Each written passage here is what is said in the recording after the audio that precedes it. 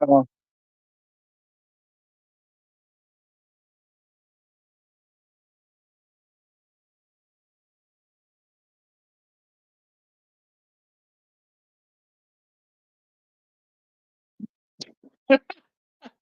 Well, hello everybody. It's been a while. I haven't done this podcast thing in a hot minute. So it's good to be back. And let's see, what have I been playing? I've been playing really some games for premium to test here and there when I have the time. And I've been playing a really crummy game on the 360. I think it was like installed on my nephew's 360 gave me, and it's so bad. I think it's called Army of Two. It's just awful. It's like one of those early 2000 games. Bro, like, I remember graphics seeing are garbage. I remember seeing Game Informer covers with that fucking game, touting that thing as like the next thing, man. And you're telling me it's dog shit? The audio is horrible too. It's like, okay, in the game it's louder, right? The game that our audio is normal. And when you get in the cutscenes, it's like really, really quiet. And it's like, what did they say? I can't hear anything. Oh, I mean, it's like the visuals are already crappy, so it's like I can't see anything. Now I can't hear anything. Congratulations. I'm 80 years old playing this. I don't know what they were thinking with it, but it was so bad. It was so bad. So that's what you're playing. Yeah, okay. Man. Well, what you drinking? That's what I'm playing and what I'm drinking. You know me, and I'm not much for alcohol. Right. So I'm drinking flavored water, and it's then good. It's better for you. I got a Pepsi Zero here. There you go. Maybe I should just crack it. The crack is still the same, even though the taste is different. Well, I'll tell you, that's better for you than what I'm drinking, man. But we'll get to my drinking. And then tell them a little bit about yourself and where they can find you these days. Although you're becoming a little bit obscure. Well, you're like me. You're becoming kind of a fucking ghost, Phil. What up, Ghost? Phil, what up, Ghost? I wonder if I... Phil1Up Ghost. Would my camera get bigger when I do this? Yeah. It went widescreen, wide angle lens instead of cell phone lens. That's much better. That's much better, everybody. So I was supposed to do this through my PC, but the PC's got a Discord update right now that's taking 1 million years. I don't know why. All the other updates went fast and this is taking forever, but you can find me on Twitter a lot. I'm always posting Phil1Up deals, affiliate links, of course, but I post for Play Asia sometimes, a lot of Video Game Plus because the retail store is fantastic. Aside from that, I'm on the Fuse app now. That's pretty cool. PM Studios made their own social app. So I'm on there. Now hold on. What's that called? Kind of like it's called the Fuse app. I'll probably send you a link to it. Okay, yeah. I'll be curious because I'll be honest. I'm kind of a Twitter refugee at this point, Phil. It's really cool because it's no other bullcrap. It's just straight video games. Like you can post your collections there. There's a massive database of all the games. Okay. There's people posting reviews on there, and then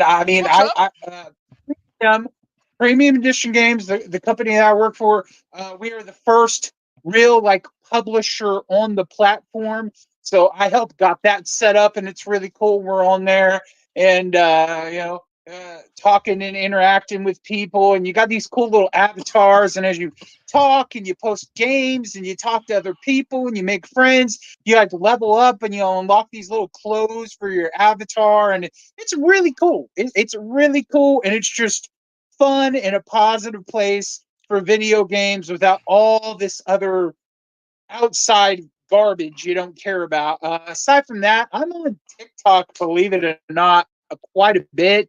Yeah, Posting you're gonna silly, have to goofy link me videos. that. You're gonna have to link me that. That way we can put it down because you're on TikTok more than you're on YouTube, I think, these days. So link me that. That Yeah, way I can yeah, put it yeah. at the end of this. That way I can It, put it in the video description so people know where to find your ass. yeah, I'll do that. Let me see if I can do that real quick. See what else. I do have YouTube channel, Phil1UpCollects. I'm Phil1UpCollects on like all my socials, Instagram, everything. I just haven't put out videos for a while, ever so often. Oh, how The dare last you! video I did was probably a couple of weeks ago. Me and my friend Lacey, we saw That was cool. Yeah, Deadpool, and then we went to Thrill House Games, a really cool retro store.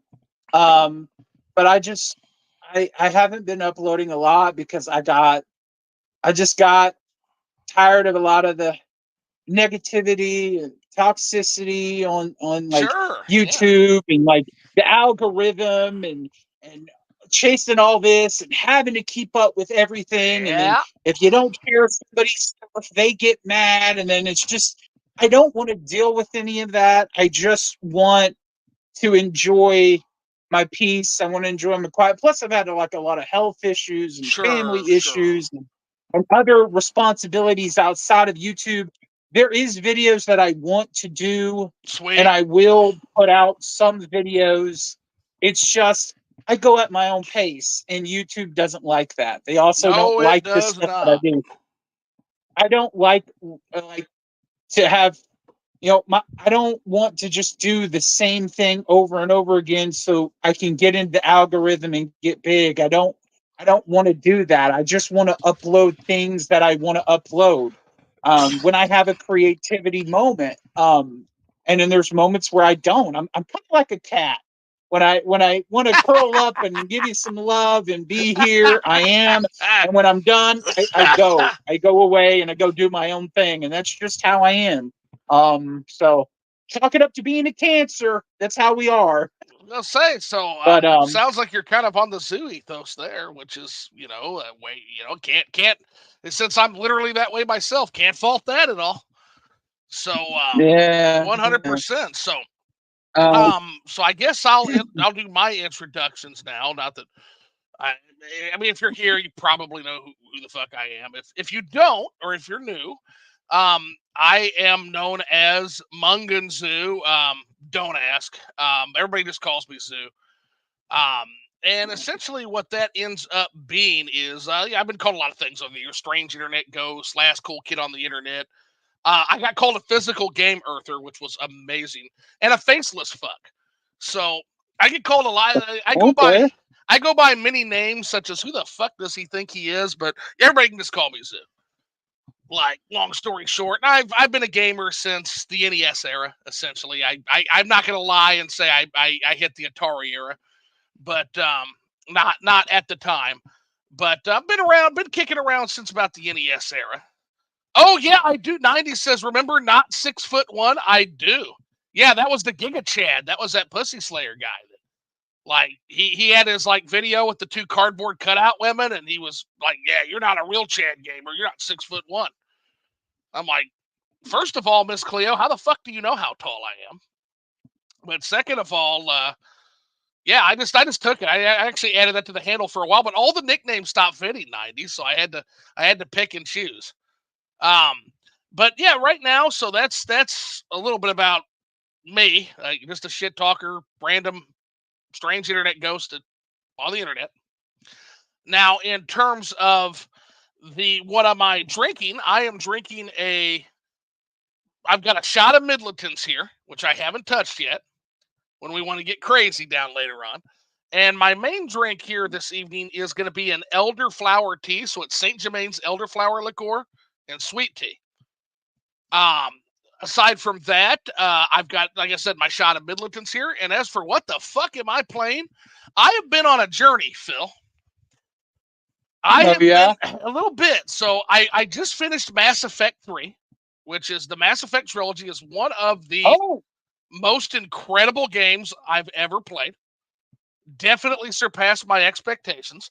And now I'm kind of on a journey to uncover games that people say are rotten shit and seeing if they really are rotten shit. And so I'm playing a game called Mass Effect Andromeda, and I'm playing that kind of hand in hand with Cyberpunk 2077.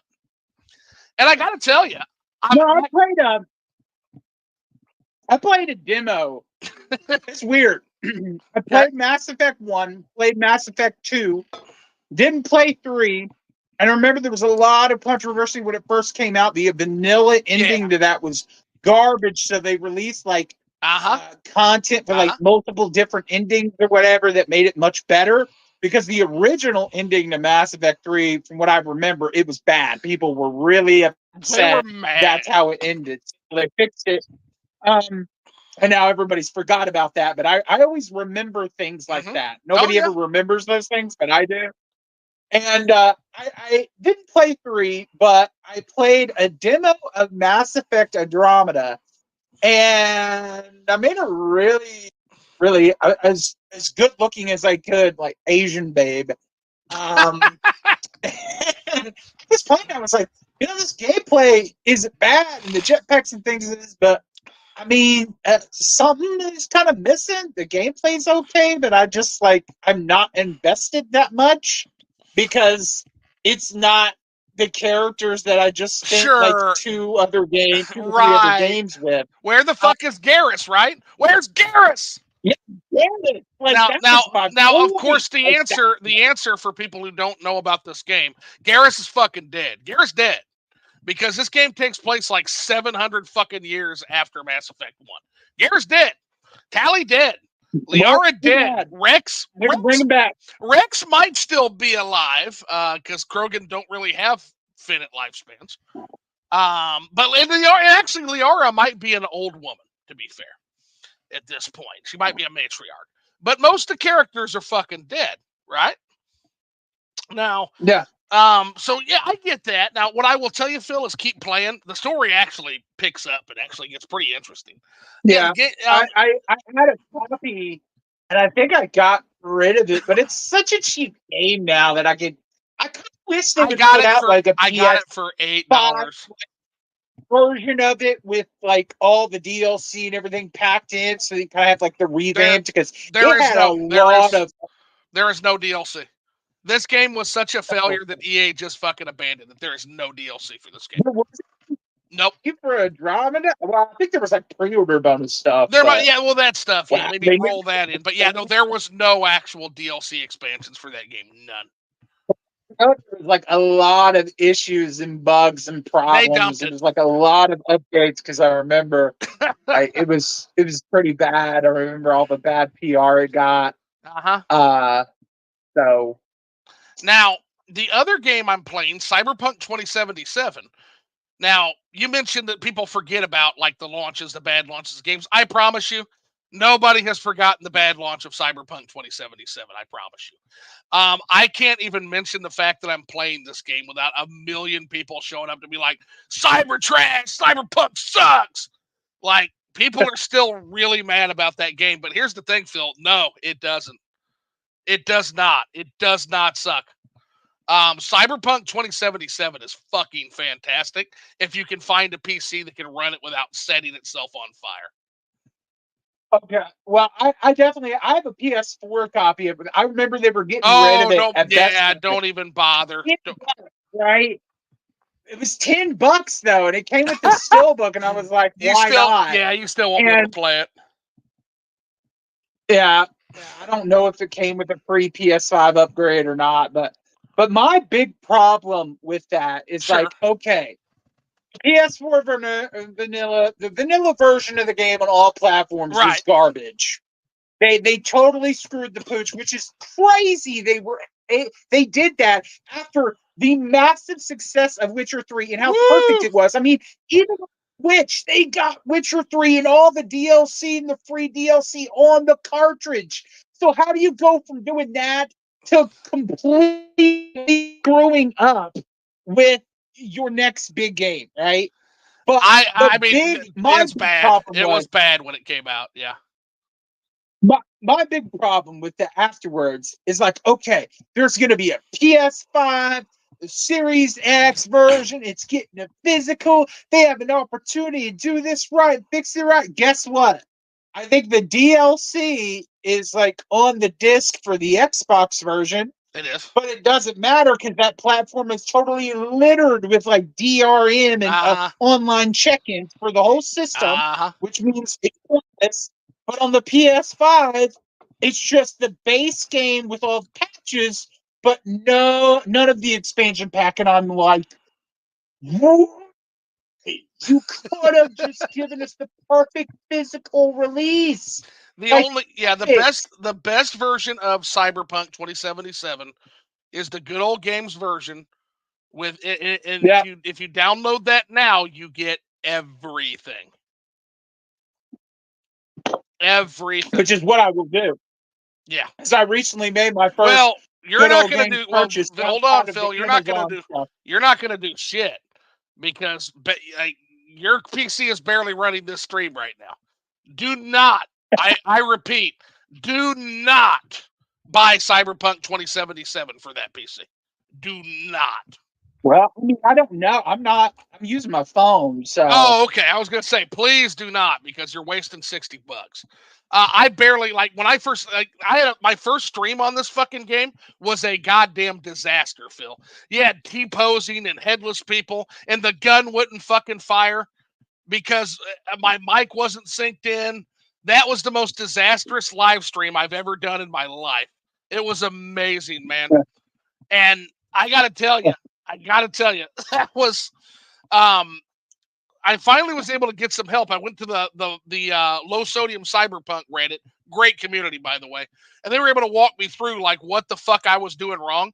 Even though my computer is below specs, because when they released Phantom Liberty, they upped the specs again. So they actually upped the specs further than they were. And so that actually, when I had initially bought the game back 4 years ago, the specs were fine. My PC was above specs. Now it's below specs. So they were able to help me run the game, and we finally got it fucking running, and now I'm loving the shit out of it. But yeah, it's not for the faint at heart, but I love the city. If I had to describe Cyberpunk 2077, it's Grand Theft Auto 5 meets Deus Ex, which is a pretty good combo to have. Oh, that's a good combo. That's a great combo, man. So that's a great combo. It's definitely worth playing. And so I guess that covers my what you drinking, what you're playing, what you're playing. So with that, we'll go ahead and we'll check out, see what the Super Chats are saying. And then we'll kind of get into our first topic here that you and I had discussed. But yeah, that's gonna be fun. So Brick Barnes says, "What's up?" Brick Barnes draws first blood, first in the chat. What's going on, Brooke? How you doing? Hoping you're having a good weekend. And I forgot, we still got to do our watch party. Brooke and I are watching. Anybody else is welcome on the Discord. I have a Discord. It's linked in my channel now. I'm there more than I'm on Twitter. So if you want to see me, that's where to see me. If you want to see my online antics, I'm there now. Yeah. But Brooke and I were watching, and we got to get back to that. We can't tomorrow night. Maybe Labor Day. Maybe Monday, Labor Day, if you're available. Were you going to tell me what the heck it is? Oh, yeah. Sorry, I'm drunk rambling. We are watching Paranoia Agent. We're on episode 4. Paranoia Agent. Oh, my God. Phil, yeah, it's an anime. It's an anime. And it's by Satoshi Kon. It is one of the greatest animes of all time. Woo. I'd be down for that. Fuck yeah. That would be cool. Cool way to make like videos, like live stream. Like, hey, you're just hanging out with friends, you're watching anime, or they're like playing a game and you're like both giving commentary on it. Yeah, pop into the Discord. Cool. Pop into the Discord, man. You'll have to catch up, but it's available on for free on YouTube. You'll have to catch up, but yeah, it's only 3 episodes. My favorite kind. About time YouTube actually does something cool. Not to mention, we're gonna start having watch parties. I'm gonna start watching Netflix shit. And I'm gonna start watching. So, like, anybody who wants to watch some of these shows with me, like, you don't have to pay for any of this shit. Like, we're gonna put a fucking show on, like The Sopranos, maybe. Sopranos is too fucking long. Dude, I know what we should watch. Okay. Because I swear, I know it's free on YouTube because I watched it like a year ago. Karate Kid, I think, like the movie, the old one, I think it's free on like YouTube to watch. There are some free movies on there, and that would be cool to watch, like Karate Kid.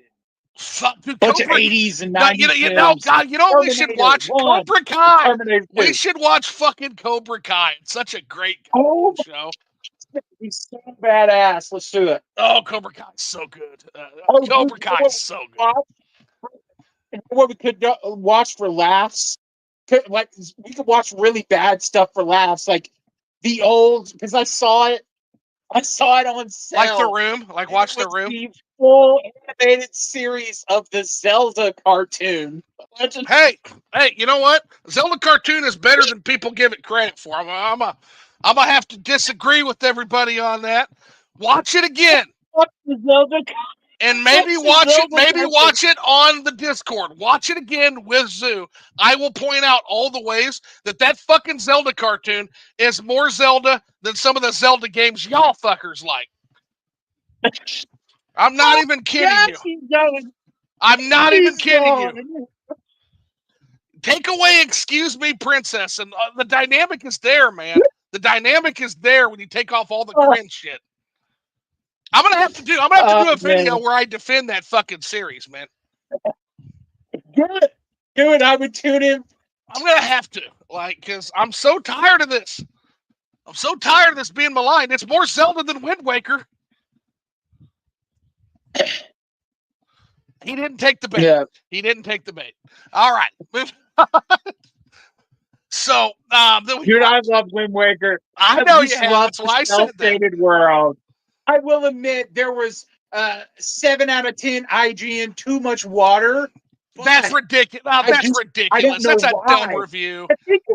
I think it was the sense, because there wasn't a game like that when it came out. The sense of being on the high seas, that was cool. Open water. It's just cell shaded, and the graphics, that was so unique. There was like cell shaded stuff before, but it was a different kind of cell shaded. It came out at the right time. If that would have came out at a different time, like later on, I do not think it would have went over well. I don't think it originally did go over well. I think a lot of people were giving it crap back then. It did. Not even 5 million people bought it. It didn't. But it was just a unique, interesting way that they decided to do Zelda. And I'll give them credit for trying something new. I give them credit for mixing up the graphics and not just doing, it's a more Ocarina of Time game than the previous Ocarina of Time game. I actually like the world better than Ocarina of Time's world, actually. So the world itself, I am fascinated by the idea of the flooded Hyrule. I think flooded Hyrule is a really, really cool concept. I think think that Ganon, especially after seeing that fucking train wreck at Tears of the Kingdom was with Ganon, I think that Ganon was the most interesting, motivated Ganon of the series. I love Old Man Ganon so much. Like, there's things to like. If you would have taken that world and that Ganon and actually made a Zelda game, it would have been one of the all-time greats.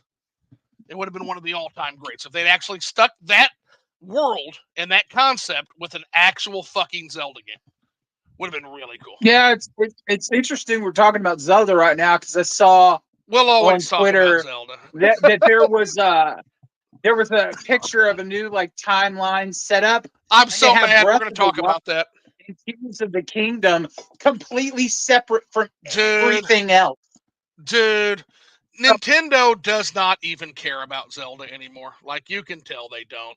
Like, when I saw that, my jaw fucking dropped. Breath of the Wild and Tears of the Kingdom, for the chat that doesn't know, Breath of the Wild and Tears of the Kingdom are so ridiculous that they don't even consist in the same timeline, despite the fact that they're reusing the same goddamn world and the same characters canonically. There is no line connecting them now, and that's no shit. Phil speaks the truth. I just feel like the Zelda series doesn't mean anything anymore, Phil. Last two Zeldas. What's weird is they didn't even include in that timeline chart. They didn't even include the new Zelda game that's coming out, the one where you play as Zelda. Yeah, it's not even included in it, and I was like, weird, because shouldn't it be right there after like Link to the whatever the remake? There's too many damn Zelda games, can't remember them all. Like Link to the Past, the weird cartoony one they just like they remade or whatever it was, because it's like supposed to be like a sequel or something to that, ain't it? I don't know. I don't know how it fits in, so maybe that's why they didn't put it in there. Nah, But man, it's Zelda and Mario have transformed into fucking grotesqueries that no longer resemble almost anything that they fucking used to. I have no faith for either of those franchises. We should change the name of this podcast to Liquored Up and Shots Fired Live. Yeah, I'm firing all the shots tonight. It's your fault. Shots You're the one that fired brings live. it up. You're the one that brings it up. You set the ducks up for me, and I just blast them, man. Gosh. Well, we're about to set up a real good duck here shortly. For sure. But yeah, I just like, if Nintendo doesn't care about these worlds anymore, fine. Whatever. Like, but if you all don't care about your worlds, why do I care? That's where I'm at. Why do I give a shit? If you don't give a shit, if you can't bother to give a shit to explain how a game that takes place 6 years after, like literally starts like months after the end of Breath of the Wild, if you can't explain how those games are canonically connected in the same fucking timeline, if you can't be bothered to care, why do I care? So I don't. And after seeing that, you know what it did, Phil? It literally took out, I'm probably never going to finish Tears of the Kingdom. I'm not going to. Why would I? Oh, wow. You don't care. You don't care. I might as well trade my copy in. You don't give a fuck about this world. So I will go ahead and I will stick with Breath of the Wild, the good game, and I will let Nintendo have their Enuma weirdness from here on out.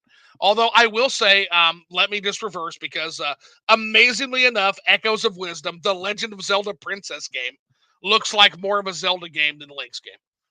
So we'll see what happens with Echoes of Wisdom, seeing if they can make me less infuriated. But I am filled with angry nerd gamer rage at that announcement of the timeline. You never feel with angry gamer rage. Like when are you not? So Metroid Dread filled me with happiness and joy. Metroid Dread. So did Mario Wonder make you feel wonderful? No, Mario Wonder made me feel confused. Because there are good things about Mario Wonder, and there are things I can't stand about Mario Wonder. I put it this way: I understand why Nintendo didn't even update their sales numbers on it. That's how bad it's selling right now for a 2D Mario game. So there are reasons for that. Did the I'm really curious. Did the Mario RPG like revamp that came out? Did it sell better than Mario Wonder? No, I'm really curious about that. Absolutely, I haven't picked up either one. I've got so many. I'm hoping there's some deals. And that was never going to happen. That was never going to happen. But it outsold it with population growth. It outsold the original Mario RPG by a pretty sizable amount. I'm kind of curious how Paper Mario: The Thousand Year Door did. Actually, I'm gonna have to kind of dive into the sales once we have an update on that. Because if there was an update, if Nintendo did update give us the 1,000 Year Door numbers, I didn't see it. But I wasn't looking. I was looking for Mario Wonder numbers, which they didn't show. And I was looking at Zelda Tears of the Kingdom numbers, which Breath of the Wild outsold it last quarter. So just want to throw that out there too. So Breath of the Wild, the 7-year-old game, outsold Tears of the Kingdom, the game that should be moving switches right fucking now, and it's not, because we've had like a 41% decrease in Switch sales. So yeah, and again, that's something we'll talk about. But anyway, back to Super Chats. But Phil, goddamn it, your fault. Your fault. You gotta jump in. Your fault. Yeah, my fault. So remember, not 6'1". Yeah, we talked about that. Still makes me laugh. Haha. Yeah, that guy still makes me laugh too. Him and his cardboard cutout women, and like thinking he can, like he's gonna steal on me, bitch. Please, like you don't know who you're fucking dealing with, dude. Like, please come back. Please come on the show. I told him, hey, come on the show, bitch. We'll have a good discussion. But he never took me up on that. So missed opportunities. Nish Quick Pops is like, hey, yo, guys, what's going on, Nish? What's going on? Welcome in, man. Welcome in. And then 90s welcoming in Nish, saying, what's up? Yeah, there's that amiibo. Which amiibo is that? It's the sexy Princess Zelda. Oh, is that Shake? I don't know. Was she pretending to be a boy here, or was she like? Hey, either way, either way, Phil, it's on record. You called her sexy. Is that you called her never sexy? Say the name right. I didn't know if it was Sheik or Shikai. I always said like she. Just call her Shake. Like she's Shake. It's like because she shake that booty. Rock it like a high. Okay. So you've got this quick says, I've got to get into Mass Effect. I unfortunately have them on the dumbass EA app, though. Yeah, no, hey, Nish, you're not alone. They make you have that EA app. They make you download that. That was part of the fucking temper tantrum, the like fucking spurg out I did on Twitter because I was so mad about that. But yeah, like that was, yeah, it's terrible. Their launcher is shit. And fuck EA for that. And actually, by the way, that got my channel popped for like a month.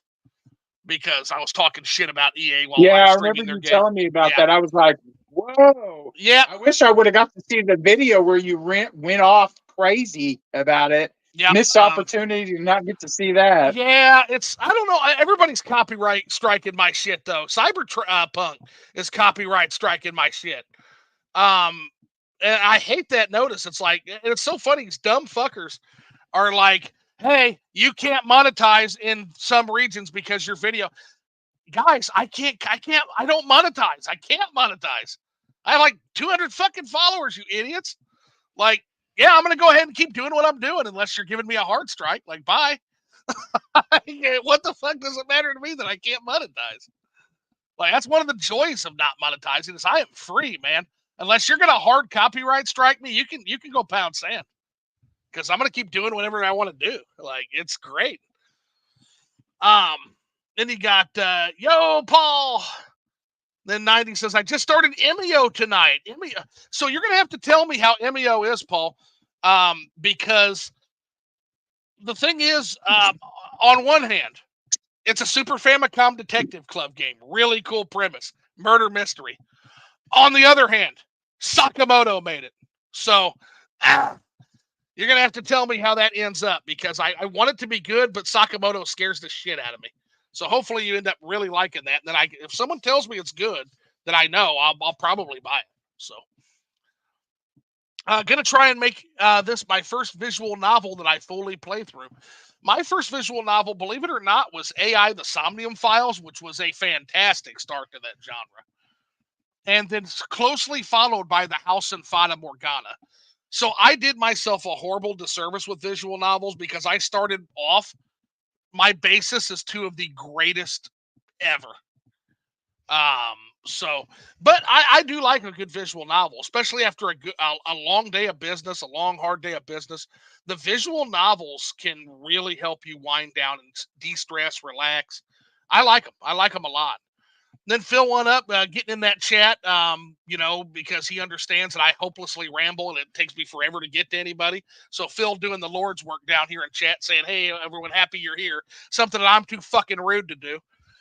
So good on you, Phil. You're welcome. Yep. And so it's my podcast. I'm taking over, everybody. Yeah.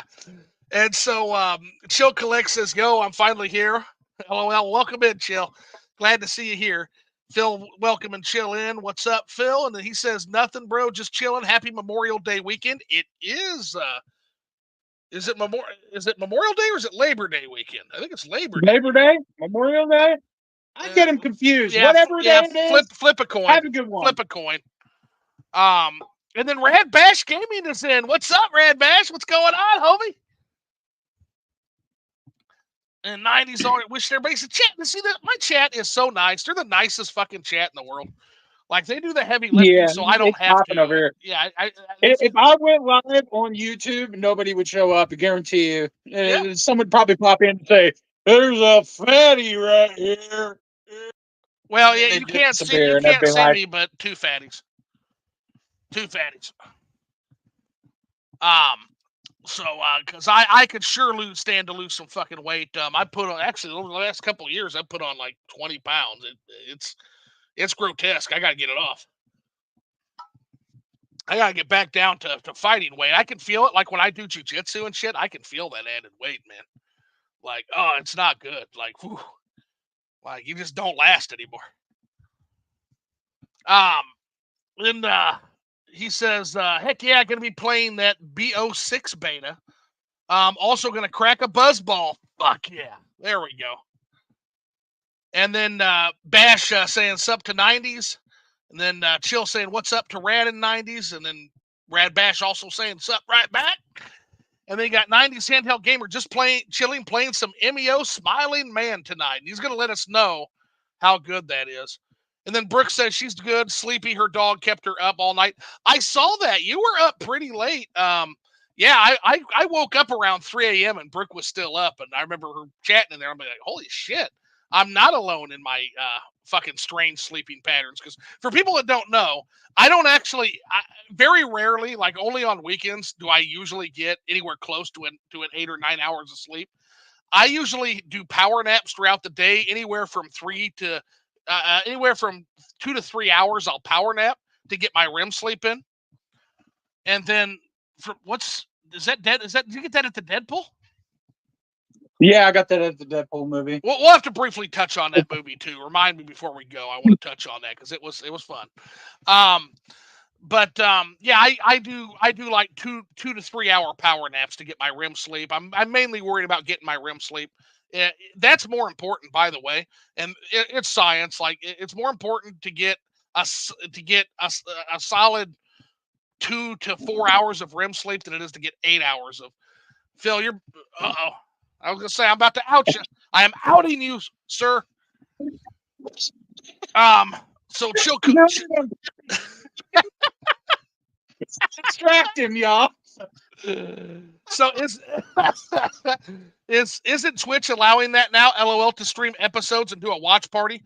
So here's the thing: you got people like, I think it's like Penguin Z, or I think he's Moist Critical now. You've got like Hassan Piker.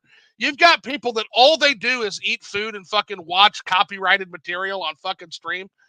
And if they can fucking do it, I can do it on a private Discord server. So all the copyright people can get fucked. It's a live Discord stream. It's not being saved. You can get fucked. I'm showing your shit to my audience for free. I don't care if it's HBO Max. I don't care if it's Netflix. We're doing it, and there's nothing you can do about it. And I fucking love that. Cyberpunk has instilled a rebellion in me against the corpos right now. So corpos, get fucked. We're gonna watch The Sopranos.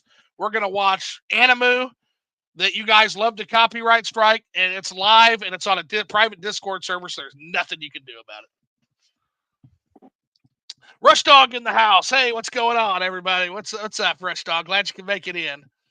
And then Chill Collect says, nice to 90s about MEO the Smiling Man. And then, yeah, Rush Dog asking the $1 million question, how is MEO the Smiling Man? And then Brooke Barnes says, we need to watch JoJo. Brooke, your wish is my command. We will watch JoJo's Bizarre Adventure, and we gotta drag Caesar in for that. Caesar's got to be drug in for that in particular. We have to convert. Got to convert Caesar into a JoJo fan. Now we've got Cobra Kai. Well, I tried to watch a couple of episodes of JoJo, and I'm like, what is going on in this anime? Oh no, you too, it's like motherfucker! You too. Is a different generation. That's right. Of the person. That's right. Like, I don't get it. They gotta tell. Well, you will get it, Phil. I am pressing you into service into the JoJo watch party. You will watch. Yeah. I'm pressing you into that. I've seen the game cheap, and I thought maybe. And I'm like, No, you gotta watch it. No. You gotta watch it, man. Gotta watch it. But I gotta deal with this sacrilege right now. So Rad Bash Gaming says Cobra Kai was good until it wasn't. Explain yourself, sir. Explain yourself, sir. Because Cobra Kai has and always will be good. I don't care how silly ass it gets and how many sharks it jumps. That's the point of the show. Then you got FlippingTheS'Wit. I watched They Live when they had it for free last month, I think on YouTube for the first time. Good movie. Brick Barnes says, I love Cobra Kai. Okay, we know what one of our watch parties is going to be. It's going to be Cobra Kai, for sure. It's so good. This quick pop says that Flipping the Switch. I hope you give Xenogears a chance sometime. It's right up your alley. Trust me. I've been thinking about it ever since I beat it. No, since I started it. Okay. Xenogears. Well, you didn't lead me wrong with encouraging me to play Xenoblade 2 again, so I will trust you on that, man, for sure. Xenogears is really awesome. Now, okay. There is some pacing issues though, like the last. There's like massive text dump, so it's like it goes from like some really great pacing, and then it's just like big, huge hour long of just like reading, and it's like, when did this JRPG become a visual novel? It gets kind of bad. When I was younger, it was really hard to follow because it was so much, but it is overall a really some amazing game, like fantastic game. What I appreciate about the Xeno team now, Monolith Soft, is they seem to want to explore big ideas in every single game. They seem to really be interested in exploring those big ideas about, like, mortality, godhood, what it means to be alive, existentialism. Like, they seem to really be into that.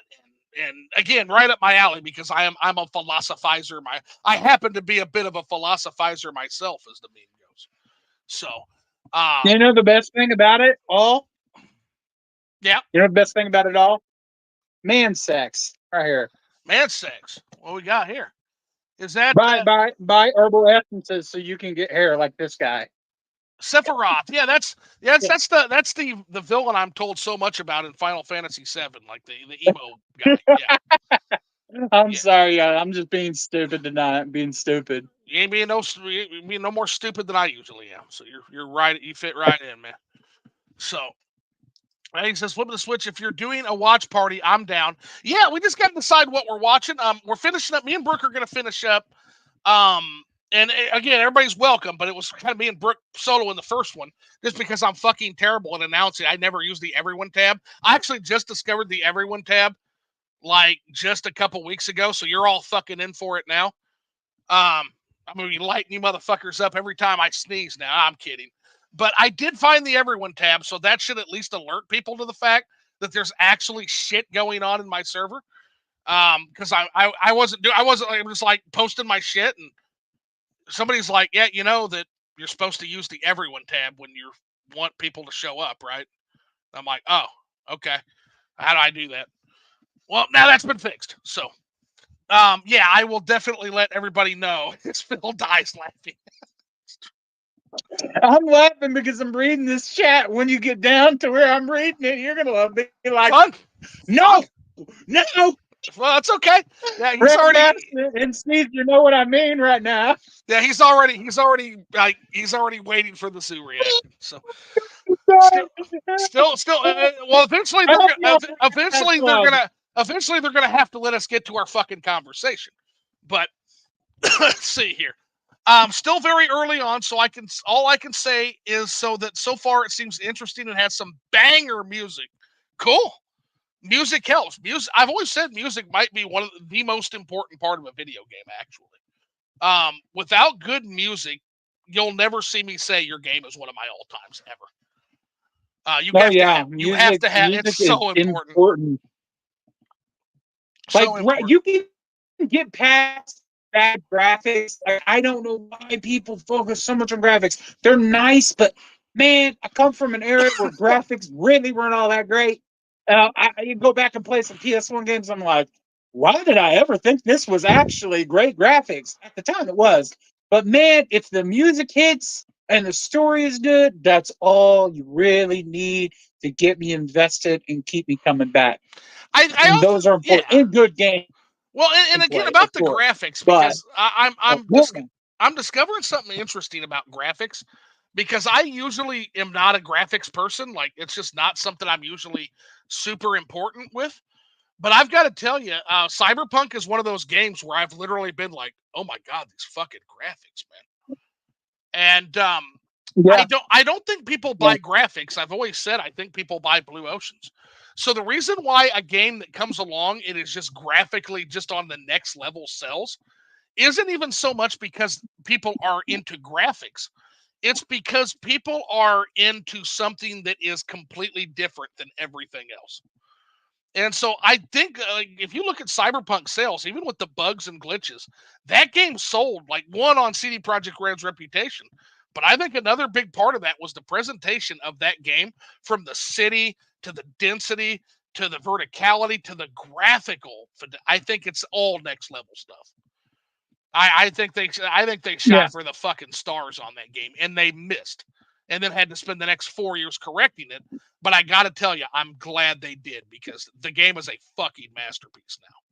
Doesn't change the fact that if I reviewed the game, if it got they could only just give us a proper physical copy, that would make me very much happy. But I'll probably end up picking up the vanilla PS5 copy, because and if I'm going to have a physical, that's the best one I can get. And you got to keep in mind, if I were to give this a zoo review, guys, I'm not reviewing the game I'm playing right now. That's the sad shame of it. I'm reviewing the very first 1.0 version of the game. That is the rule. So if I were to go back and play Cyberpunk version 1.0, the game I would actually have to review, ew. Ew. That game's in trouble. Nish Quick Pop says, for the Zelda cartoon, lol. You lol, but have you even watched it, bro? If your answer is yes, go watch it again. I promise you. The Zelda cartoon is better than you remember it. I'm not saying it's good.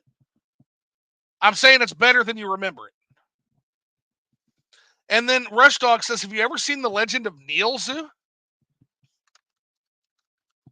The Legend of Neil is a comedy series. ComedySurpriseAdam.com is a parody.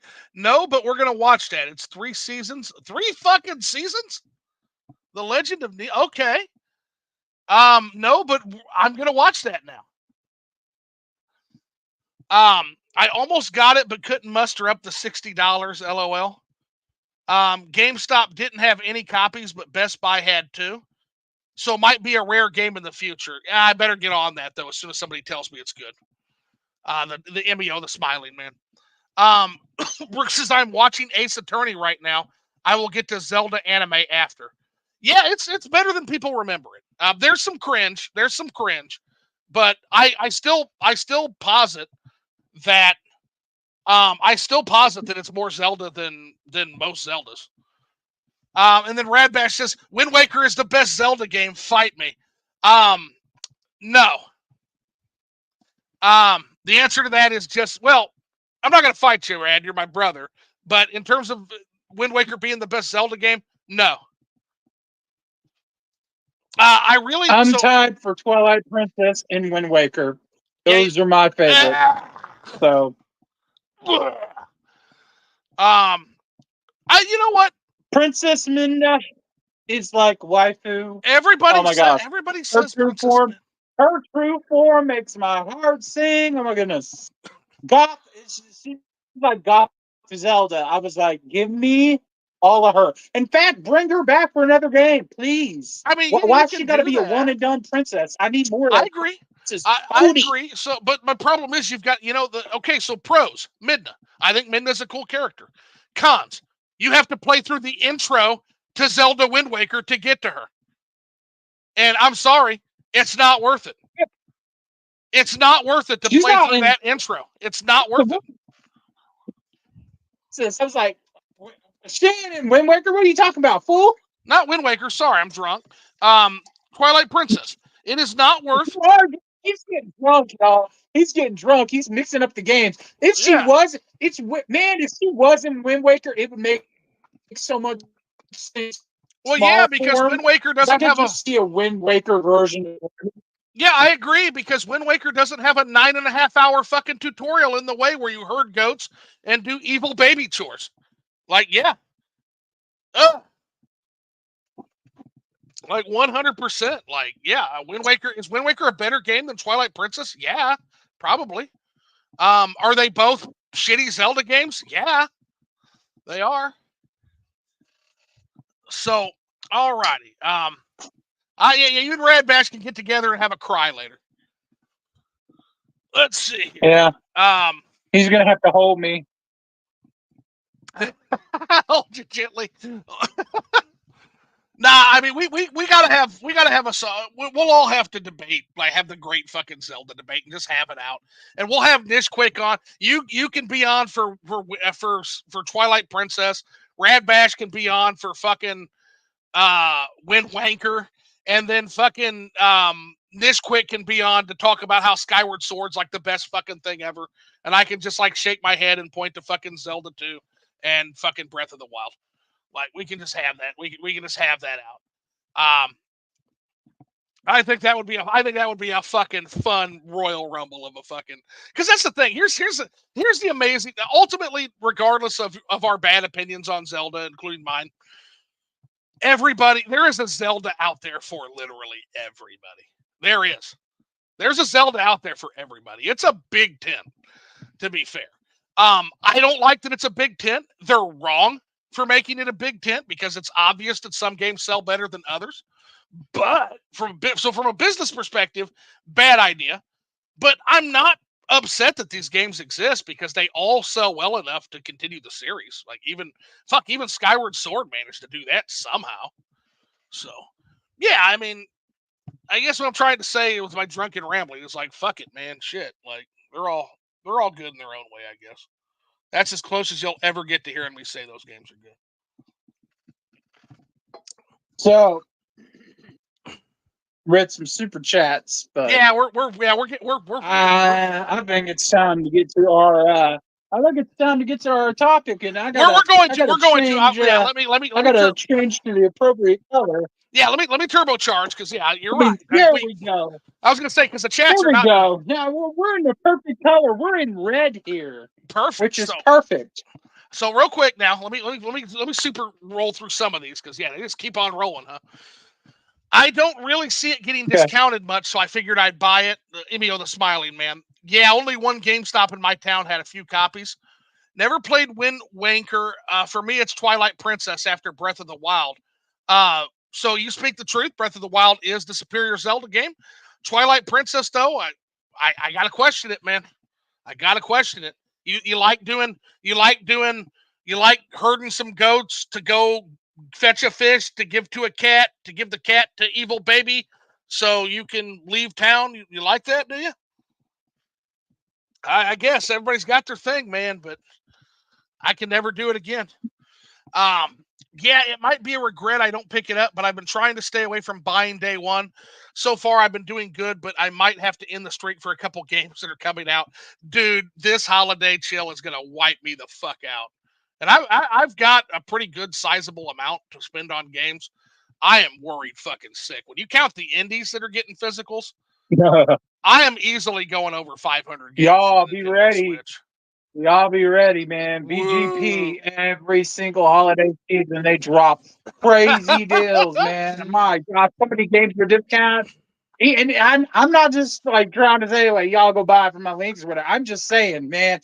Every single holiday season, man, I'm stocking up. I'm like, okay, here's a VGP order. How many games are in there? Oh, it's like 20 or 30. And there's probably some special editions mixed in there. Well, if you're gonna shill, I'm gonna help you shill, and I'm gonna piggyback a shill on top of it. Phil's deals only in the Flipping the Switch Discord, only in Outer Heavens Bar. Phil's deals. So come in the Discord, stay for the Phil's deals. Come on in. Yeah, the water's warm, guys. The water's warm. Let's see here. Keithius is in the house. What's up, man? He said, I'm wondering how well Wind Waker and her Twilight Princess would sell on Switch.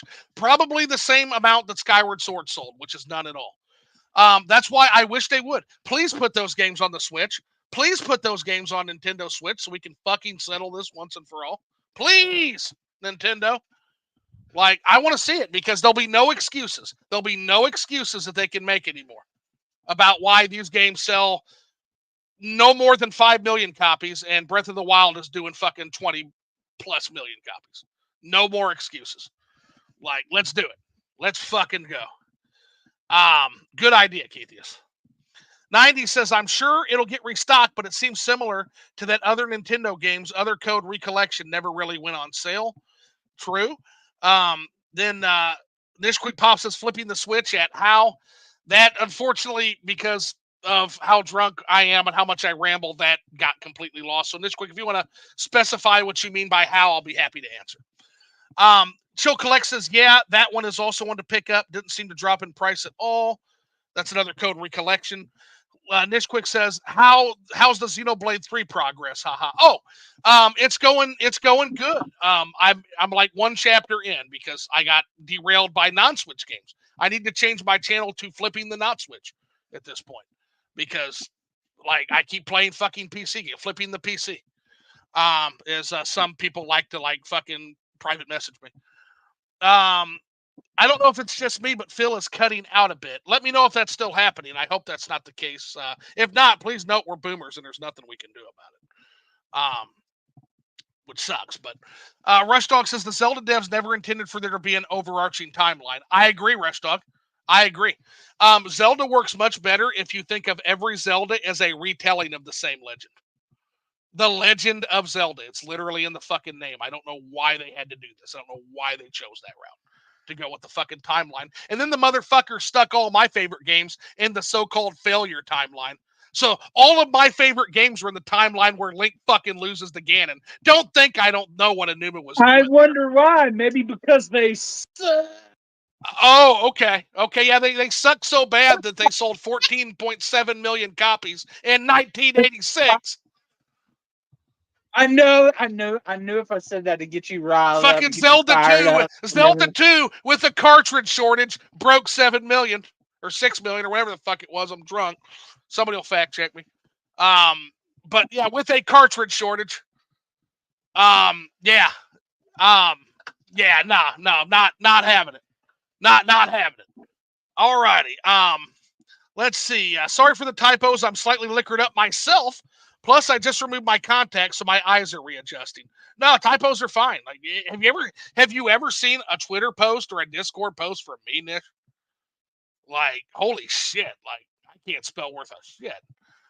I gotta interrupt this. Okay. Because Rad Bash is just saying, Phil, when we getting Alyssa physical? Give us the inside juice. Yeah, listen. Yeah. All I can say is let's do it. Look forward to our fall direct. Okay.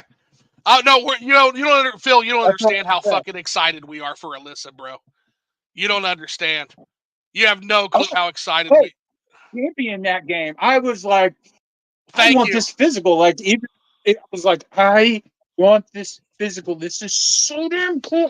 We need it. This is my Resident Evil. I want it.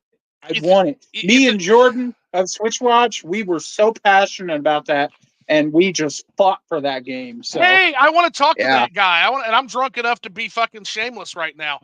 Let him know I want to talk to him. He needs to come on. He needs to come Jordan's on the show. Awesome. Yeah. He's awesome. I would love to talk to that guy. His visual novel series got me into visual novels. It was him. I need to talk to that bro. So yeah, if you can set that up for me, like, yeah, I'm fucking shamelessly drunk right now. I'll beg. Oh, so there is a fun fact about Alyssa. I don't know if a lot of y'all know, unless the developer changed it. Mm-hmm. But if you know the YouTube channel, Residents of Evil, it's like one of the biggest Resident Evil channels on YouTube. I got the main dude. I forget his name. I don't know why he's spacing out of his name right now. But he was actually like in the opening cutscene of Alyssa. He's one of the voices, so that's pretty cool because he was they play the game. They play all kinds of Resident Evil type games on that. They're plus Resident Evil, and he's one of the voices in the opening cutscenes. Oh shit! So I thought that was pretty neat. Man, okay. Yeah, I just you think you guys could pull Crow Country down the line, like a physical for Crow Country on the Switch? That's another one I'm really kind of interested. Yeah, Crow Country looks good. Pretty cool. It looks good, man. I don't know. I can't say nothing. But man, Okay, I would be okay. happy to sign so many games. Like, man, I would love to bring back retro games. Like y'all already got me on this horror thing, but I'm gonna say it. Uh, come on, come on, come Who on, on? please, software. Let me work with you so that I can put this game that I want in my collection that costs almost That's $1,000 crazy, bro. physically That's for current crazy. platforms. Like and Rule of Rose and just all of the expensive games that I would love, like an or like retro collection remastered with like new graphics and online capabilities and whatever. Put that sucker back because we have what we got? What is it called? Is it Front Mission from Square Enix? Is that what it is? Front Yeah, Mission? we're getting all Uh, three eventually. I think the third one's yeah, coming out yeah, probably by like okay, 2025. so Yeah. those old games are getting revamped. Let's bring back some Armored Core because there were so many that came out on the Yeah, PS1 Armored Core is and the so good. PS2. You could put out two physical collections, the PS1 collection of like the Armored Core games, all on one cartridge and disc, and then the PS2 ones all collected. It would be amazing.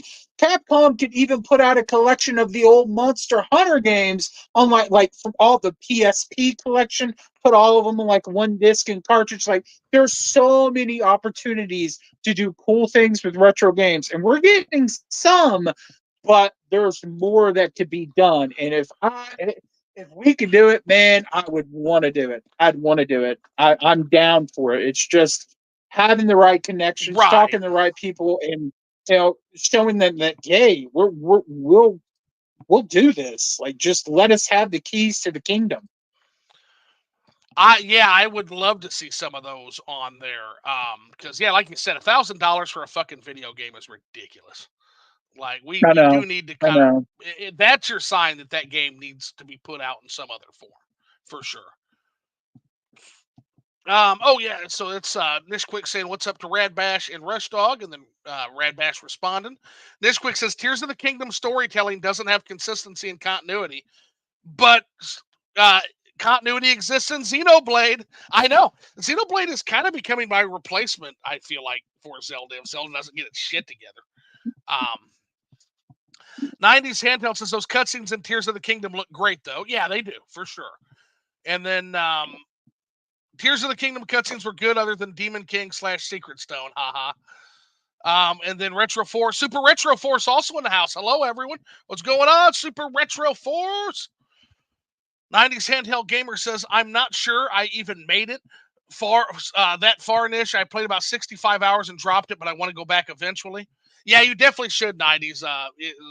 Xeno is great, but if you're talking about Tears of the Kingdom, yeah, I've tried to play that game like 3 times now and drop it every time. Shelly Steam Deck is in. Greetings, everyone. What's going on, Shelly? Thanks for dropping by, man. Rush Dog says Paper Mario He's 1000. so late. He's so late on responding to everybody. I am. It's that way every time. It's that way every time, man. It's just because we get old man rambling, and meanwhile the chat just don't stop. Chat don't stop. Then we got Paper Mario: The Thousand Year Door remake sold like 1.8 million or so thus far, so not much. That's kind of sad because I hear that game was really good, so hopefully that picks up. Phil thinks Sheik is hot. Noted. That's what I said. He's on the record. Sheik is hot. Noted. So it feels like, hey, I stand by it. I said what I said, man. I said what I said. Uh, Shell Collect says Super Retro Force. Radback says I can't imagine that plays good on the Switch. What are we talking about now? Yeah, if you want to clarify that, because again, like we're so far behind. Phil likes them tomboyish ones I see. Hey, you know what? I'll get behind that as well. To be fair, um, you know what you know, my girl does MMA, so tomboys can be a lot of fun. I'll tell you. 100% stand behind Phil on that. Phil says hi, Shelly. Phil also says Phil likes them thick and curvy, but all women of all shapes and sizes are beautiful. Equal opportunist. Radbash says I was just about to say Phil likes all the ladies. LOL. Then 90s handheld says laughs at that too. Labor Day is what I heard. Haha. And then Phil says, well, that's bad. I've been saying Happy Memorial Day to people all day because I space out and I'm a dumbass. That's so funny. Like, you're just wondering, like, you're just shuffling around town, being like, Happy Memorial Day, and people giving you, like, the third eye. Like, They're like, what the with you? It was like, dude, if it's not Christmas and Halloween and Thanksgiving, I don't remember what holiday it is. We got too many damn days. Like, the only other holiday that I want is like, besides Easter and those is like a pizza day and like bikini boob day. I could get behind both of those. There we go. I could get behind both of those. But here's the thing. I will never turn down a federal holiday. I will never turn down a reason to not show up to business, ever. Yeah. I mean, hey, I'm good for it. I am not going to remember which one it is. I am pro worker. As many days as we can get workers off, I'm for that. So, Rad Bash says, Phil's lights are reminding me of LSD, and that Rad Bash guy won't shut up. He said, oh, it's okay. We love the engagement. We love, to quote The Rock, Zoo loves the engagement. He loves the engagement. So, yeah, keep talking, man. We love it. Phil's lights are reminding me of LSD. So, Phil, you're giving the chat a drug trip, like a simulated drug trip. Yeah. It's all good. Sometimes I tell people good morning late in the day on working days, at least. My favorite is when I accidentally email like a client. I'll be like, yeah, hey, good afternoon. And it's like 7 a.m. in the morning. Like, good afternoon. Like, it's like, oops, shit happens. Because you're on LSD, it's the only way to be in this chat. True. And then, that's how I function. Laugh my ass off. Poor Caesar. JoJo is terrible. Oh, here it is. You got to the part of the chat I love.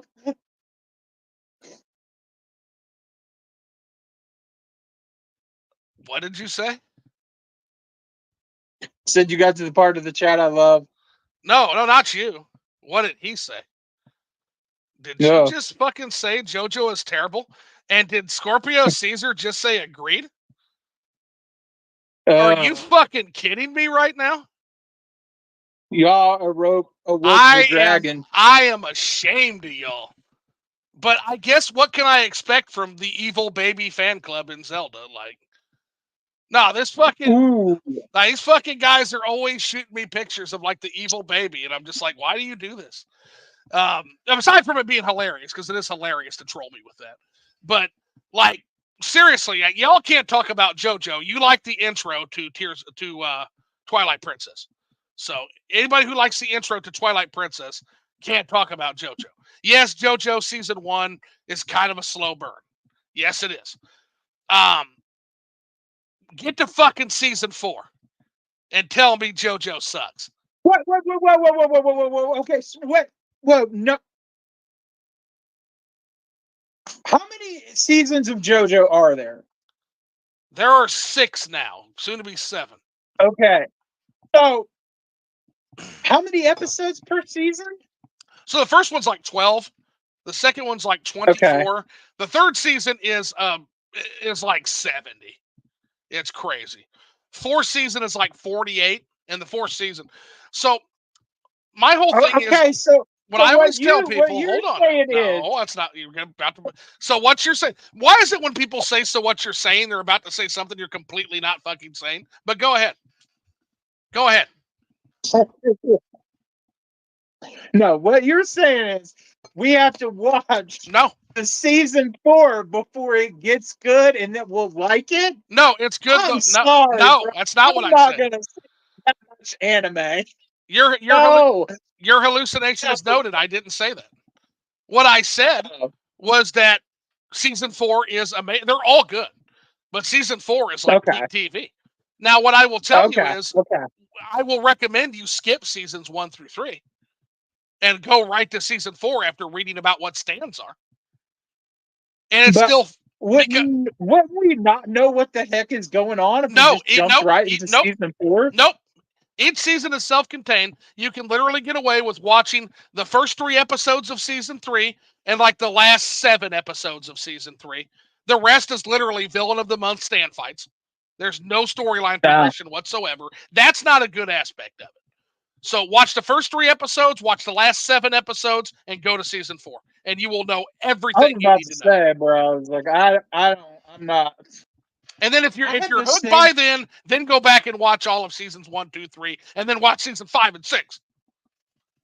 It's like, man, I watch a couple of episodes of an anime, and if it really doesn't click with me after probably like 3 to 5, I'm like, I move on because there's so many anime, and I've been bad. I've been slacking on my anime, and I really have a problem with getting into long anime now. I guess when I was That's fair. younger, like That's Dragon fair. Ball and all this, I could watch like Yeah. long anime and I wouldn't care.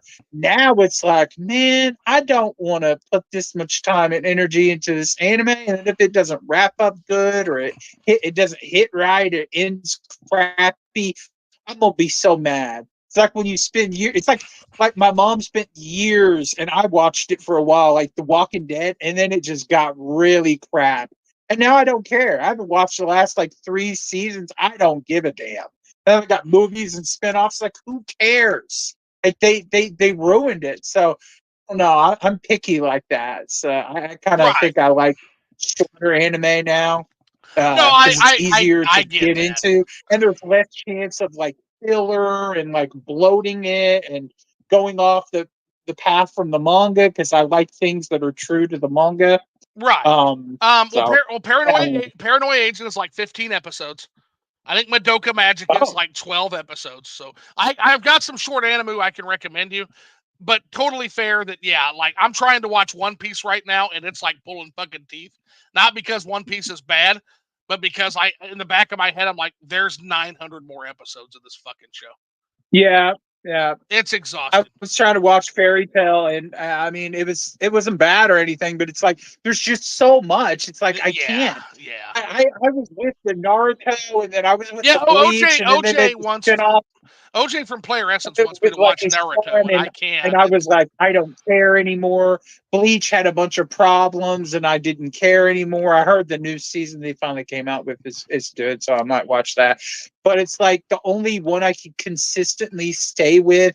And even though some of it's not really all that great, is Dragon Ball because that's the one that I started with. So it's kind of like this thing.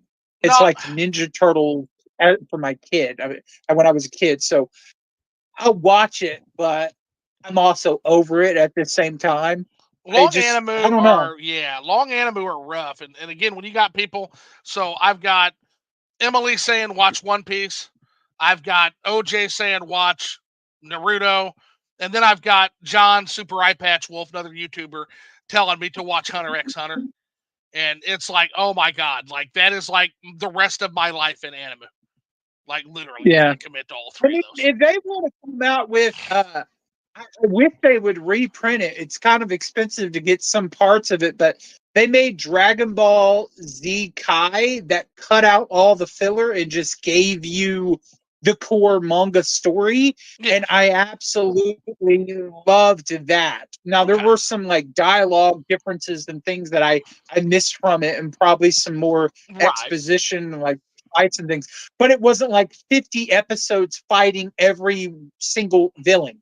It was fast paced, it was quicker, it made more sense. Sure. If Yeah. they do that for Naruto, because Naruto has way too much filler Okay. for both the Shippuden and the original, I would be down. Like, give me a filler free version of all of these anime. Give me a digest version that just gets to the point so that I feel like like it's hitting every single time. Like there's not just this big like blah moment or like crummy seasons. Like if there's crummy seasons that don't really matter, cut that garbage out and get me to the good stuff. Sure. Because I guess I'm at that point now where it's like I don't want to waste years of my life watching this one anime anymore. I want to like let's get to it. Like I don't care. Hey, it's just Right. how I am now.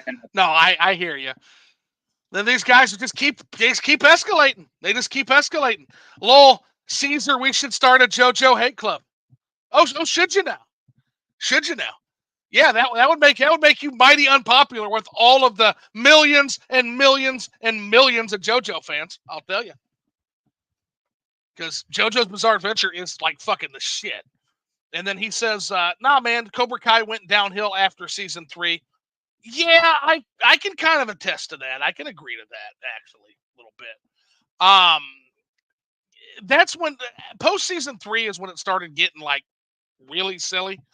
And then it just gets more and more silly. Like I think in the new season, you have like fucking Kreese like literally escaping from prison. Like he prison breaks. And it's just like, oh gosh. Like I haven't even watched the new ones yet, but I thought that was really silly when like it showed him like escaping from prison. That was pretty silly. Like this is like a karate sensei that's like 90 years old. This is not like a fucking criminal mastermind guy. It's a silly ass. So yeah, I get what you're saying there as far as jumping the shark. But my argument to that would be that Cobra Kai is perfectly comfortable with what it is and knows what it is, and it knows that it's dog shit, but it's loving, amazing. It's never gonna win a fucking an Emmy award, and it's not trying to. It's just trying to be the most fun, fucking silly ass show in the world, and I like that's what I like about it. It's just easy to unwind to. Yeah, I mean, sometimes it's good to have things like that because I mean it would make me want to like get into karate. I'm pretty sure when the original Karate Kid movies came out, so many kids that watched those went out and started going to karate classes because it got them interested in it. Yeah, And then they learned self-defense. They learned like balance. They learned a lot of good things that could aid them in their life because of it. And I think Cobra Kai can do the same thing. So regardless if one season isn't that good or it's kind of campy or cheesy, it's the message and the purpose of it. Plus, it's just fun without a bunch of like nonsense inserted into it, like so many things today. I don't want to get political or whatever, but I just want to have fun with entertainment. I just want to enjoy things. I don't want things like down my throat. Just let me make my own decisions. I'm a grown ass adult. You know what I mean? So sometimes you want to think about the complexities of the universe and life, and sometimes you just want to turn your brain off. Cobra Kai is a show that switches the brain off for you. It does. Like, just switch your brain off, have fun at the teen drama, and have fun at the ridiculous idea of like two men's midlife crisis plunging their entire town into a karate war. Like, yeah, it's fun. Like, it's very fun. And also, to be fair, also a show about mentorship and fatherhood, and really, really cool because you don't get a lot of that these days. So that's really cool. Shelly says, I haven't watched the latest season of Cobra Kai, but I like what I've seen. But then she says, yeah, Rad Bash, I agree about it going downhill. Or maybe about the JoJo. Maybe she also has bad opinions on JoJo. Hard to tell. So then you've got Shelly, JoJo is only good when I turn it off at Lamau. Like, funny joke. And then, yeah, Caesar pretending that was funny. Like, by the time... What's up, players? By the time Sue gets down here, I'll be dead. I know. We're never going to get to the topic that we need to talk about. Hey, that's the great thing about Liquored Up Live. There is no timetable. The show can be anywhere from 45 minutes to 5 fucking hours. So I don't even know how long we've been going. It feels like it's an hour and a half. Hour and 18 minutes so far. And haven't even gotten to our first topic. Yeah, so that's a Liquored Up Live after all. Yeah, it sure is. Liquored Up Live. Sup, Monster? And then, Monster was in the chat. Miss that. What's up, players? What's going on, Monster? Now, I think Monster is coming on tomorrow night. So Monster will have his turn, talking to my drunk ass for hours. Now, this quick says, flipping the switch at Phil1UpCollects, understanding the dev history of Xenogears makes Disc 2 feel a little better. Haha. Okay, so he's talking about that, how it basically turns into a visual novel. I'm guessing that happens on Disc 2. Is that okay? 90s wishing Monster, what up? Shelly saying, oh, Rad, I was talking about Cobra Kai. Haven't seen JoJo yet. Excellent to know you don't have bad opinions about JoJo, Shelly, and you should stay away from these guys. They're a bad influence on JoJo. So when it comes to JoJo, you stay away from these two gentlemen. Let's do an Evangelion watch party. I'm down for that. Fuck yes. We can do Evangelion. Fuck yeah, Ava. Great stuff. I never 90s. actually watched that. Yeah, that's one. That's definitely going to go on the list then. 90 says, hope you all enjoy the weekend. Laugh my ass off. My bad, Shelly. See, now you look silly. Now you're looking all silly, thinking everybody shares your bad JoJo opinions. We should watch Fist of the North Star and Vampire D. I've heard good things about both of those, and I've never seen either, so we can put those on the list for sure. Yeah. Recovering from food poisoning, Monster says, but I'm good. Oh, shit, man. Well, I hope you get feeling better. Food poisoning is never fun. Show collects Golden Eye. Scorpio Caesar saying you're not missing much, Shelly. Man, they're on a tear tonight, man. Let's see. That's rough. I never touched Subway again after getting food poisoning from them years ago. Get well soon. And then Rad Bash, why am I hungry all of a sudden? Well, Bash, I'll tell you, I didn't help with the fucking turkey posting earlier before the Liquored Up Live. I got to ask a question, and again, this isn't a discussion because I'm just asking the question. We're going to move on because we got to get to our fucking topic. But why am I hungry all of a sudden? Because I talked about eating a Thanksgiving meal, basically. I had deviled eggs and turkey and mashed potatoes and blueberry pie. And here's my quick question. Why the fuck is it that we only eat Thanksgiving dinners once a year? That's very stupid of us. Thanksgiving food is some of the most amazing fucking food on the planet, and we should eat it more than one day a year. That's it. That's my PSA. That's the tweet, as they say. Then 90 says, I'm having some cheese fries. Cheese and fries just go together. So good. The Monster says, yeah, dude, don't ever eat 24-hour gas station halal. Ugh. Blah. You know what, Monster? One time I made the mistake of eating gas station sushi, and I'll never do that again. Same thing. Why? What possessed you to even think about that? Because it was called Okami. Oh, and my stupid drunk ass was thinking the game, and I wanted some sushi. And so I'm like, this gotta be good. It's named after the Okami game. And grabbed it and took it. Oh my God, it was bad. It was bad going down. It was even worse coming out. Not that you all needed to know that. Cheese fries sound dope. Yeah, they do. Zoo, what's your drink tonight? So I got a shot of Middleton's. I'm on like my 5th shot now. And then on top of that, I'm also washing it down with a sweet tea with elderflower liqueur, like an herbal elderflower tea. I'm feeling pretty rocking right now. 90 says fully loaded cheese fries sounds even better. And then he says, hey, yo, Rad Bash does. Keithia says maybe they'll make full physical of Cyberpunk on Switch too. That'd be cool. Yeah, they need to eventually make a physical with all of the stuff they've done to it. And that way they can enshrine what is actually a good game now. Legend of Neil is pretty raunchy, so be warned. I love raunchy. It's fine. But it's very faithful to NES Zelda. Cool. Excellent. Caesar, thanks for the heads up. Can't waste those precious gaming anime hours. Oh my God, Shelly, don't listen to a thing they say. Don't you listen to a goddamn thing they say about JoJo. You know what? Now you've cost us a JoJo fan in this chat tonight. So you're both, just full warning, you are both getting spammed with JoJo posing montages when this is over. I'm sending you montages of JoJo doing nothing but posing from Dio and JoJo and everybody else. Oh God. So yeah, you can yellow heart all you fucking want. The poses are coming, Caesar. Herding goats is fun, Zoo. And saving cats is epic. And evil demon babies. Oh my gosh. Yeah, I don't know what is happening right now. I'm getting drunk trolled from hell right now. I love it. The Monster, I feel like I need to play Twilight Princess again. Hated it. The art was cool though. Well, you were right the first time. Like, yeah, here's the thing. If you get past that tutorial, that awful tutorial, there's some good stuff in it.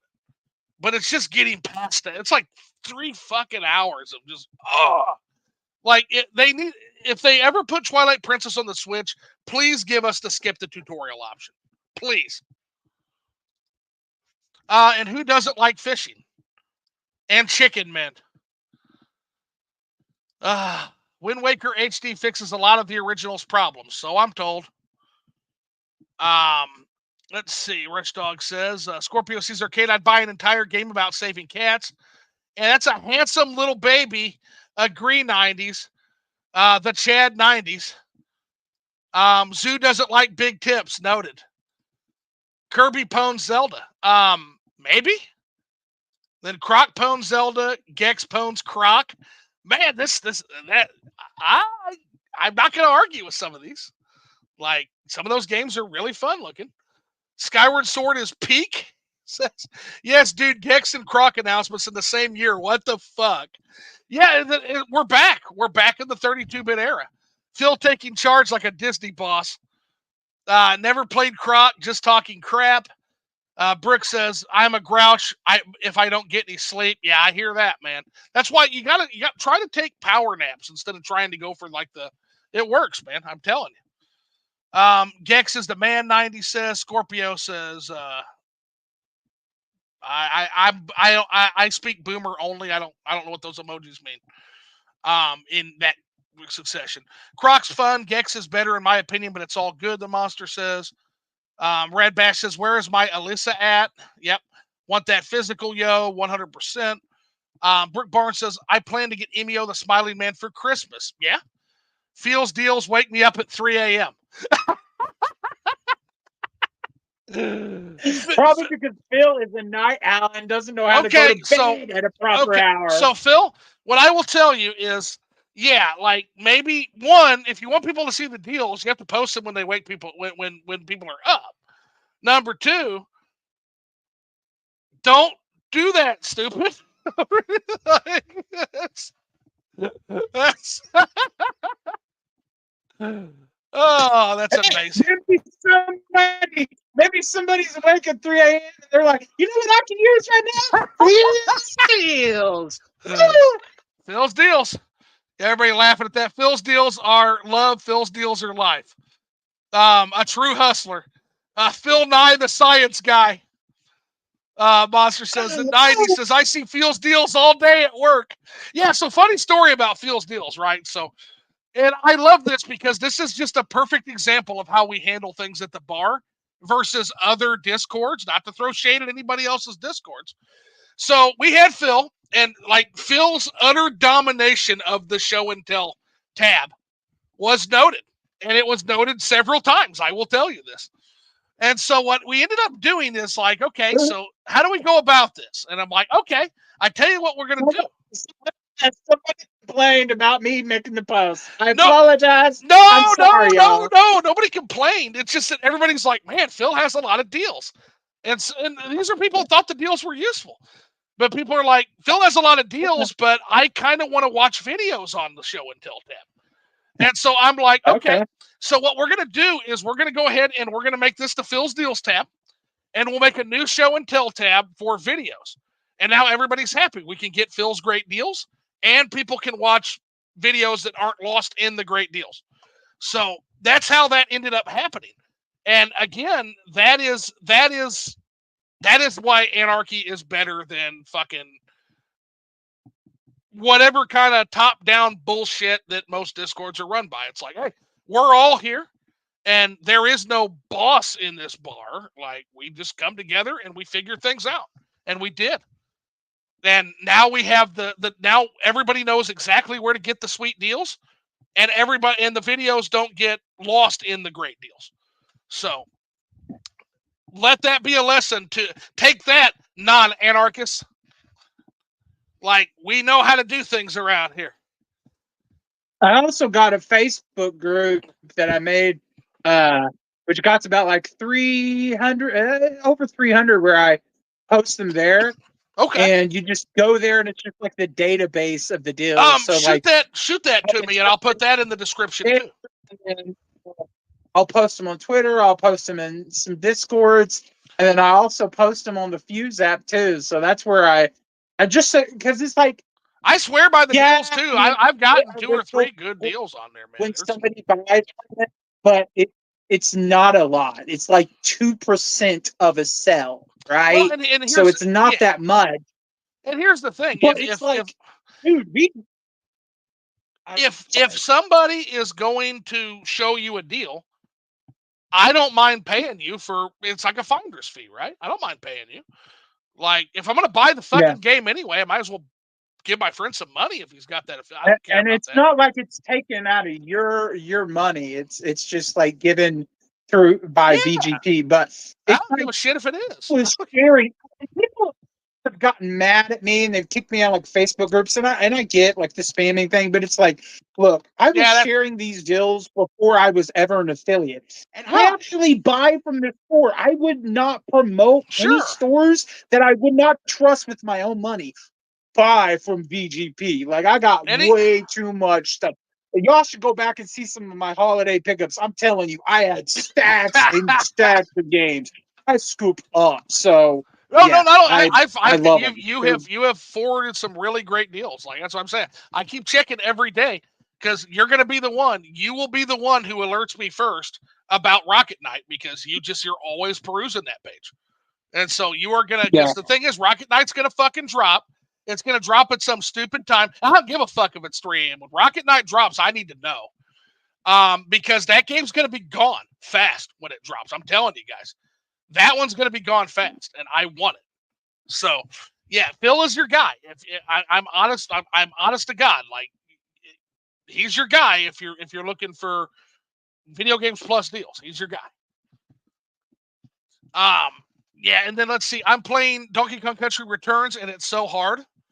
Yes, it's hard, but it's such a good platformer. Those games are all good. Phil says, "Yay, 3 a.m. is the perfect time." Anytime Rocket Knight drops is going to be the perfect time for that particular deal. So again, guys, like he has my blessing to drop that link at 3 a.m. Yeah, so that one's be prepared. That one's going to wake everybody up, and you should thank him for it. Because that game is going to be gone. That game's going to be gone fast. 90 Sandhill Gamer. Every Donkey Kong Country game after the first is brutal. Yeah, Donkey Kong Country 2 is no fucking slouch. I got to tell you. And then, it's just his lag sometimes. And then, Phil, when are we getting Alyssa? Oh, we already did that one. Inside Juice. Nitro Rad sold me on Alyssa. I love Nitro Rad's channel. Nitro Rad is so good. Like, there's another one that's like a bucket list for me to talk to. I want to get that guy on here because I just want to pick his brain on the creative side. That's a great YouTuber. The Monster says, I need to know what these guys are drinking, Lamau. Phil is drinking Kool-Aid, and I am drinking a man's drink, which is Midleton's Irish whiskey. So that's what we're drinking. Nish, what are you playing? Are you playing on 3DS or Wii? And then Rad Bash says, such a great game. Shelly Steam Deck says, Alyssa with hearts in the eyes. Rad Bash, I need it. 90 Sandhill, is it better than Signalis, though? Yeah, Signalis is the other game that is very, very in that vein. That's very good. I still need to get a physical copy of that. I probably should get two. It's good. I think it's out of print now. You can get it with English at PlayAsia. That's what I did because I wasn't sure it was coming to English. I got the PlayAsia version. It's still for sale, and it has full English. So if you did miss the English one, it is, and the Asian one has English on it. The Monster says this is a horror game, and then says does look good. Radbash is in my top 5 games I played this year, and Phil1Up says yes, it is. Radbash says it is a horror game. Monster 90 says nice. Monster says okay, thanks. I was confused. Haha. Radbash says the only horror channel I know is me. Then Radbash says joking. Well, Cold Nights is sort of a horror channel too. Cold Nights Gaming. I think he sometimes does that as well. That's actually how I started watching Cold Nights with some of the horror content. Yeah, Crow Country, make it happen, Phil. Yeah, we really want that. Rad, are you going to play Emio since it's a kind of a horror visual novel, or is that not your style? The Monster says yes, Armored Core slaps. Rad Bash Gaming says it's on the list 90s. Got to cover it for Petrified Pixels on the SRF channel. So yeah, check that out, guys. That's a cool series. 90s Handheld says awesome. When are we going to see that series, Rad? He says first episode goes up next month, amigo. Just in time for Halloween. 90 says cool. The Monster says actually not bad for remake sales though. Like it beat the other game already. Radbear says, Lamau, this is why you got to keep up with the chat, Sue. I know. I read them all, though. I read them all. So, and it's getting hard because Yeah. people, see, the problem was I used to be able to do that because nobody came here. But now people are starting to, show up to the Liquored Up Lives, and now it gets hard. Rabash already.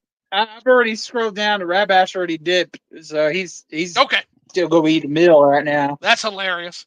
So, Zoo got to play Major Chat catch up. Speaking of which, Zoo, are you off Labor Day? I am. Yep, I am going to be off. And then Radbash says, finally, lol. Pokemon Sun and Moon is the best Pokemon anime and the best song.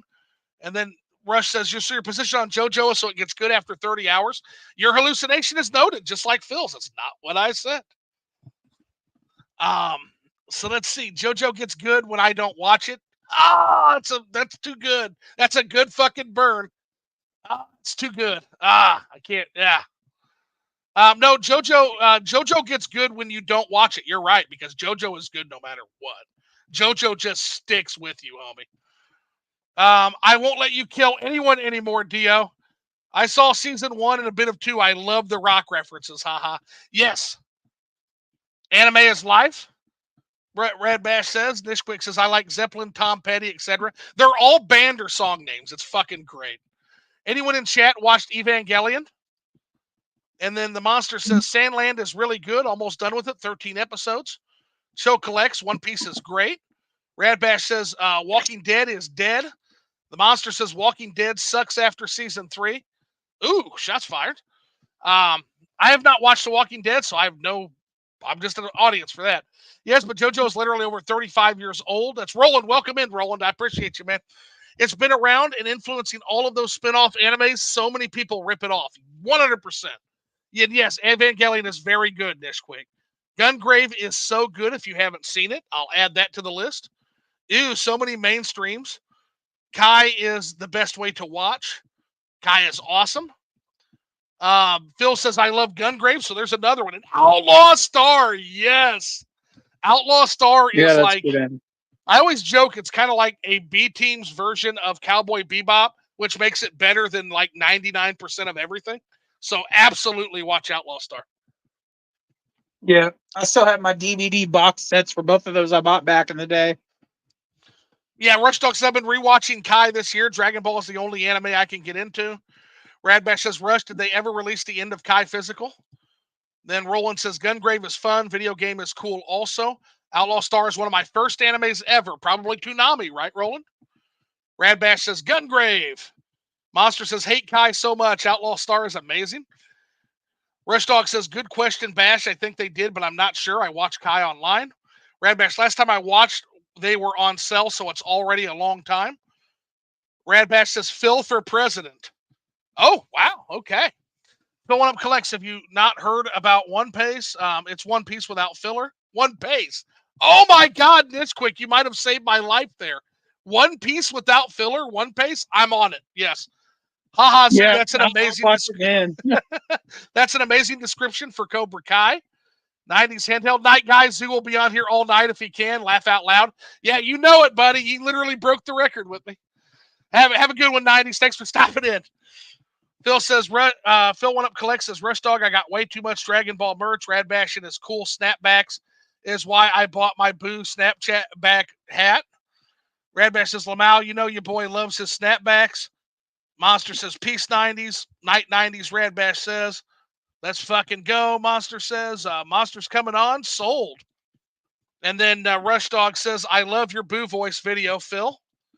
Monster says, longest episode tomorrow confirmed. Oh, Monster's coming for you, 90s. He's coming for that record. I don't know. You fucking guys keep yapping like Phil's going to break it. Let's see. Roland says, Evangelion watch party would be great. We're going to do that. We're going to do that in the Discord. Group trauma for everyone. Yes, trauma. Of course, I look silly. Wear a fucking mask, Lamau. Vampire D is top tier, incredible, all versions. So there's another one for the list. Multiple people recommending. Shelly's like, yes. Monster says, thanks, Rad. Haha. Rush Dog says, Fist of the North Star is a classic. That's another. Yeah, Fist of the North Star is great from what I've heard. I need to watch it, though. I have not heard about that One Piece, One Pace, but I'll be down to watch it, Phil says. The Monster says, Lamau, Red Dead 2 respects your time better than JoJo. Oh, get the fuck out of here. Fuck out of here with that. That is not true. That's not true. Caesar. Caesar, you're coming on, buddy. Like we're gonna have to settle this once and for all after that is bullshit. That is bullshit.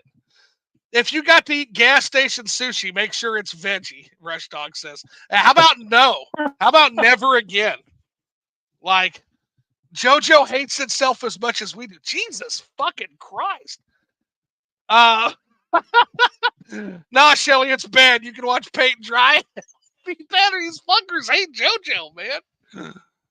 The Monster, Fist of the North Star, pwns JoJo. I'm not going to comment on that, Monster, because I don't know. It could very well. I haven't watched Fist of the North Star, so I don't know. And he says facts, Monster, again. Open to that. Completely open to that. Shelly laughing again. I kind of used to think that Fist of the North Star and JoJo were kind of like the same thing, and then I realized no, they're two different anime. Yeah, they are kind of like punchy ghost anime. What's the topic supposed to be tonight? Laugh my ass off. We're gonna get to it. I promise. Good question, Rad. Rush Dog says. Laugh out cool as long as I'm not the only one lost. Let's see. GameStop going retro. Yes, is going to be the topic. I'm cracking up so hard right now. Ooh, that's a good topic. Yeah, we will eventually get to it if y'all stop yapping. Let's see. Oh, my homie got some sweet deals through them with that retro stuff. I'm shocked. The Monster said, did he at least get boxes? I don't believe GameStop lies. Red Bash says, nah, he got boxes. And he says, laugh at me, I was shocked. That's cool. Damn. He says, I'm going to check out the one store in his area next week. I'll let you know what I find, Monster. Feels the dealer in Sue's server. Yeah, you're the dealer. Hey, got deals for you, man. Got deals for you. Monster says, yeah, I'm curious. Definitely look forward to it. I heard the Pokemon games are still overpriced. Go figure. Phil and Lil. Hey, does that make me Lil? You know what? I'll go with that. The real world runs on finder's fees, Rush Dog says. All right, everyone, I got to bounce. Food's calling my name. Enjoy the rest of the stream. Rad Bash, thank you so much for stopping in and the engagement in your bad JoJo opinions. We appreciate it. Well, maybe not the bad JoJo opinions, but thanks for stopping in, man. It's okay to be wrong. It's okay to be wrong. Have a good one, bud. Then he says, yeah, have a good one, Rad. Monster says, Phil says, bye, Bash. Enjoy the food. Will do later, amigos. Yeah, never miss an opportunity to enjoy your food. Come back for the topic recap later. It's going to be good if we ever get to it. And he finally caught up. Yeah.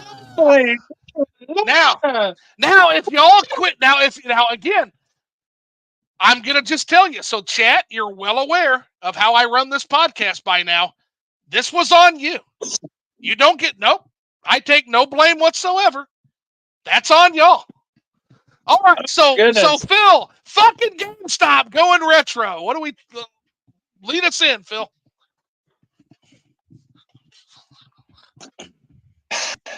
First off, they've already did this before, back in like 2010 or whatever. And think about GameStop of today, right? Mm-hmm. You go in there and all you see is garbage merchandise. Funko Pops from the top of the ceiling all the way down to the bottom of the ground. It's like the store is filled with more Funko Pops than one of those like rubber spongy balls at like a kid's playpen, right? And they're everywhere. I went into so many GameStop and they're so heavily discounted because nobody wants to buy them. Like they burned people out with Funko Pops and just other garbage merchandise that nobody cares about because you go to GameStop for games. And when you go in there and you see their games, what do you first notice? Incomplete games in those generic, crummy GameStop cases. or they sell you a pre-owned game as new. And if you buy it online, well, it doesn't matter if you paid for new, you're getting used. It's not going to come in a case. It's not going to probably come in anything. It's probably going to just come in a baggie to you. It's happened to me several times. Wow, are you Okay. fucking with me? A baggie? Yeah, yeah. I know there's all these people that are making YouTube videos about it because I scroll quickly and you have the big YouTubers and they're like retro GameStop and they're making their little poses and their crummy little thumbnails. Hey, Yeah. you can get some get. I was like, all y'all are gonna do is tell people to go to GameStop and get them to trust GameStop and trade in the retro games. Listen to me. If you trade in your retro games at GameStop, in my opinion, you are totally kidding yourself. You really, really are. Like think about it. Because when I was younger, I didn't have a lot of money. Okay, Right. I had to trade games in order to get new games. Sure. And if I could go back and tell younger me, please don't trade these games. Some of these games are your uncle's games. I have so much resentment over it because my mom told me, she was like, Philip, you can buy back those games that you used to play with your uncle, but they won't be your uncle's copy. And it broke my Right. Oh heart. It made man. me cry because I got rid of the copies. I have some of them, but not all of them. I got rid of the copies that were my uncle's because I wanted new games because I wasn't thinking. And I'm telling you, GameStop screwed everybody when we were younger. They took advantage of us. They gave you pennies for something that was worth so much more. So, fool me once, shame on you. Fool me twice, shame on me. And this is a fool me twice situation.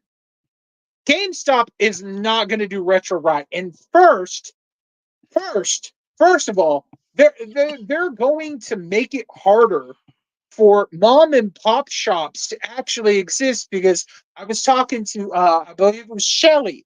Shelly was Hmm. telling me that what's it called? DK Oldies when they first started out, yeah, she used to be able to go places and find retro games at different places like Goodwill and whatever Yeah.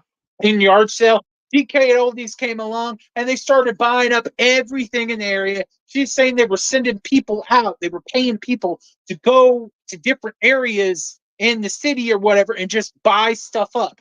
And then they made it to where nobody else could have anything. And these other retro stores had to close down their doors because they couldn't get inventory. And that's what's going to happen. The game store that me and my friend Lacey went to on my YouTube channel, you can watch that video, Yeah. a really awesome store. The trade-in value, I think, was like 50 or 60% of price charting, which is pretty good. Hmm. And I got like probably $250 for a lot of games that were just kind of junky, broken cases or whatever, Right. which is really great. And I got some good I got some high. I haven't shut off. I got a high end game that I really wanted that I've never had before. So it was a great experience. They only have one location, even though GameStop is in a decline, right? And they've closed a lot of doors. They closed my local GameStop in the next town over. They still have a lot of retro stores. And if they spend all their money, they have more than this little mom and pop store, they're going to be able to buy up all that inventory. And Sure. then those stores are going to have to close. And they're not knowledgeable about games. I've been into so many GameStops and the employees are ignorant. They're literally hiring They're people that kids. just look physically attractive They're kids. to Yeah. get nerds in the door, or they're just hiring anybody. Let's say you got like some 50-year-old like mom that doesn't know anything about games, but she's working here because it's a job instead of hiring people that actually care about video games, that are knowledgeable about video games, that will answer your questions. I have seen GameStop employees literally lie to people in front of me. I I wish I could have filmed it at the time, but there was a GameStop employee, a manager position, that tried to convince this guy that was going in to buy a PS5 to buy the extended warranty because Sony didn't offer warranties anymore on their new consoles, and the only warranty that you could have was through GameStop, That's a which is lie. total lie.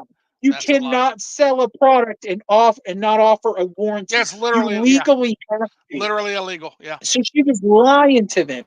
And then she also lied about the Fire Emblem, was it Fire Emblem Fates, like trading card pre-order bonus that everybody wanted and hardly anybody got? Yeah. They lied and said that it was only for people that paid for the collector's edition. Wrong. On their store page, it said anybody who pre-ordered the game, be it standard or collector's edition, was supposed to get those cards. And they didn't. Why? Because so many GameStop employees are scummy and they will take those pre-order bonuses, they will set it in the back and say they ran out or they don't have any, and then they flip.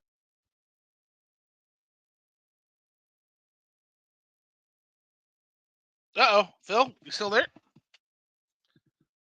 I think we lost Phil. He just went sideways. Can everybody still hear me? I just want to make sure the broadcast is still up. It says it is. While we try to get Phil back, give me 1 second here. But yeah, chat, let me know if you can hear me. I want to make sure you can at least still hear me. And if you can hear, okay, you can hear me. Can you hear Phil? Okay, you can hear me, but I don't know if we can hear Phil. So yeah, his rant. Yeah, his rant DC'd him. I can still hear you, Sue. Okay, so we're gonna try to pop out and pop back in with Phil. Okay, this is gonna be quick here. So we're gonna disconnect, reconnect, and see if that brings Phil back. Let's see. I can't hear Phil. No Phil. Yeah, he was on an epic tirade, but we I guess it 86'd him. I don't know what the fuck happened. Uh-oh. Let me type in, make sure Phil's still alive.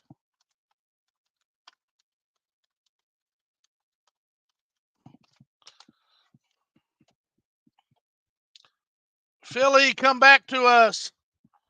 Oh, phone died. Be back 1 second. Okay. All right. So in the meantime, I guess I'll use this to check up on Super Chat real quick. So let's see here. So we've got, Monster laughing about, me being caught up. We've got Shelly laughing. Then he says, here's some incomplete games in a plastic bag. That's fucking unbelievable, man. That's fucking crazy. I can't wait to kind of talk a little bit more about that.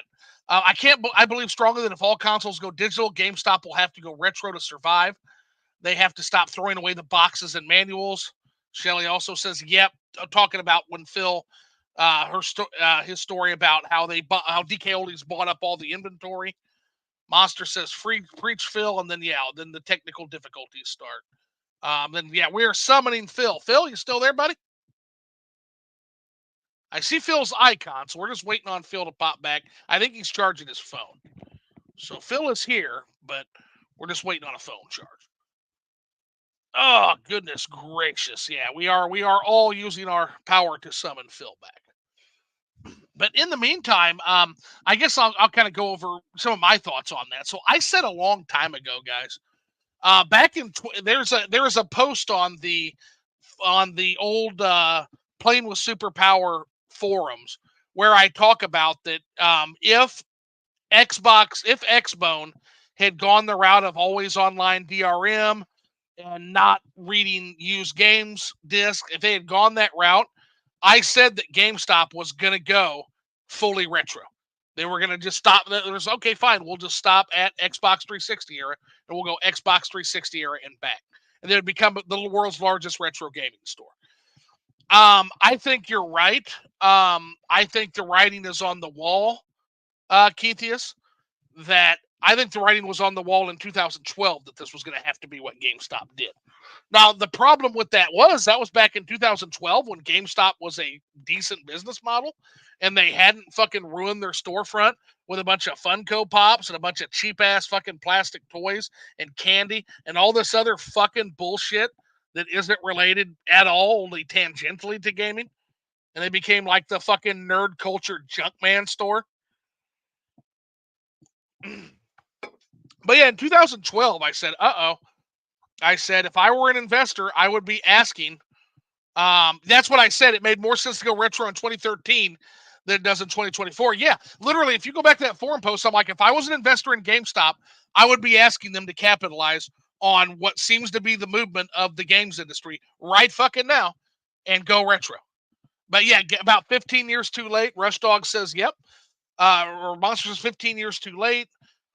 It makes more sense to go retro in 2013 than it does in 2014. And Monster says, sadly, 100% agree, Rush. Yeah, absolutely. And I think Rush was part of that discussion back in 2012 when we were talking about that. A lot of retro games are readily available on modern platforms these days, so much more than in 2013. Yeah, yeah. Fuck the Nintendo Switch is basically like a video game museum. It really is. But let me see real quick. I'm gonna check on Phil again. Let's see. How's the reboot going? Because I don't want to get too far into this without Phil. Phil's the one who had this idea, right? And it looks like Phil just went away, so he's probably going to be calling back here shortly. So we're getting close, guys. Because again, I just don't really want to. Yep, that's because we had to demand. We had to demand companies. Well, that and money, absolutely, 100%. So, what do you guys think? I guess I'll just pull the chat while we're waiting on Phil. Are you guys going to be using a GameStop retro store if it pops up near you? Is that something y'all are interested in even at all, or have you basically given up on GameStop at this point? Do you even use them at all anymore since they like to send fucking games in fucking baggies? Like, granted, I really believe some devs care about video games preservation. They do a pretty shitty job of showing it. A lot of them. I mean, yeah, there are some, but as a whole, I think the industry has done a terrible job at preserving their art. A terrible job. And by the way, the fact that comes out of my mouth, Rush Dog can tell you how far I've evolved. If you would have told me in 2012, if you would have told Young Zoo that I would call video games fucking art, I would have laughed in your face. But here we are, and video games can indeed absolutely be art.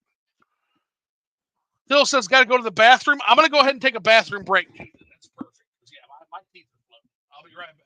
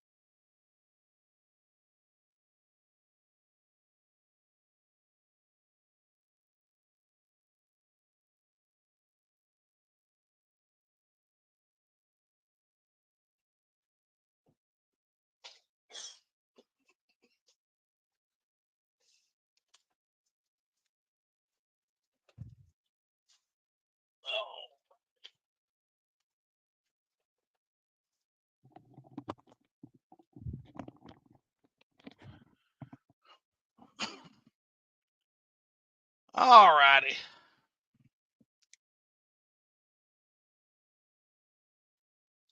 So Rush Dog says GameStop is a vendor of last resort for me.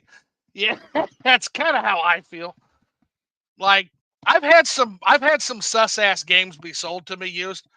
Um, I've never had one without the fucking box. I did have one game that came with what appeared grape jelly smeared on. Hey, what's up, Phil? Huh?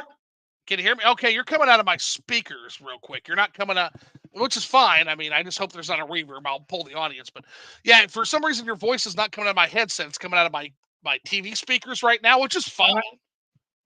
I don't know, man. See, my phone died. We took so long. You read all those chats, and my phone was dead, and I was in mid-talk. I didn't see how low my battery was. And I tried to get, because Discord is open on the PC, and I had my mic set up, and I was going to try to use the PC to talk with you. But the problem is that nothing was going through my microphone. It wouldn't, I was talking to you and I was in the call, but you couldn't hear me. and I kept Ah, talking and I couldn't get through. That's why it took me so long. This phone, this is my old phone though, so it okay. has like 72 battery percent. The other one's completely dead, so it's having to charge. We Ah, just that's we working. just went too long. I'm gonna have to get some like a new microphone and a new like webcam and Right. everything before I can even start doing podcasts again, because if I can't figure out what the audio issue is with this, which is weird because I recorded on this microphone before and I opened Audacity earlier and it was saying that Audacity wouldn't work or whatever. Like it wasn't. I don't know. It kept like giving me some error. I'm not a PC person, so I don't know how to troubleshoot any of No, this. I'm Which also is, I'm I also hope I not. can get it sorted out before we have to record for our October premium direct. Because if not, I don't know. I'm like I don't know how to Right. fix it. So Okay. I just Well, thought you plug the dang microphone into the PC USB ports and it worked, but for whatever reason it's not. So I don't know. I mean, But you sound good now, though. You sound good now. uh, So yeah, you're doing good. And again, it's not a big deal. It's this isn't like the life or death podcast. Like we're fine. yeah, I know. It's Like just you're kind of good. frustrating I get because it. I was on it. I was on my rant. I was on No, my fill when you were doing great, man. People were literally like, and then "Breathe, it just Phil." my phone said, "Nope, you don't get to today." That was GameStop. GameStop fucking came and like fucking short circuited your phone.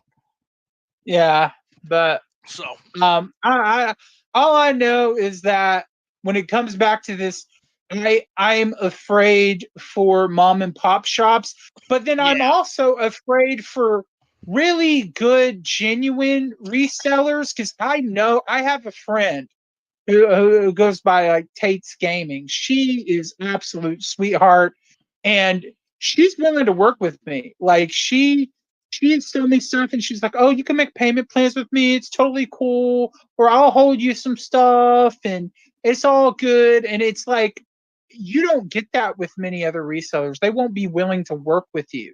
It's like they just want the money.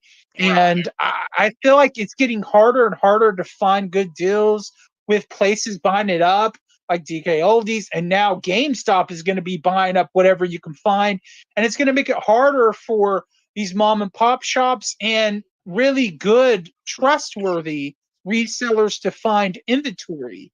If GameStop goes really, really hard and serious with this, we'll have to find out. But they also are going to do their due diligence. Like they're not going to hire employees that know what they're doing. They're not going to care. They're going to hire some young kids that don't even know anything Yep. about retro games. And I don't see that our generation or older are really going to go want to work at a GameStop to like educate people on like retro games. Not to mention they're probably not going to properly clean or test things. My reseller friend, she has I think it was a $7,000 reseller, a resurfacer machine that she got for 6,000. She bought that early in her business because she wanted to be able to repair any discs that did come scratched Right. without having to worry about, oh, let me see pictures, let me see images. Because I was doing that earlier today. I was asking sellers on eBay about the condition of their discs because I'm sick and tired of buying a game that's scratched to crap and it doesn't work. And there's a lot of places, there's a lot of resellers or whatever, they don't even properly clean their disc or whatever. And if they do have a resurfacer machine, it's a really cheap one that actually ruins the disc. And who knows if GameStop is going to spend money buying a $6,000 to $7,000 resurfacer machine to take this seriously? Because if they're not willing to do that, then why even bother? Press X You're to doubt. going to make you're going to make the prices go up. You're going to make things even more like difficult, Yeah. and you're going to put some of these stores out of business that I actually wouldn't mind giving my money to. The one that I went to, I had to travel over an hour and like 30 minutes to get to it because it's in a weird location. But I don't want it to go out of business because where I live, we don't have a lot of places like that. you either go to GameStop or you buy off of like eBay or online, and that's all you got. You don't have options, and it's concerning. I don't see any positive coming out from this with GameStop going retro. I actually think it's a last ditch attempt for them to try to save their company, because I've seen their like cringy meme stuff online. Like they posted something about like somebody at a GameStop putting a Star Wars like toy lightsaber with a insert in your rectum or whatever on it or something, and then they put out a fake like NDA or some kind of fake thing, disclaimer about like don't do this at GameStop or something. And I'm like, what are you doing? This is so weird. I like cringy humor and stuff, but it's like y'all are really trying way too hard to win people over. If you wanted to win people over, you should have done it like back in 2008, because it's way too late now. Like it's way too late. Nobody wants GameStops. We want those mom and pop shops that will offer decent trade in and give decent fair prices. That's what we really want. Um, and I don't know. I think a lot of people now, when it comes to buying retro games, are buying from claim sales. But the problem with that is a lot of these other resellers or these stores will come in and they will claim a bunch of the games because they know they don't have to pay the eBay fees and they can actually get it cheaper. So they'll buy it. And then nobody that actually really wants the game is able to claim it and get it, because some scalper or some store comes along like DK Oldies and buys it all up, and there's no limit to it. They will just let you claim whatever you want without checking profiles and everything. So it's getting harder and harder to get these games for a good deal, and GameStop deciding to do this just made it more difficult. So I don't know. I don't know, folks. I don't know what we're going to do. Basically, it just seems like more and more and more the avenue to getting these games is being kind of closed off to us. Yeah. I feel like And it's a shame when the license holders won't release them. There's so many of these games like digitally, like we can't even have. Like we just got announced that GOG had to pull the Suffering and the Suffering That Ties That Bind because Warner Brothers told them to do so. They make sure. heavily Yeah. discounted it for a By the couple of way, dollars. real quick, yeah, guys, make sure if you want the Suffering or the Suffering 2, get them now. Get them now because there's I some think kind of a I weird think tonight's licensing the snafu. last night. If it's Okay. not midnight yet where you are, you may have already missed your chance. But I think today was the last day. Yeah. So if it's not midnight now, go to GOG and get it. Get it I now. do Yeah. want to get physical copies of those for the Xbox or the PS2, because I feel like they may go up in value, and I hope they don't. They sit around like $40 to $50 PS2 and Xbox games right now. Woo! Really hope they don't go up, because I want to get copies of them. I don't care which platform I get them on. I just want to get them. But yeah, it sucks when that happens. Like you can't, like even GOG, they have to do like they have to pull games, and there's no reason as to why. Like unless Warner Brothers is going to do something with it, which I don't think they will, then why would you do that? Like, It just like I said, it just seems like they're slowly but surely closing off, and I can give you a little bit of an idea of why this is happening. I hate to see that GameStop's part of that. Not that I'm a fan of GameStop, but I just they don't need help closing off retro gaming. Like I know they're going to make the argument that this is going to make retro gaming more available, but again, I'm kind of with you. I disagree on that. I think what's actually going to happen is they're going to put real retro game stores potentially out of business, as you said, while also jacking up the price because as those other fucking competition close, hey, we're the only game in town, right? So, not to mention, there's a lot of stuff in the chat talking about reproductions. We're going to get into that for sure. That's another great yeah, point. Is like they're not going to check for repros. They're not going to check whether or not these are legit games, and they're going to sell them for the same fucking prices. So it's going to create an atmosphere of uncertainty. It's going to create an atmosphere of mistrust. It's going to raise the price of retro games. And where I kind of have my own angle on this, and again, I'm not really a tinfoil hat guy. I'm not. But I will tell you that this seems intentional to me because if you think about it, let's say you are Nintendo and you have just released Super Mario Brothers Wonder. Okay. Now, regardless of how good you think Wonder is, if you're Nintendo, do you want Super Mario Wonder to compete with Super Mario Brothers 3 or Super Mario World?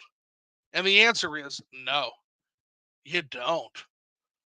Those games will win every single time. They're going to be largely cheaper, or at least they should be, and they're better games. And so keep in mind that video games not only compete with their contemporary modern games, video games have to compete with video games from across time. Video games compete with not only all entertainment, but all past entertainment as well.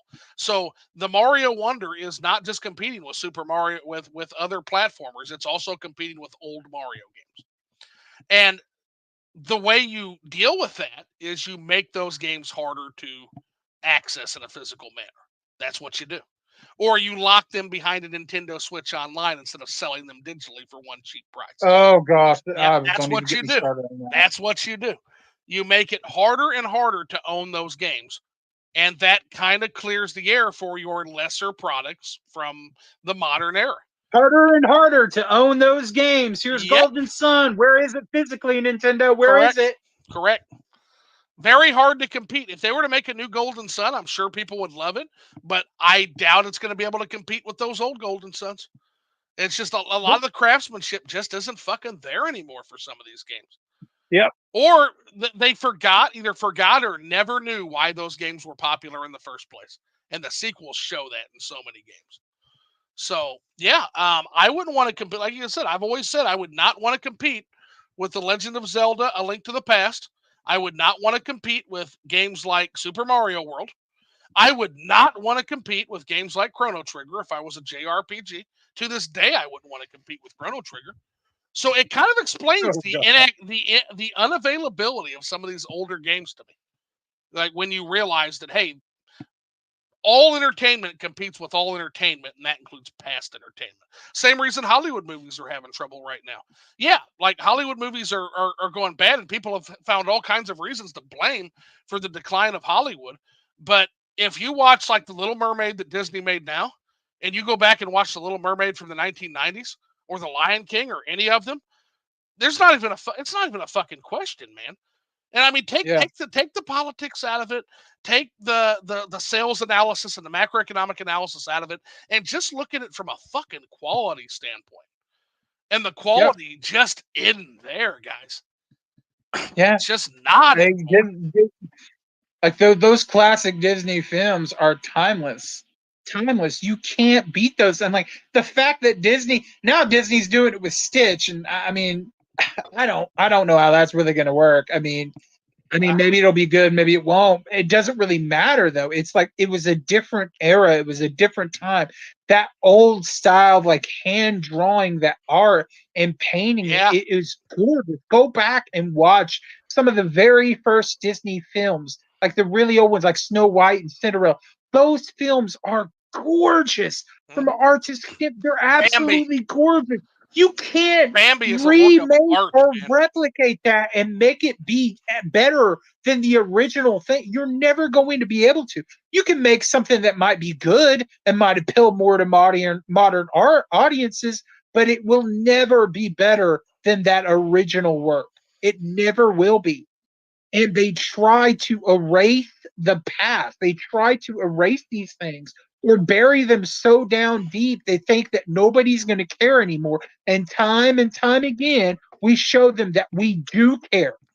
When Capcom went off Keter and stopped caring about survival horror and made it action based, they tried to get rid of the original Devil May Cry and Dante, and their sales started tanking. People didn't like Capcom. Then they brought horror home with Resident Evil 7, and then they remade the classic Resident Evil games, and they brought back new sequels to the original Devil May Cry and got rid of whatever weirdness that Ninja Theory tried to do, and people started to like Capcom again. Look at Konami. Konami was F Konami. But look at all the retro collections they've been putting out. Fair. Physically, like Cowabunga collection, Ninja Turtles. People love Konami now because they realize that this is what people really want.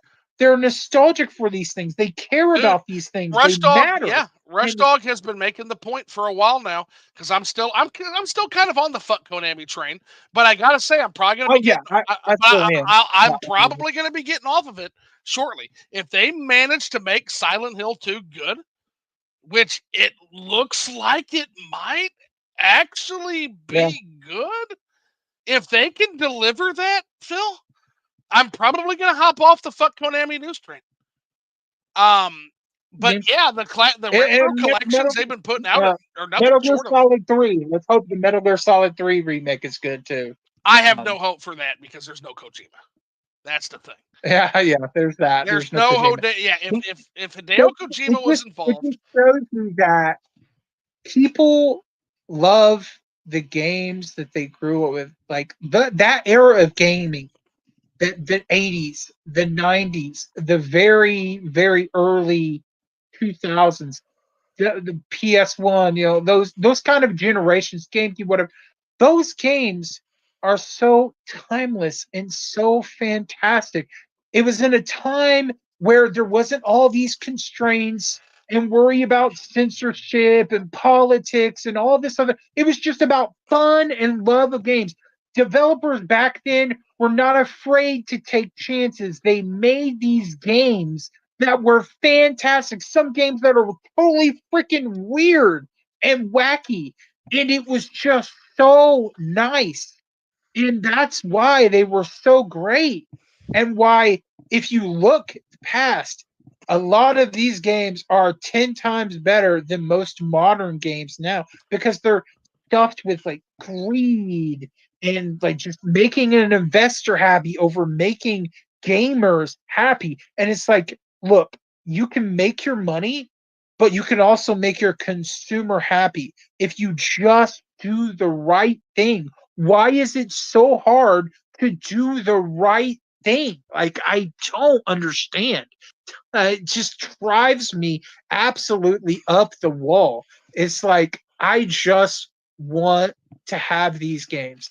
And some of these games are lost to time. Some of them have lost their source code. We don't even know. Like, please, From Software, come out and tell me if you still have the source codes for all your old games. Like, come on. I want to know.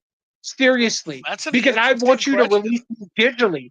I want you to release these physically. I want you to bring them back. And if you lost it because you didn't care enough about those games, you didn't think that it mattered, well, it matters. Well said. Very well said. Again, it all goes back to the fact that I don't feel like the video game industry. I love video games. I have always loved video games. My entire life, I've loved video games since my dad introduced them to me with Super Mario Brothers. I've loved them. I don't feel like the industry loves games the same way that we do, or even the developers do. I feel like they have been very poor stewards of their art. I really do feel that way. And it shows. It shows with the way that they go after emulation ruthlessly, even though emulation in itself is legal.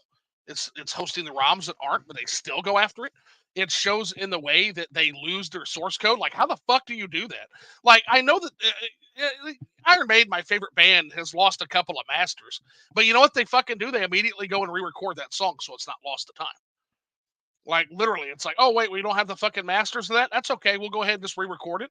It won't be the same exact song, but at least that song will not be. We know how to play it. That song won't be lost to fucking time now. This is a little bit of a variation on the solo, but video game companies, not only do they lose their masters, but they seem to be in no fucking rush to get that corrected, man. Like, they're just like, it's somewhere, but who knows, Square Enix, Square Soft, whatever you want to call them, they had to get a PS2 copy of Kingdom Hearts 2 because they lost the source code of Kingdom Hearts 2. How do you lose the source code of one of the best games that came out on the PS2? How? you lose the source code for that? They lost the source code, so they had to borrow a PS2 copy and use that as the backbone for the HD They had collection. to literally I'm not even reverse kidding. When engineer I their heard own that, game. I was like, I was Yep. like, when I heard that, I was like, you gotta be like, what? Are you gotta be kidding me? That is ridiculous. How? It wasn't even something like super old or obscure. It was Kingdom Hearts Mother effing 2. Like, Yeah. Yeah. They don't care. They just don't care. Like, and what that shows, what it's when you lose your source code, what it shows is you view video games as a one and done commodity. You don't view them as art. yep, You have no respect for this thing. yep, It's one and done. It's one and done. Move on to the next. Except now they're all in a panic because, oh shit, now we can make money fucking just lazily re-releasing all this shit. But oh no, yeah. we've lost our source code, so we can't even fucking do the lazy easy money thing without a big bunch Yeah. of effort. You fucking idiots. Like it's Look just, at the HD collections of the Silent Hill. oh my Oh my gosh. god. They lost the source code for, like, what was it, 2 and 3? Yes. And those are pitiful I mean, I have one of them. They're pitiful physical copies of it because they also hired a team that really never even worked on a lot of games to try to rebuild it off of the very early builds of those games, and they didn't know what they did. They could have actually went to somebody that understood horror games. They could have got some Capcom employees or something to help them with it. But no, they hired some weird no-name team, and it just become a complete mess because that team had never done anything like that before, Right. and then they released it anyways. When So so you asked the question, why is it so hard to do the right thing? I'm in your camp, Phil. Actually, as a businessman, I'm in your camp. My whole thing is I come so there's two ways to look at any in terms of making sales to customers. There's merchandising and there's marketing, right? So the merchandiser looks at things and says, "Hey, if we present this product in a certain way and we make it look nice and we make it a quality product with a nice presentation, it'll sell." That's merchandising. That's the world I come from. My first job, my first real, I'm not gonna say real job because we underpay a lot of real jobs that are vital. My first well-paying job was a merchandiser for a grocery company. And so I come from that world, and we would butt heads with the fucking marketers all the goddamn time because the marketing is like, tell the best story about the product, and that will sell it. We're not worried about the item's quality. We don't really care. We're not worried about the presentation and how the product looks on the. We don't really care. What we need is a good story to sell the product. Now, when these two concepts work in synergy, it's the best of both worlds. But I can tell you from experience, they often do not. They often don't. yeah, And so when you have to choose between marketing and merchandising, I'm biased, I admit that, but I will choose merchandising every single time. Have the good product, let the good product sell itself by giving it a good presentation, right? Now, I'm in your camp. Why is it so fucking hard to do the right thing? Why can't you just, to quote Jim Stephanie Sterling, make a video game and sell a video game? Why is it so fucking hard to do that anymore? Instead of lacing it with microtransactions and gambling mechanics and fucking pachinko shit and whatever other fucking dumb shit that they do. Why do they do that instead of just selling a video game and making a video game? And the reason is, and I had V on here. If you ever seen my podcast with V is a good friend in real life. V is one of the few people that's been on this show that actually knows the real Zoo and not the strange internet ghost, strange compilation of the things I want you to see that my actual online persona is. V knows the real me. And V comes on and we have really frank discussions about what it's like to be on YouTube, what it really means. And she tells me all the time that she's like, Zoo, you're wrong on this. You guys, the merchandising guys, are actually wrong on this. You're not wrong morally, but you're wrong in terms of like you say it's easier, it's not easier. The problem is my way of making a good product and selling that good product to as many people as possible, one and done. That makes sense when you have a robust economy that has a whole bunch of people that have a lot of money to spend on hobbies like video games. But we're not in that world anymore. What he will argue is we live in an economy that is crushed lower class and middle class people. They don't have any fucking money anymore. All the fucking money gets shipped everywhere but the people that need it at this point. The jobs aren't there. Wages have stagnated. And what we have is the only people with any goddamn money in the society anymore are the whales. And so, yes, your way makes sense if we were 20, 30 fucking years ago, Zoo. But it doesn't make sense anymore because those people you want to sell video games to, they don't have any money anymore. So we're going to go after the people that do have money with microtransactions that they'll pay for. You know why they'll pay microtransactions and we won't, Phil? Because they have all the money. And it doesn't fucking matter that they spend $500 on Overwatch skins. It doesn't fucking matter because they have all the money. They're going to do the gambling mechanics. You know what doesn't matter when you're rich? Dropping thousands of dollars on gambling and loot boxes. Doesn't matter if you're rich. If you have all the money, it doesn't matter. And so you are trying to sell to people. You are trying to sell to the stone, and you can't get blood out of the stone, Zoo. What video game companies have realized, and they're right, is that if you want to make money in this economy, you have to sell to the people who have the money. And that is rich people. That is whales. So we have basically been thrown away. That is V's argument. Is normal people, working class people have been thrown out. They don't care about us anymore. I mean, if we buy the game, that's cool. But that is not what people are after. People are after the whales now because they have all the money. But what do you think about what do you think about that? Chat, what do you think, and what do you think, Phil? That's a hell of an argument. That's a hell of a blackmail. Yeah, I mean, she makes a lot of sense. Your friend makes a lot of sense, and she's really smart, really well educated. And it's sad. It's sad to what it is, but it's true. Like it's like when digital started and took over. We just don't have the money.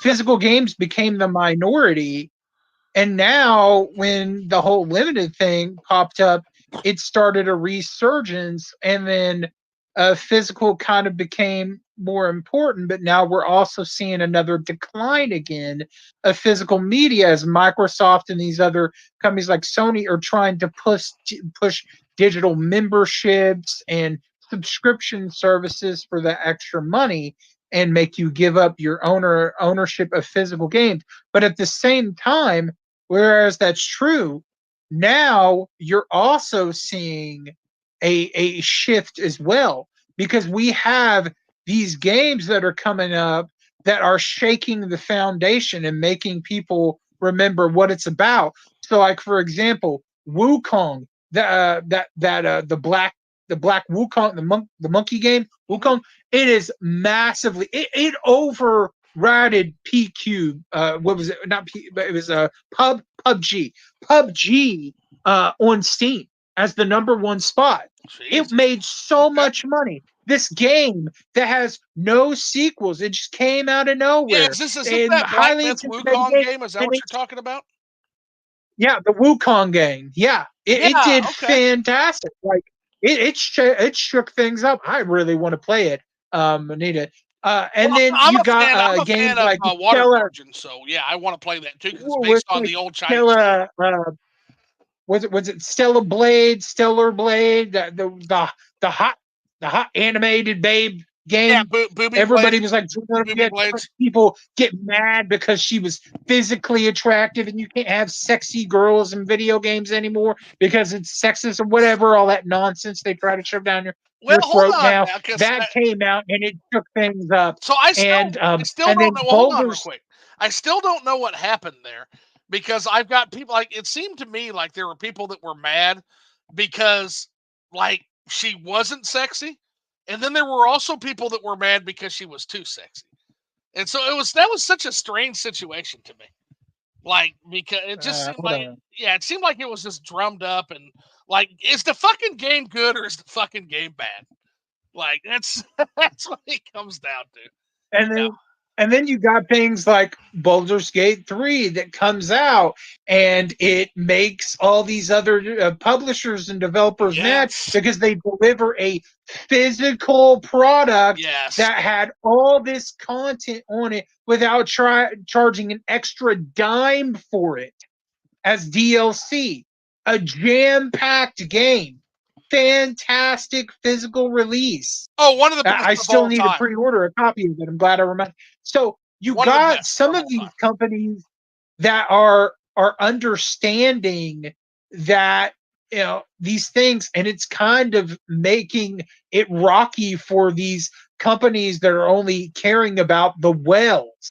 And now they're like, oh, now they're feeling kind of pressure, like, oh, we need to release these retro compilations. We need to bring nostalgia back. We need to put out really high quality physical releases. People care about this stuff. So you got all these different things going on at the same time, and it's like it's like you're on a big boat and it just keeps rocking back and forth, and you're starting to get like you're starting to get seasickness because you don't know which way the boat's gonna rock. Is it going all digital? Are they going to give us the retro stuff? Are they going to preserve this or that? Or are they going to just care about the whales? Well, and that's It's a good point crazy. because that's the thing. Like, it's obvious that they're pursuing the whale strategy. That's obvious.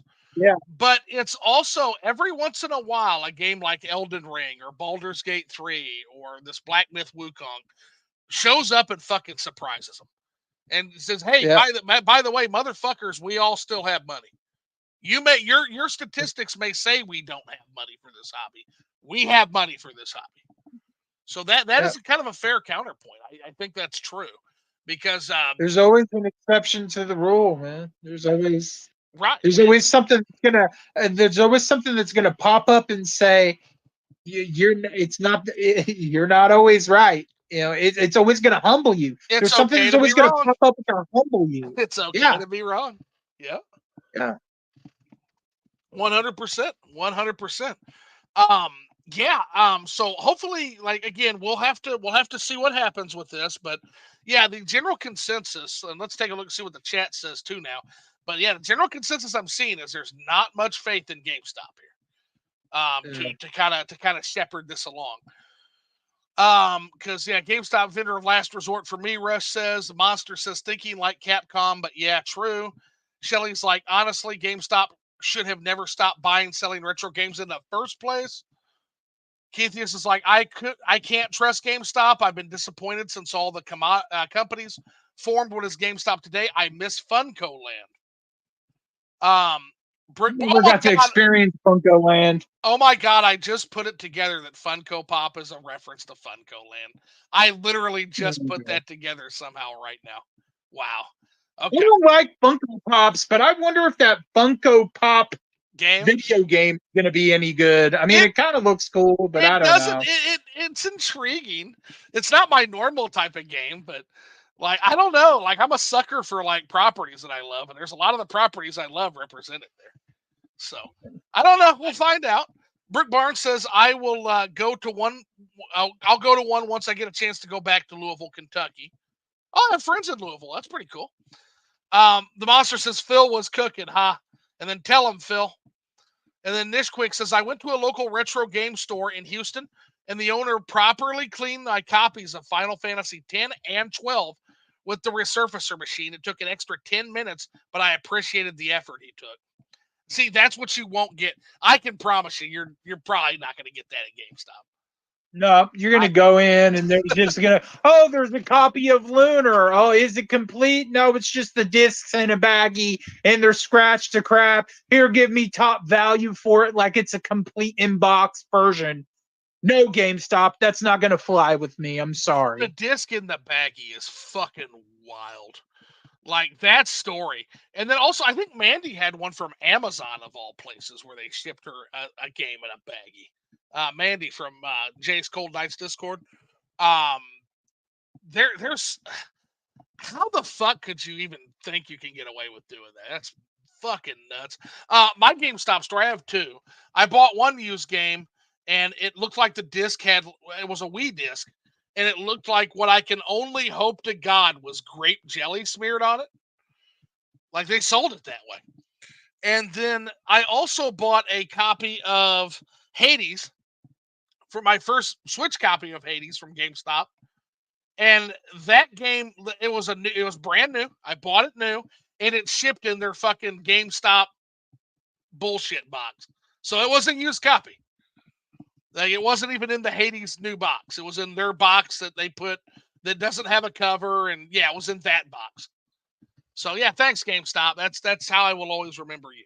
And that's my last GameStop experience actually. Shoot, I got some GameStop experiences pretty bad.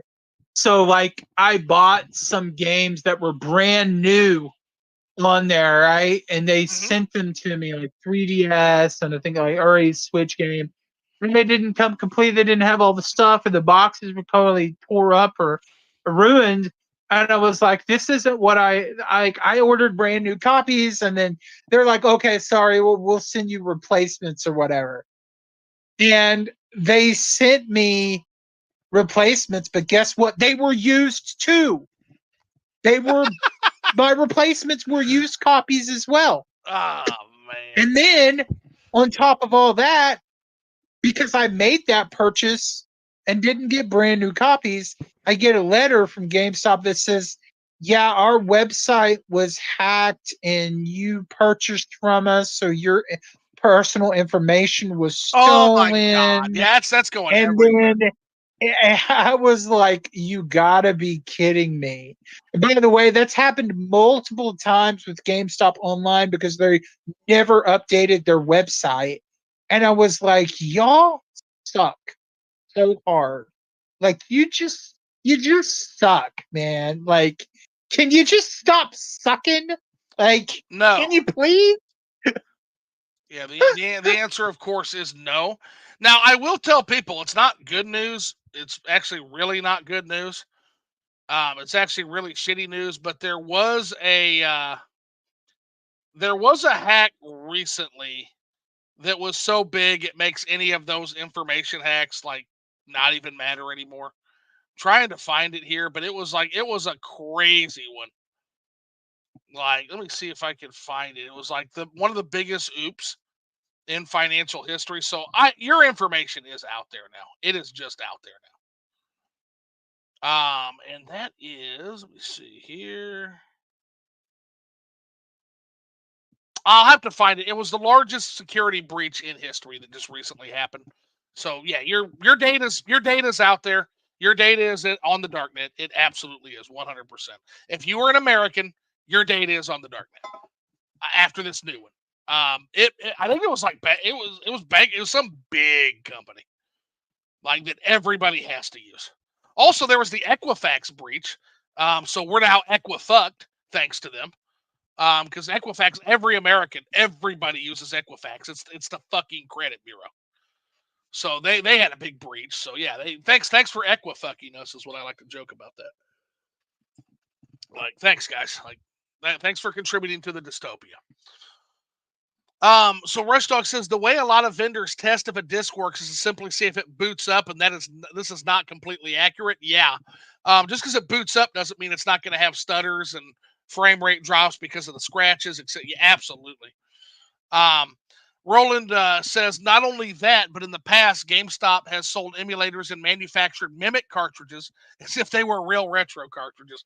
Yeah, and it's hard to tell if they just didn't know or didn't care. But yeah, long story short, that copy of Little Samson you're buying from GameStop is probably a repro cartridge. Like 9 times out of 10. That's going to be a repro. Now, some people care. Some people don't. Like, personally, I don't have a problem with repro cartridges if it's the EPROM burned properly. I have no problem with that. I just want to play Little Samson and not pay $1,000. But there are, You know what? Speaking of like really expensive games, um, um, our our CEO Premium, he also owns another company called G4G, like gamers for kids and charity and everything. And Nice. it goes to a lot of conventions and they sell like video games, they repair things. So they're doing a lot of cool stuff. And he said that somebody came up to a convention like this weekend, came out to a convention and they had like a bag of games and they wanted to trade it. And he was busy, I guess, with other customers because at these conventions it's really, really jam packed. A lot of people want stuff, Mm-hmm. and he's like, just go ahead and pick a couple of things you think is fair, and we'll trade. And the guy did, and the guy picked a couple of PS4 games and I think a Persona soundtrack. And then after the guy's gone, he goes through the games and he's looking, and he sees a Game Boy, original Game Boy copy of Killer Instinct, Oh and shit! it's I the didn't know that existed. not for sale version. And the original version goes for 15. Well, the last not for sale version that sold online was like $1,500. So you end up getting a not for sale, not for sale $1,500.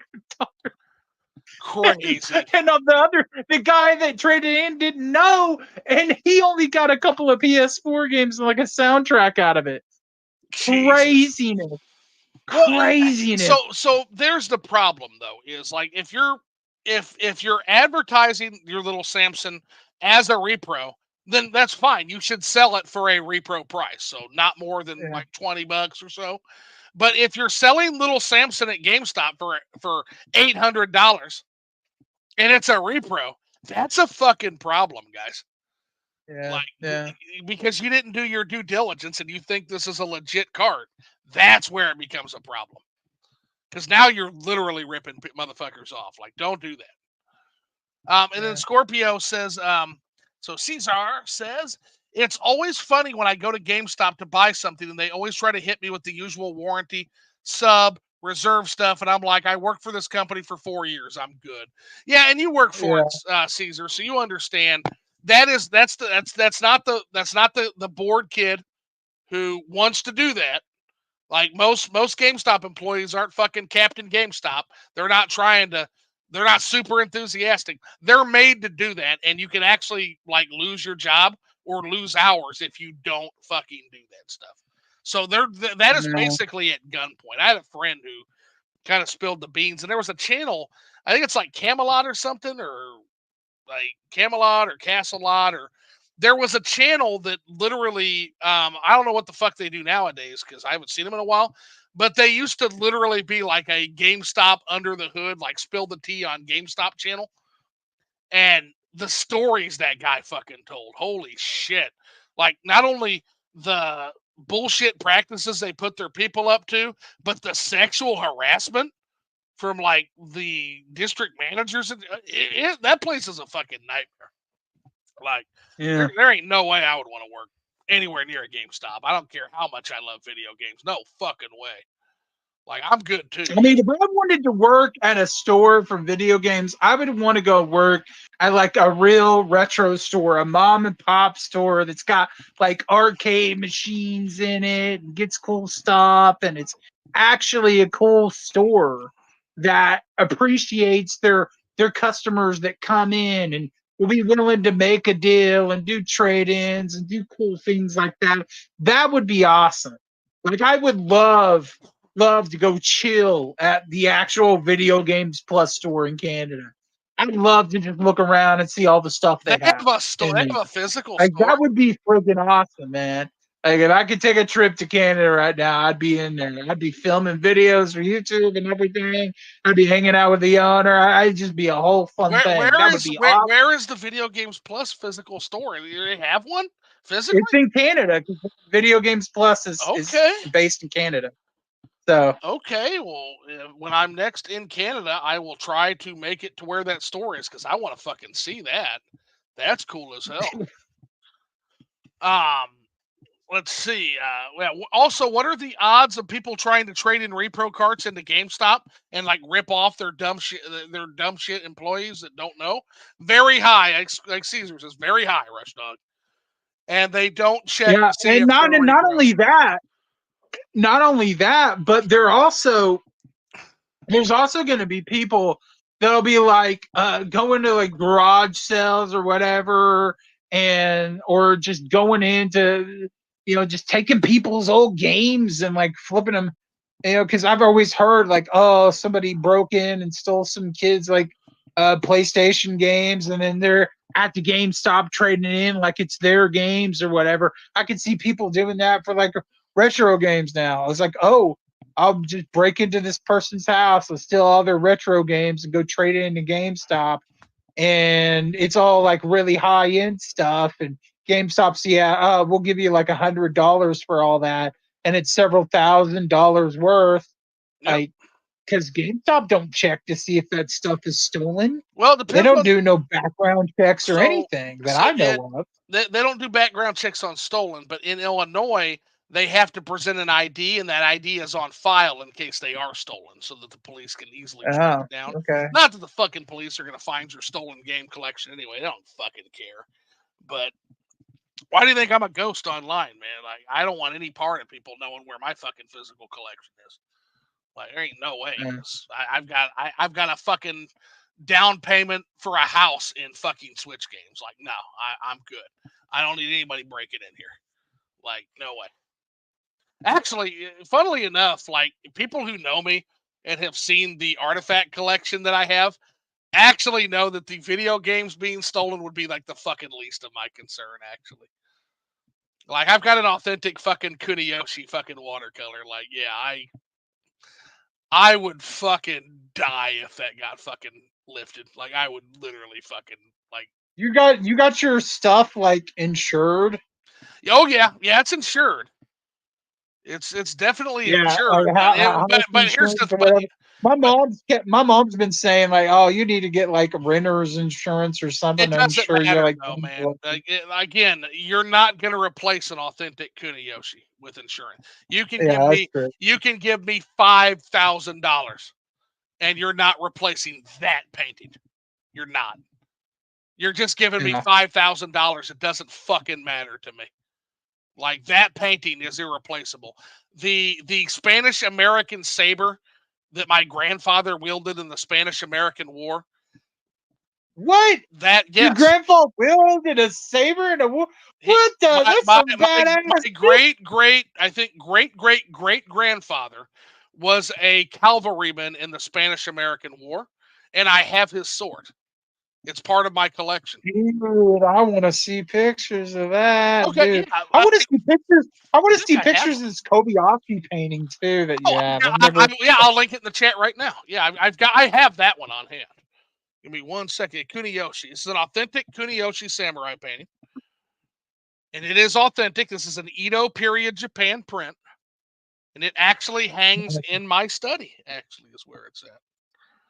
And give me All right, one. where are you dropping it at? Show and tell. No, I'm gonna drop it right here in the chat, right here, or not in the chat, in the in our where we're having our conversation. So it's gonna be right here in our Oh, chat. okay, okay, okay, okay, okay. And Okay, there it cool. is. And just so the chat, just so people can see it, let me try to zoom in a little Oh bit. wow, that's beautiful, Yeah, man. Look at it's that, losing quality as I zoom out, so I'm not going to do that. But that's it. Yep, dude. that's the That's Kuniyoshi. that's gorgeous. Yep, That is gorgeous. that's the Kuniyoshi. That's an authentic Kuniyoshi. How, I think that was 1838 that was painted. how did you Um, obtain that? auction.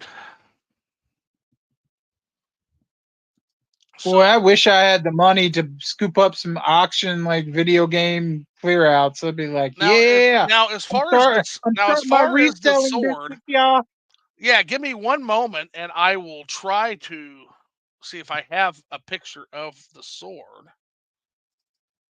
You see here somewhere on Do my you have pictures computer. of yourself wielding it like a lightsaber? Because that would No, be no, hilarious. no. That would be amazing, but that's a I don't want to damage that in any way. Hilt's already half the hilt is removed. It was actually used in battle, so it doesn't have half its hilt. Oh wow. Yeah, it was a yeah, it's a sword that will actually will do some damage. Let me try to search here because yeah, this is kind of fun now. If it's not here, we can. But let's see. Why do I feel like you have a big ass like library in your house full of like museum type books I've got a with a study. secret I've got a with a study secret slash library. No secret with a passages. secret like button that you push and it opens the zoo cave and then you go down there and it's bum, bum, bum, bum, bum, bum. All that's in the zoo cave is just this massive collection of liquor and then no super suits or big fancy computers. It's just it's just a bunch of liquor. And then if there is a computer, it's like an old computer from like the like a Windows 98 computer, so it can play like some old ass game on there. Let's see if I can. Let's see. Try to figure this out. I know I've got it here somewhere, but anyway, yeah, we'll do it later because we want to continue on, and nobody wants to see my fucking my old toys. So we will. I will get that to you later for sure. So how do I close that? Yeah. There it goes. Okay. Still there, Phil? Yep. Oh, okay. There you are. Yeah, we lost your video. But yeah, we'll do. Oh, sorry. There you are. I But stepped away. There you go. we were gonna send you the. I'll send you the sword later.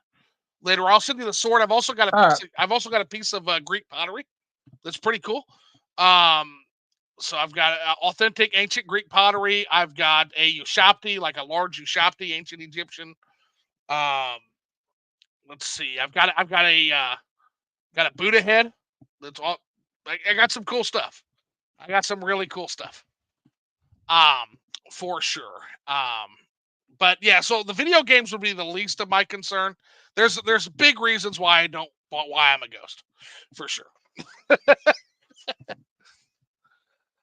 Let's see. And then I just want modern Funko Land. Honestly, the monster says. And then yeah, the repro stuff seems like a legit headache.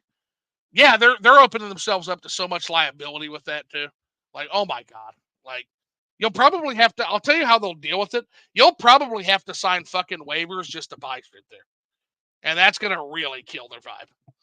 Like that's what they'll probably do is they'll just make you sign saying, "Hey, I understand that all sales are final."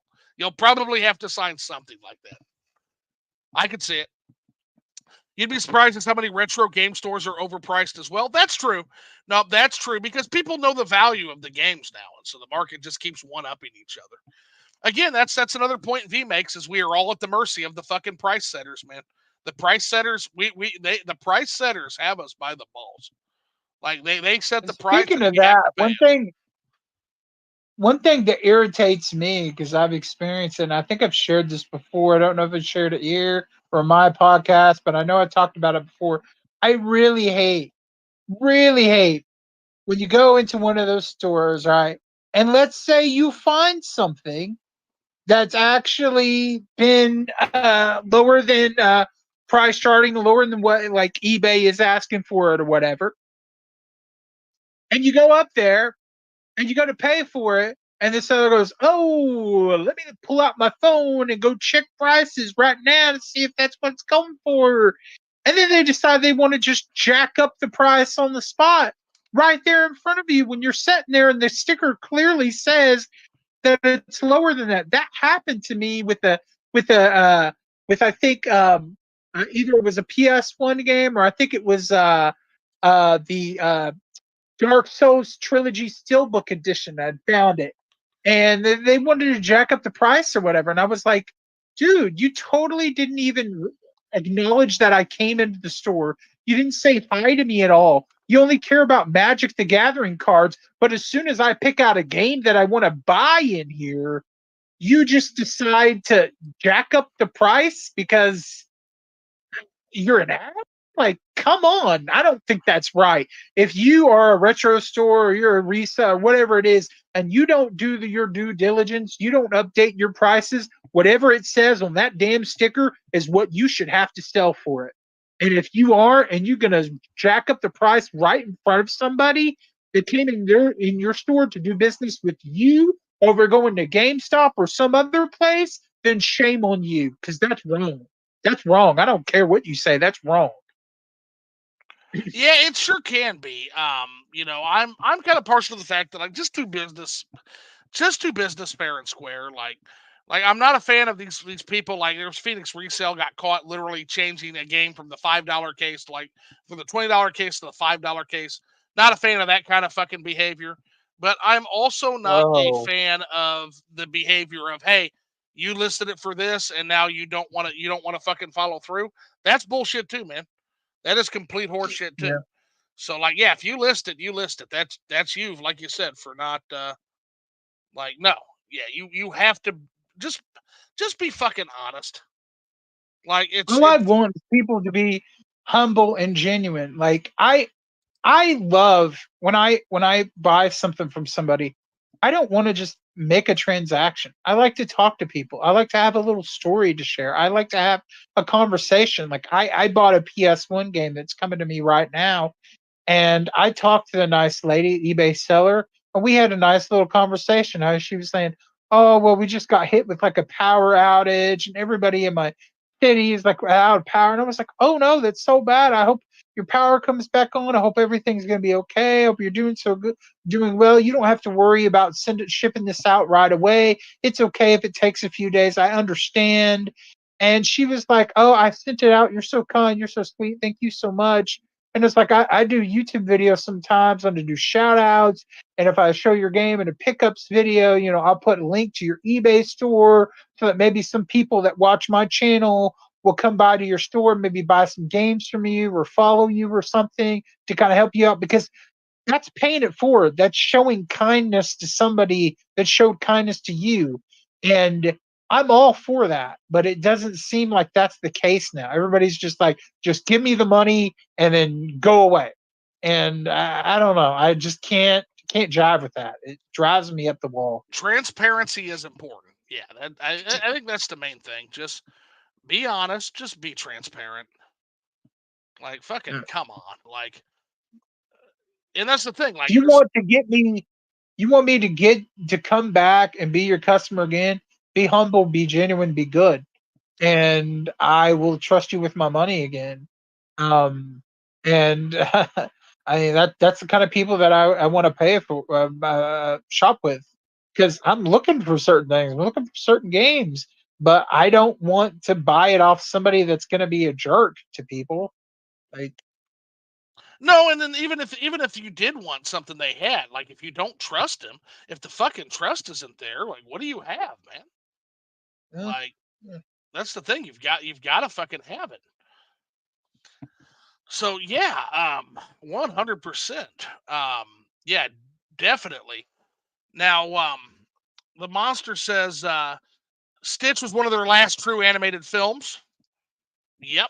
Good night, everyone. Got to go. Got to get up early again. So, Keithius, thanks for coming in. I know you're probably long gone because that's how I run the chat. But yeah, thanks for coming in, man. I appreciate you.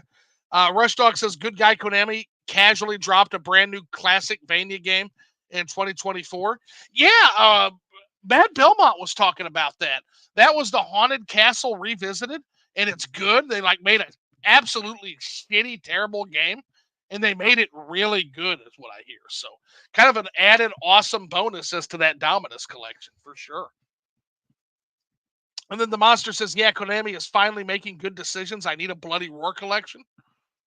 And Shelly says, "Unfortunately, doing the right thing doesn't make them a shit ton of money." That's kind of what V was saying too to me. Yeah, it's seeped That, its way into gaming completely. Sad to watch it happen, though. it's Yeah. funny she says that.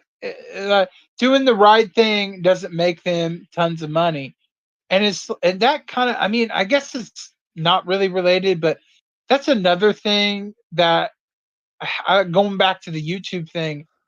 Like I just want to do things my way. I want to be genuine. I want to be me. And it seems like you have to sell out or you have to do things the way of an algorithm or you have to be a certain way online. And I hate that. I despise that so much because it feels so fake. It feels so forced. I don't want to be put in a box. I want to be me. I want people to watch my channel because they like me. I want people to understand that sometimes I may not want to put out videos. I may not want to do these things.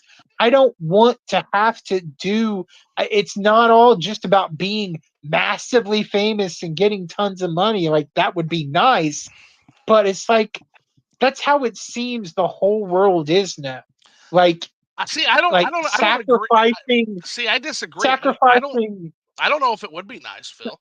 I value my privacy. sacrificing it's like sacrificing your integrity, sacrificing your individuality, Yeah, your genuinity, your your privacy. heart, your soul, your passion.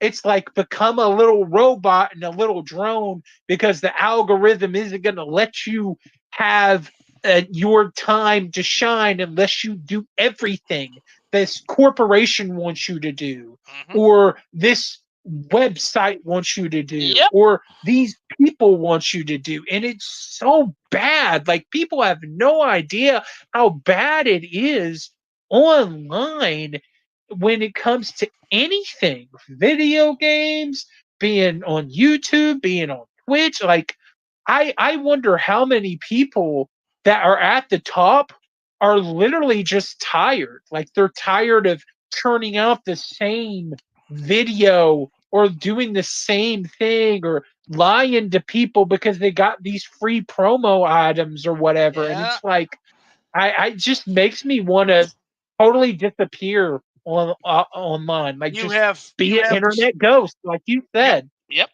You have successfully identified the middleman.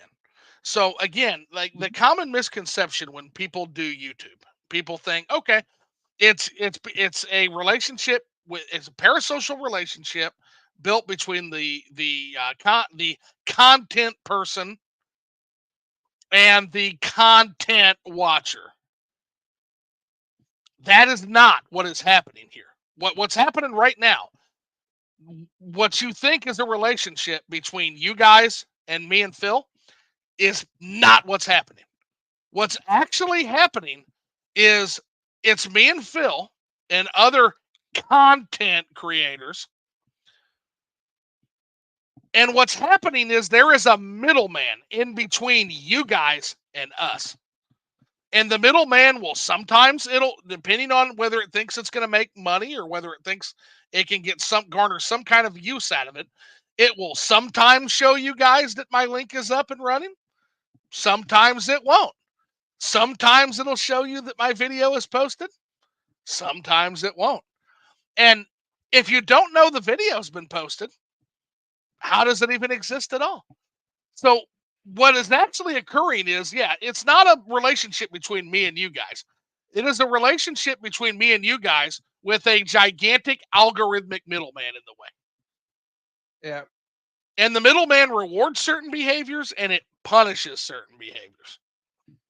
That's an important distinction because that is a totally different thing than a parasocial relationship between a quote unquote creator and a viewer. That totally different thing. The internet is literally a dictator. It's not the internet. It's not a free resource anymore. This is a dictatorship. You're allowed to get to see and interact with things the That they way want you they to see. want Yeah. you to, The way and, that the and, algorithm and commands. it's Yeah. like and that's why y'all don't see much of me because it's like I have to sit here and do all these things and try to keep up with all these people and I'm not that kind of I can't be that way. I mean, I have to be me, and I hope people you know, uh, can understand that. I do want to put stuff out, but it has to be in Phil's way at Phil's time when Yes. Phil feels up to it. Yeah. And if that's not something you can deal with, well, there's plenty of other videos out there that are putting out that kind of content, and you can go watch those or Yeah. whatever. It's not And like I won't be it's mad about it. yeah. Me Um, neither. It's not like I, there's it, a dearth of content of fucking people talking about fucking video games. There's lots of that. yeah, It's a red ocean, I baby. mean, You're not going to be I just starved for content. Yeah. For sure. Whether we exist or not, y'all are not going to be starved. Uh, found. Oh, and by the way, girlfriend saved the day. Found the sword picture. Ah, Yep. okay, cool. She just shipped it over to me. Here it is.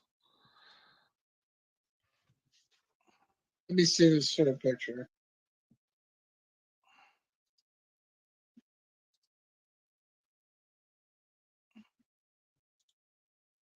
Yeah, actually, a couple of them. So I'll show you another one afterwards. Yep, there's the sword.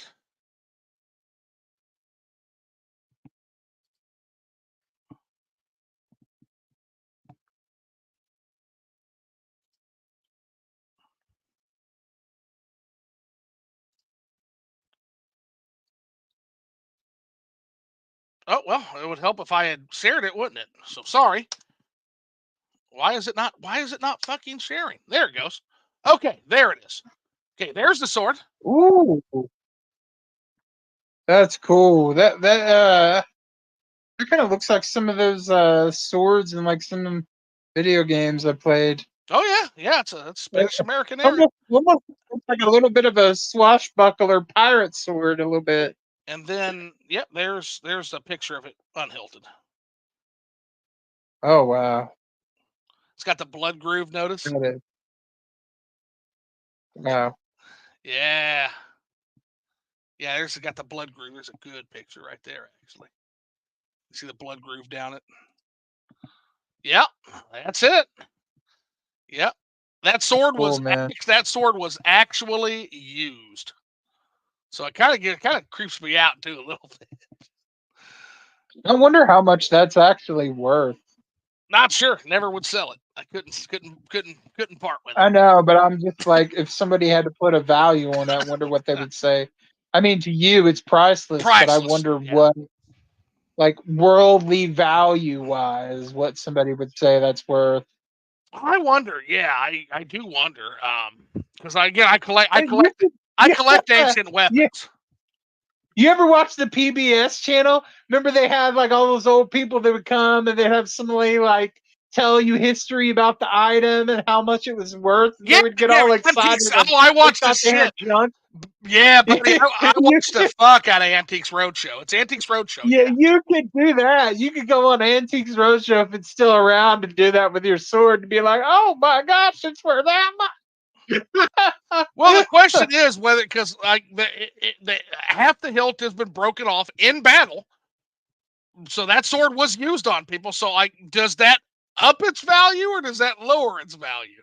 Because that's an I actual don't used know. in battle sword, and I don't know. I don't know if the damage to it from battle would up its value or lower its value. That's the thing, and I don't really care. That's the thing. It's interesting.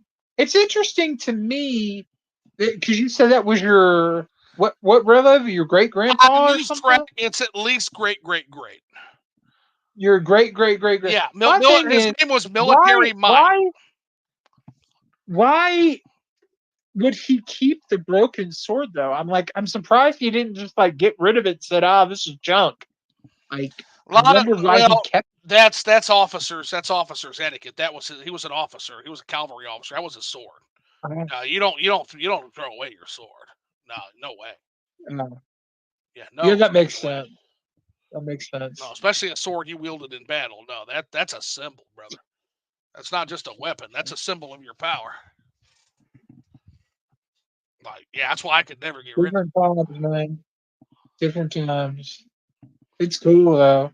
You it. have Yep. a real piece of history, and I'm gonna tell you this: that painting and Yep. that sword are more valuable and precious than all the video games that you could have. Like, oh, your collection combined and my collection combined worth more than that. Like, because that is just something that's a piece of history, like real history, real Yeah. like Speaking of which, you like other that's freaking cool, man. yeah. Speaking of Like, which, yeah, because now I'm getting all kinds of pictures like forwarded to me. Then there's that one. that's cool. That's cool. Yep. Let me see, and then I got a picture of the blade too. You know what I would love if I had the money to get it? I Yeah. would love to have a authentic, I mean, the most authentic, most realistic version of Virgil's sword from Devil May Cry. Oh, Was it that'd called? be The cool. Yamato, I think it was. I would love to actually have that. And I know I think they make them, but I would want a real official, like, that would, because that's my sword, man. Like, that is so cool. My gosh, look at the dragon on that is Yeah, beautiful. that is I'm wanting to say I'd have to look at the paperwork again. It's been a while since I've actually given a tour of that study. I'm wanting to say that one is around 1700s. I'm wanting to say, but I've got the Oh my paperwork. gosh. I've got the I paperwork on changed my mind. I want this sword. Look at, is it it. Oh, really sharp or is oh it kind of no, dull? that sword will fucking slice you. That sword is Oh my still god. absolutely crazy sharp. The busted up cavalry sword, yeah, you could hurt somebody with it with like a stab, but I don't think it's slicing anything because it's really old and it's really dull. That thing is still, it's not as sharp as it was back when it was wielded, when it was actually wielded. But or I actually I don't know if this one was wielded. I actually think this one was a ceremonial. It was what's called an ayato. So it's not the katana they took in battle. That was the ceremonial blade that they had on their hilt when they did like public things. But that belonged to an actual, not a shogunate, but that belonged to a samurai. Um, Oh my good. yeah, and that was That that that's the blade is Hayato. beautiful though. But it Like is the very dragon it, on it. even though it's several hundred years old. That's very sharp still.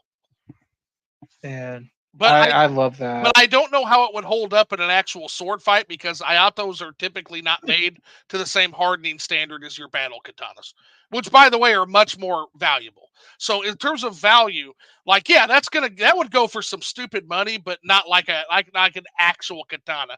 Actual katanas will literally they're worth more than most people's houses.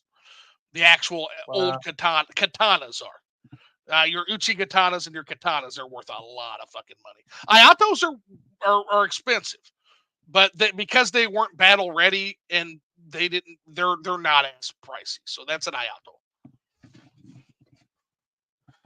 But Wow. still very cool item, very cool item. Yeah, Yeah. very That's neat. And yeah, that's really has the cool. actual dragon inlay. Yeah, it's good stuff. Yeah, so sorry. This became the liquored up and antiques roadshow. Like is what this turned into. Um, but again, yeah, the pictures I couldn't resist because we were talking about the swords and the paintings. Yeah, so yeah, I'm a Chat dork. training. I'm a dork. I collect history stuff. Like that's Chat my other training. love for sure. Alrighty, let's see here. We've got that I never understood how these guys lose their source codes. It's effing nuts. Yes, it is. It's very stupid. Yeah. Not all whales are rich, Zoo. Credit card debt is a thing. Yeah, I agree with that, Rush. But I gotta tell you, like, if you're putting fucking $1,000 in Overwatch skins on a credit card, or you're putting Rock Band songs on a credit card, I'm not.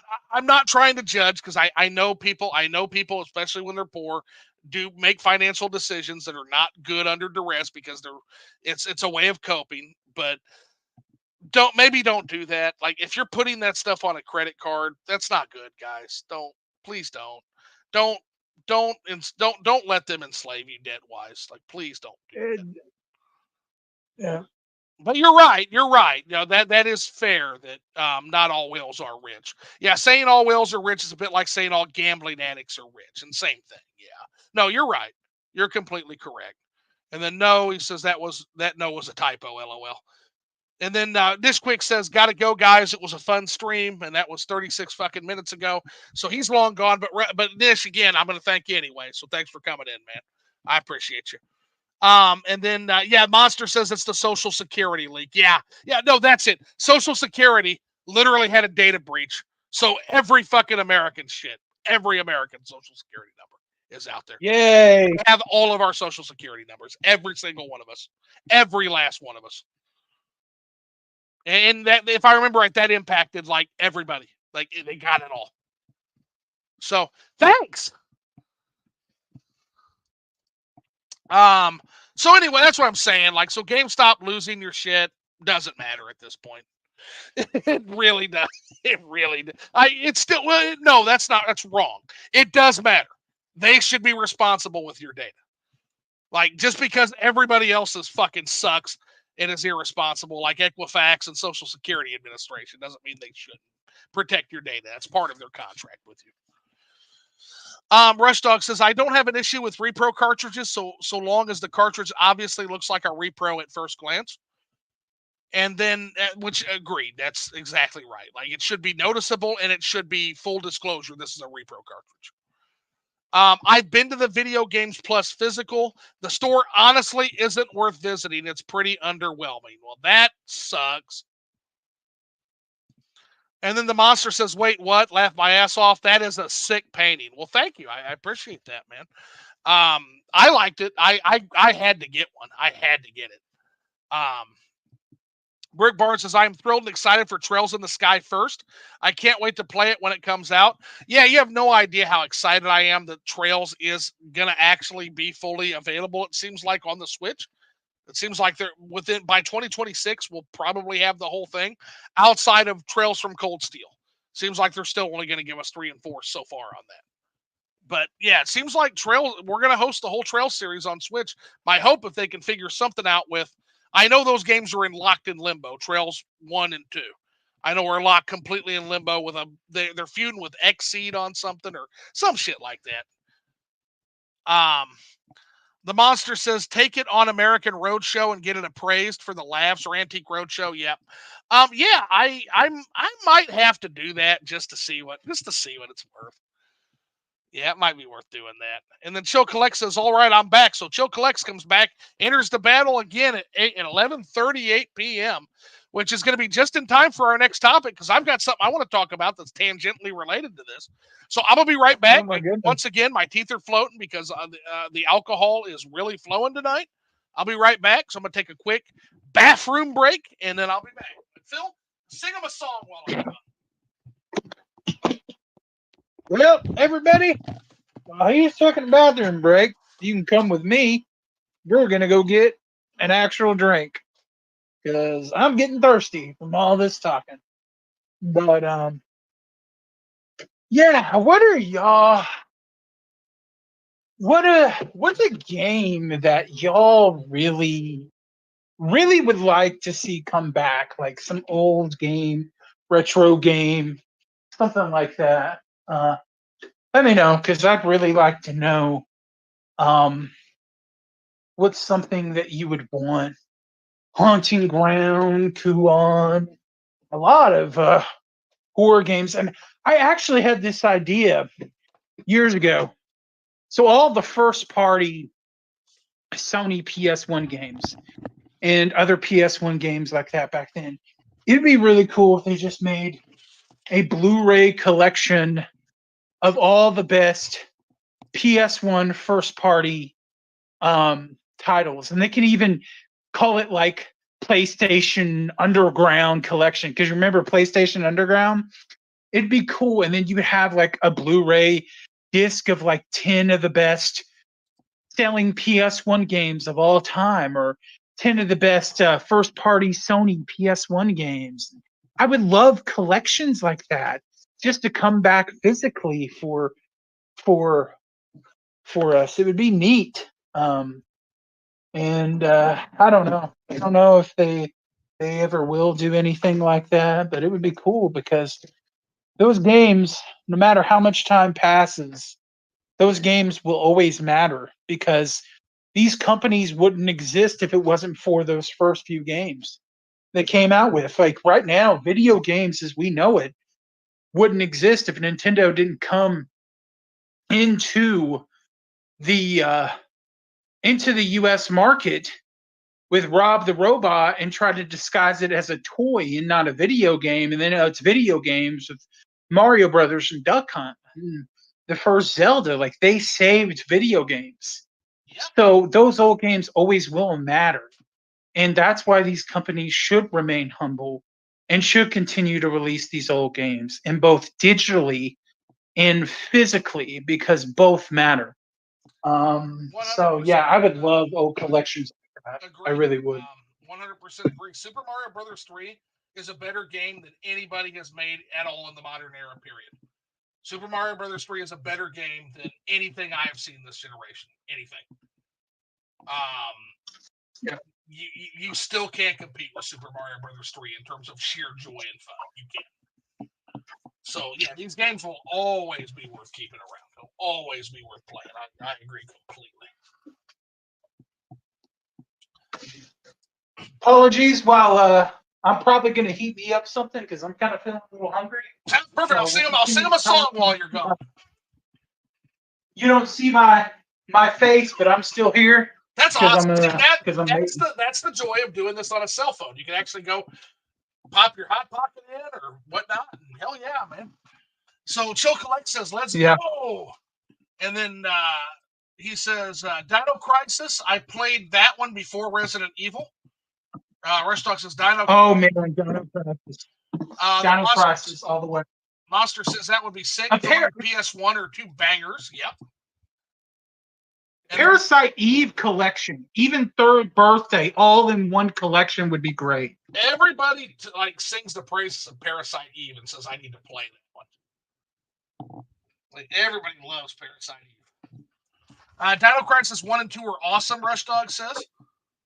So yeah, hell yeah. So speaking of PlayStation, and we're a long way off from the glory days of the PS1 and the DVD player. So apparently, Nate from Nintendo Prime had a little bit of a controversy earlier. And for once, it doesn't involve talking about the Switch 2 incessantly. And so what he said, let me just go to his Twitter page. And I agree with Nintendo Prime completely on this. He was calling out a gamer named Fake, who said, "Oh no, $50 to $100 more." When they first came out, people were scalping the base model PS5s for $800 to $1,000 everywhere. You couldn't even find them.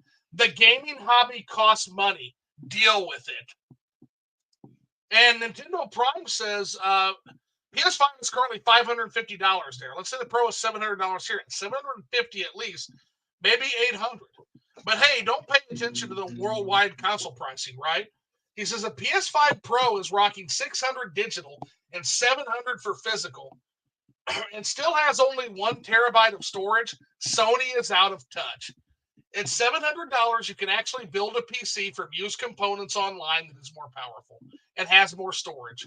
You can almost build a system that's better. Reminder that Sony eventually puts all their games on PC.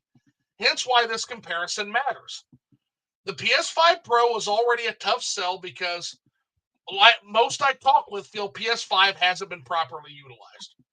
And in response to this guy says, and I'm not even kidding you, like he says this, he says, I do hope that those new systems are that expensive. The more gatekept this hobby and industry becomes, the better. And I'm just like, what the fuck? Wow.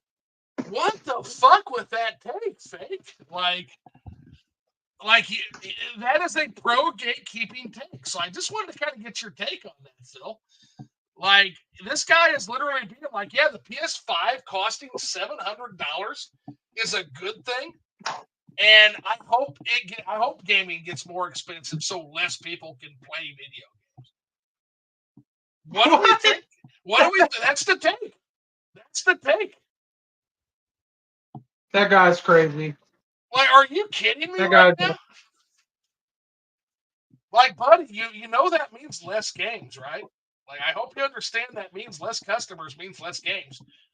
Where do you think? Hey, Fake, where do you think they get all of the fucking money to make those big giant quadruple A fuck you games? Where do you think they get the money for that?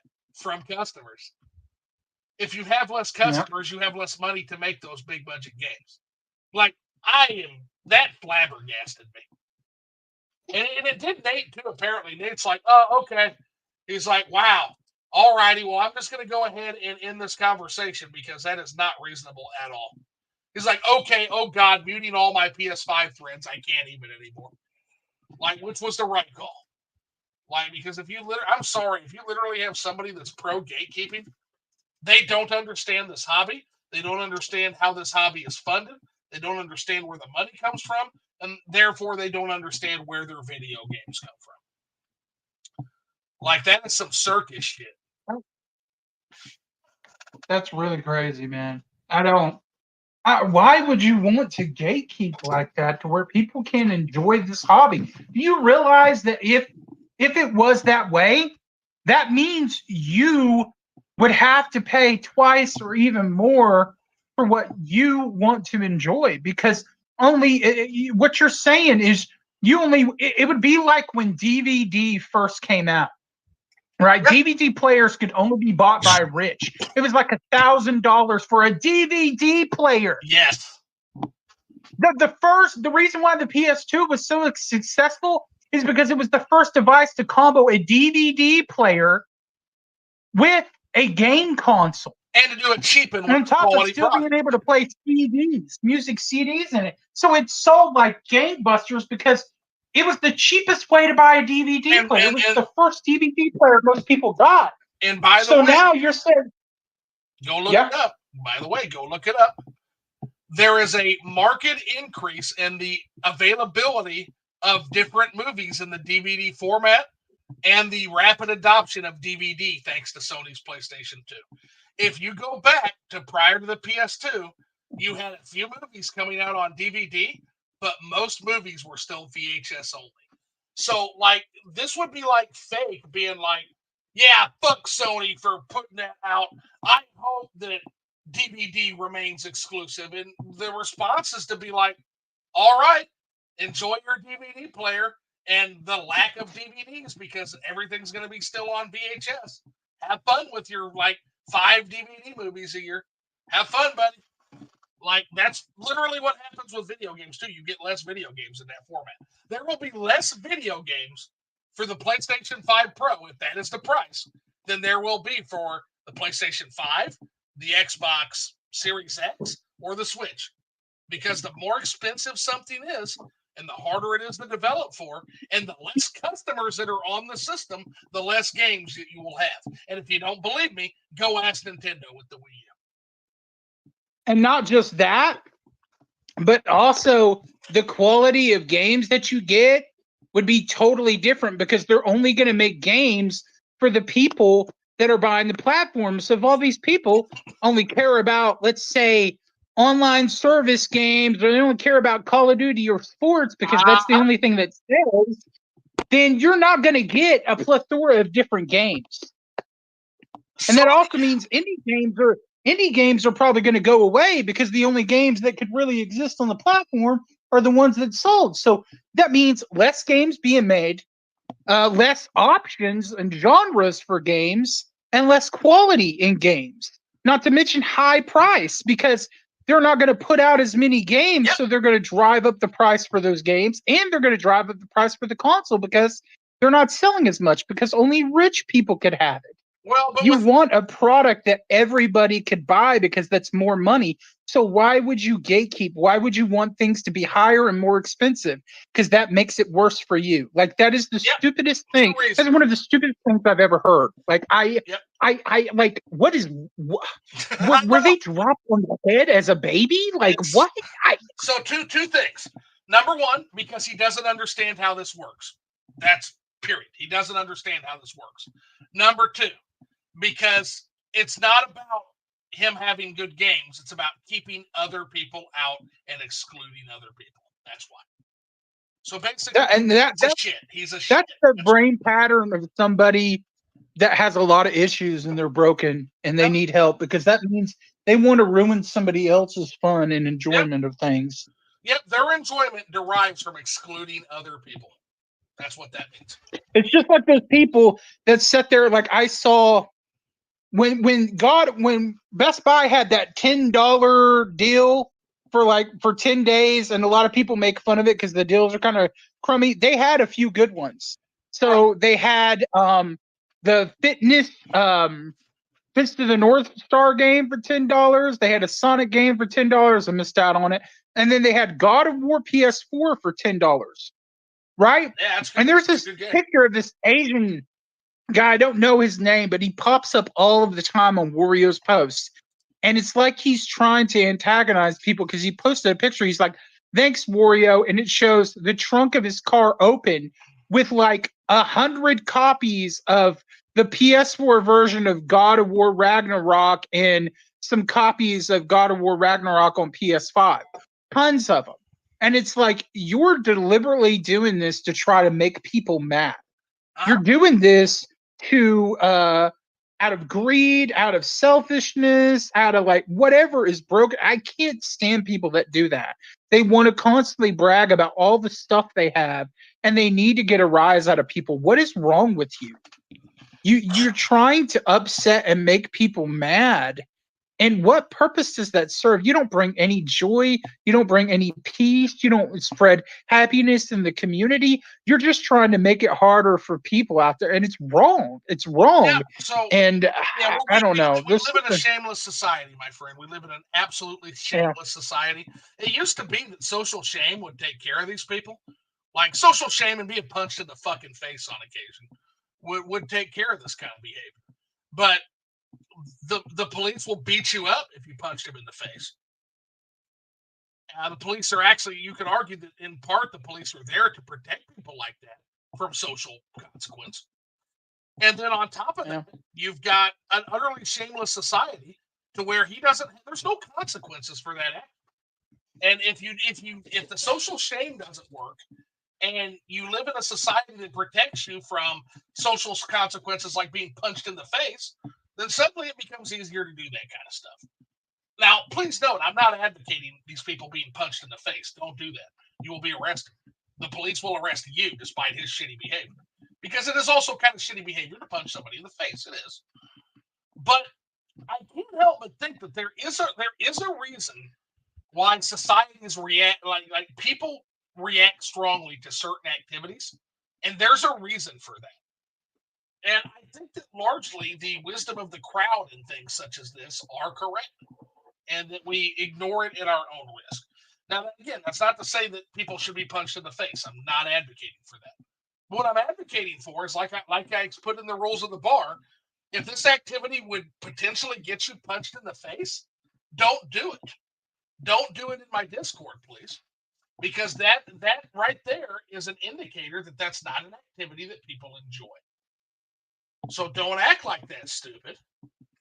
And that's kind of the whole thing around that. I think we are a society that way overdoes it on the personal responsibility and way underdoes it on the social responsibility at times. I think social responsibility has been defanged, especially in this country. I think it's been defanged.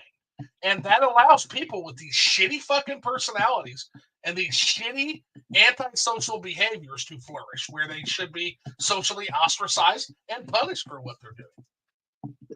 But no, there's no accountability. Correct. There's no accountability anymore. People just don't care. And a lot of people are just like laugh about it, and they think it's funny, and it's not, because people have actually been bullied so bad that they committed suicide, or they hurt themselves, or they overate, or they it's bad. And now we have platforms that just allow it. People can just be crummy to somebody online. Used to be the only people you would have to deal with that were crummy were like bullies, and maybe sometimes your family. But now every time you go online, people are crummy to you for no reason. No wonder, I want to check out a lot of the times, because it's like, look, life is hard enough as it is, dealing with your own personal struggles.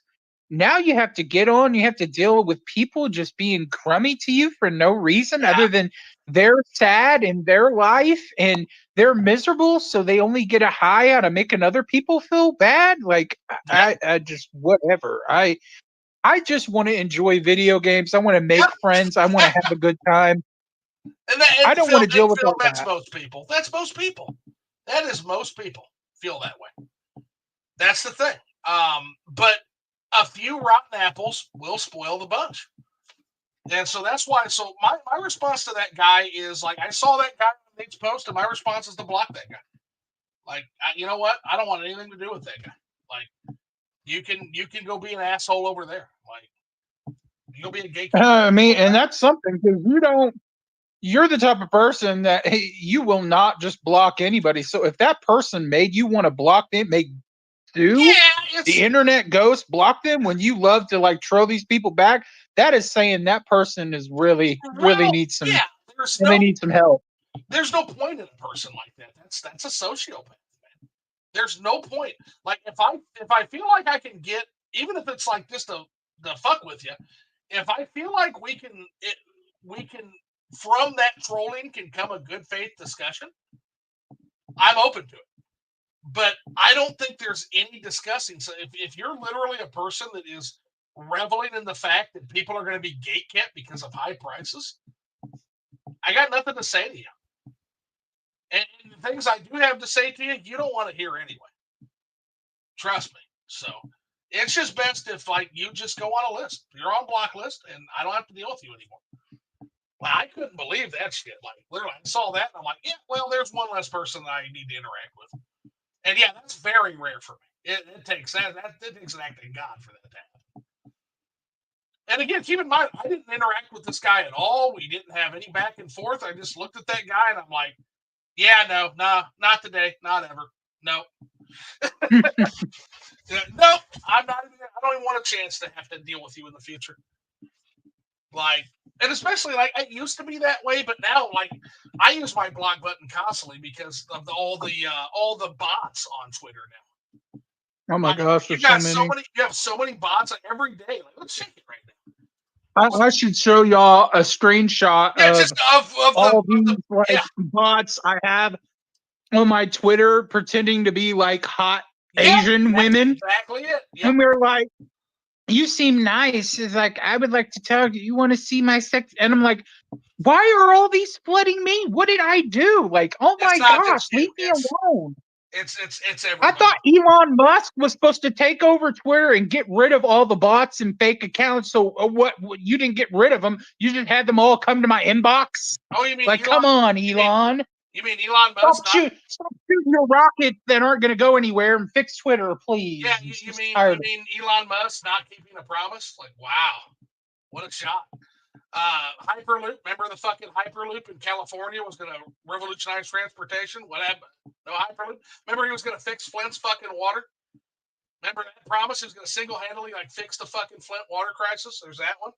I think he was joking. I honestly think he was originally joking about buying Twitter, and then he legally got trapped in it, and he tried to get out of it, and he couldn't because it cost so much, and then he was obligated to, and then he acted like, oh, yeah, I was originally going to buy. You know, he just kind of swept that under the rug, and now nobody really thinks about that. But I think he realized that he made a big mistake opening his mouth on Twitter and saying that he was going to buy it. And then when he's in the middle of fixing it, that's what is going to happen. He's going to run the company into the ground, and he's going to fucking write it off on his taxes as a loss, as a business loss. That's exactly what's going on. Now he won't make. I mean, I do think some of the stuff he says on there is pretty funny, but he can. I don't know, man. Again, he wrecked a platform that was working perfectly fine, and I'm never going to forgive him for that because I enjoy Twitter and I don't anymore. And so now it's just like, dude, like.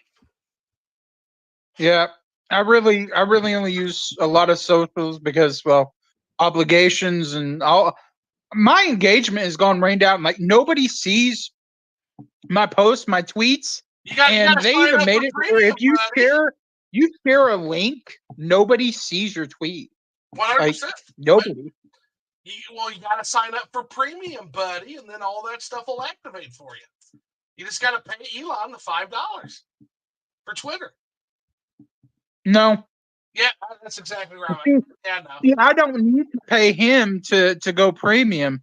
I already work for premium. There you go. Aha! Just like that. All I got to do is sign into the premium Twitter, and then I have premium status. All right. So Loophole. We got the monster. Loopholes. I'd love to see the original Dot Hack games released in some form. Didn't we get some of the Dot Hack game? Like there was like a duo of Hot Hack games. We got GU, but we didn't get the original, and it's like a 5-part game on PS2. Okay. They did each individual part of the game as a separate game. So it's like 5 PS2 games to have the complete set. There's like 4 or 5 of them. Jeez. And they originally came with the anime DVD that was like happening in the real world while you were playing the game. The anime was kind of boring, but it was bundled in with it. And it was kind of a cool release. Yeah. But I don't know why. I guess because those weren't as good as GU, or they thought it wasn't as good, but still, they were great games. And the fact that they could have brought that back, and they could have put all those parts on one Blu-ray disc. So I don't know why they didn't do it. Fair, yeah, I can see that for sure. They could even make it a 2-disc Blu-ray set where the one disc is all like sections of the game, all 4 or 5 games, and then the other Blu-ray is all the episodes of the animes that were split up in separate DVDs, all on one Blu-ray. So you have a 2 Blu-ray disc set, and you could have one to watch the anime and one to play all the games. That would be great. Yeah, that'd be like a super collection. Yeah, for sure. Phil1UpCollects says a lot of these older games got physical versions, but through limited run. Yeah, that's a whole other fucking problem. Please don't get me started on limited run games. We'll be here another hour.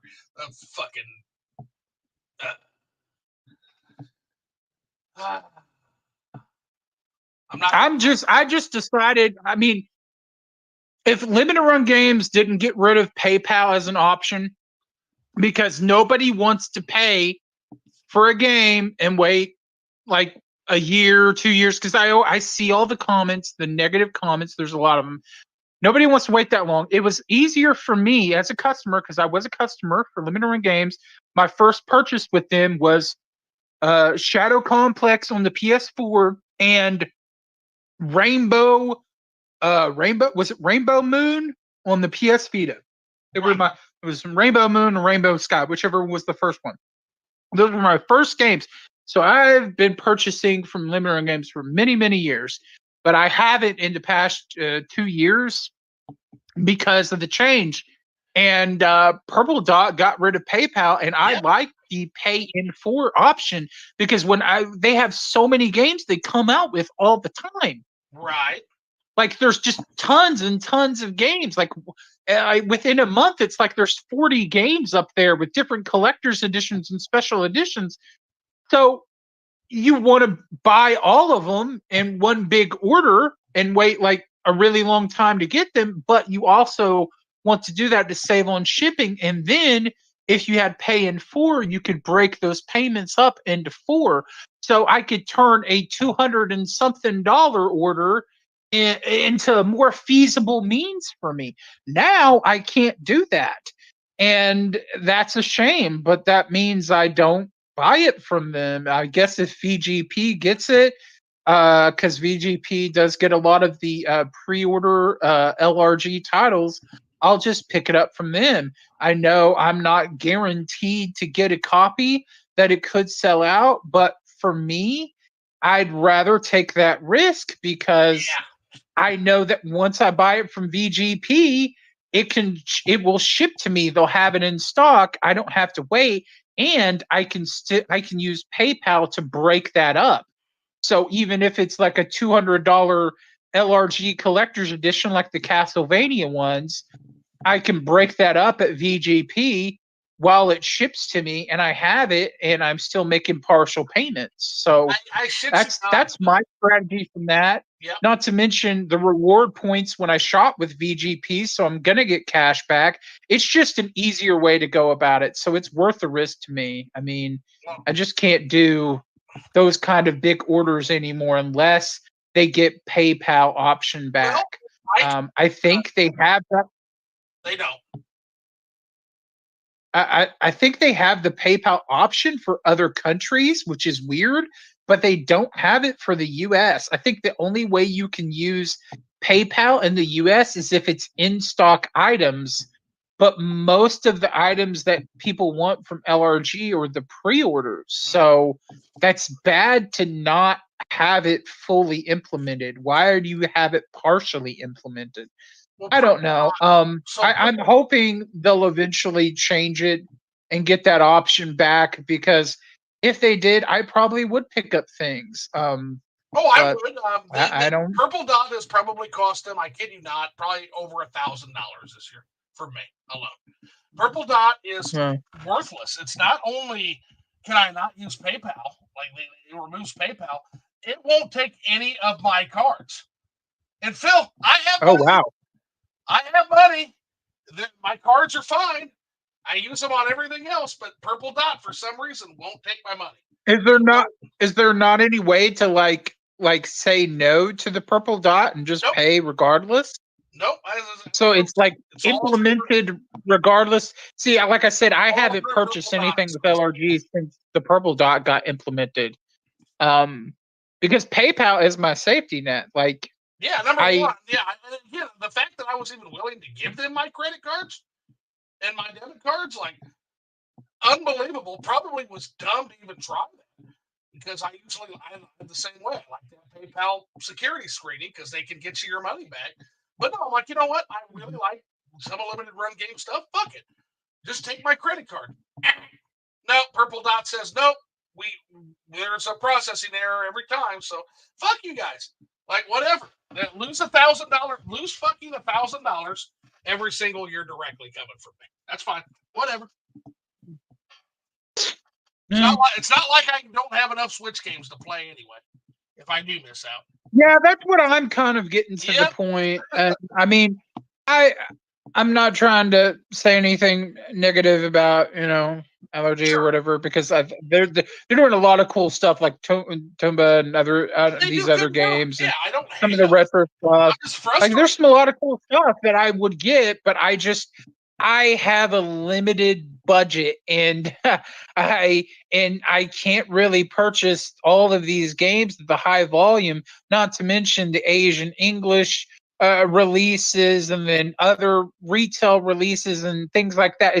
There's so many games coming out all the time that if you want me to purchase from you, I need to have PayPal so I can break it up for myself, so it's easier for me. And a lot of people feel that way. I see a lot of people upset that PayPal isn't there anymore, and I really hope they will listen and they will implement it back, because it will get them more of those customers back that they lost.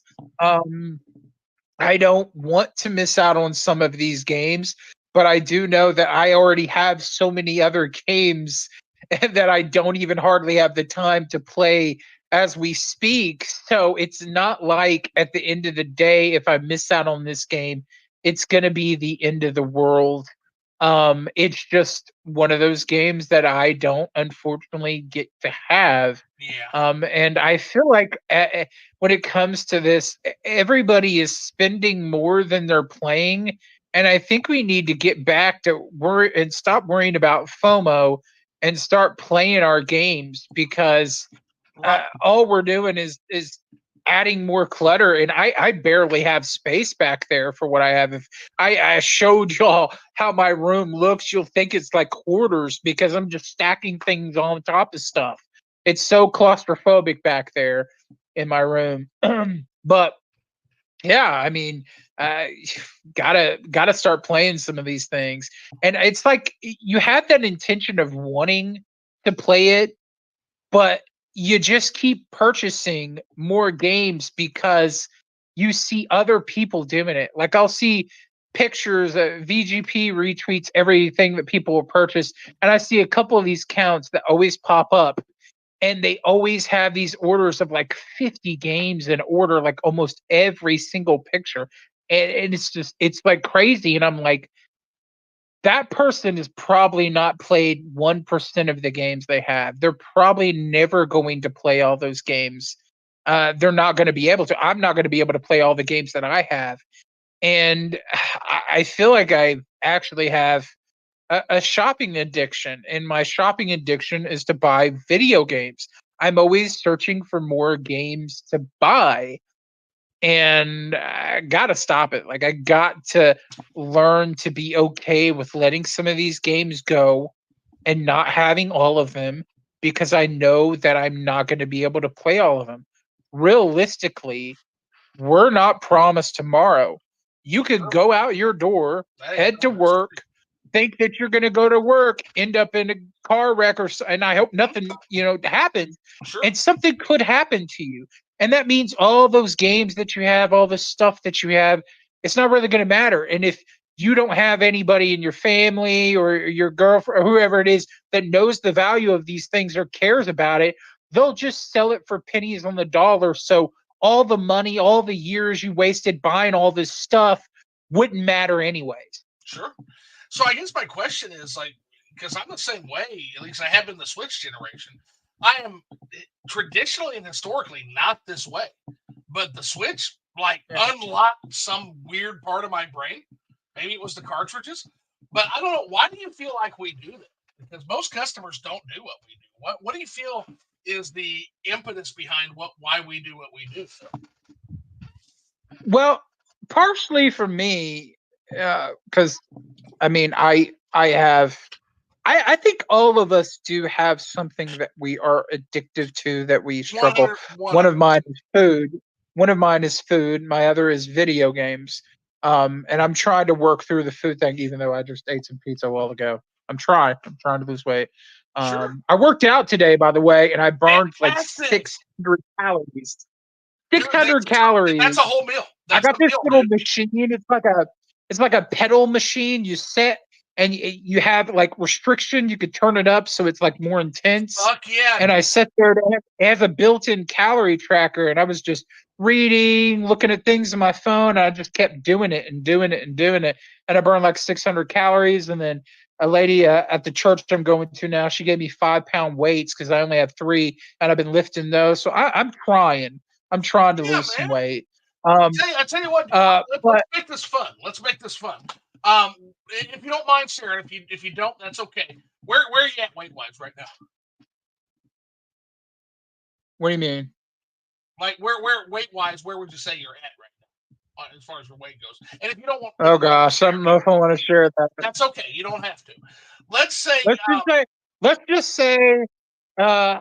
Me, I'm thick like Majin Buu and a Snorlax. Just say that. I'm a pretty big boy. If you can lose 30% of your body weight, we will make plans for me to fly out and do some jiu-jitsu with you.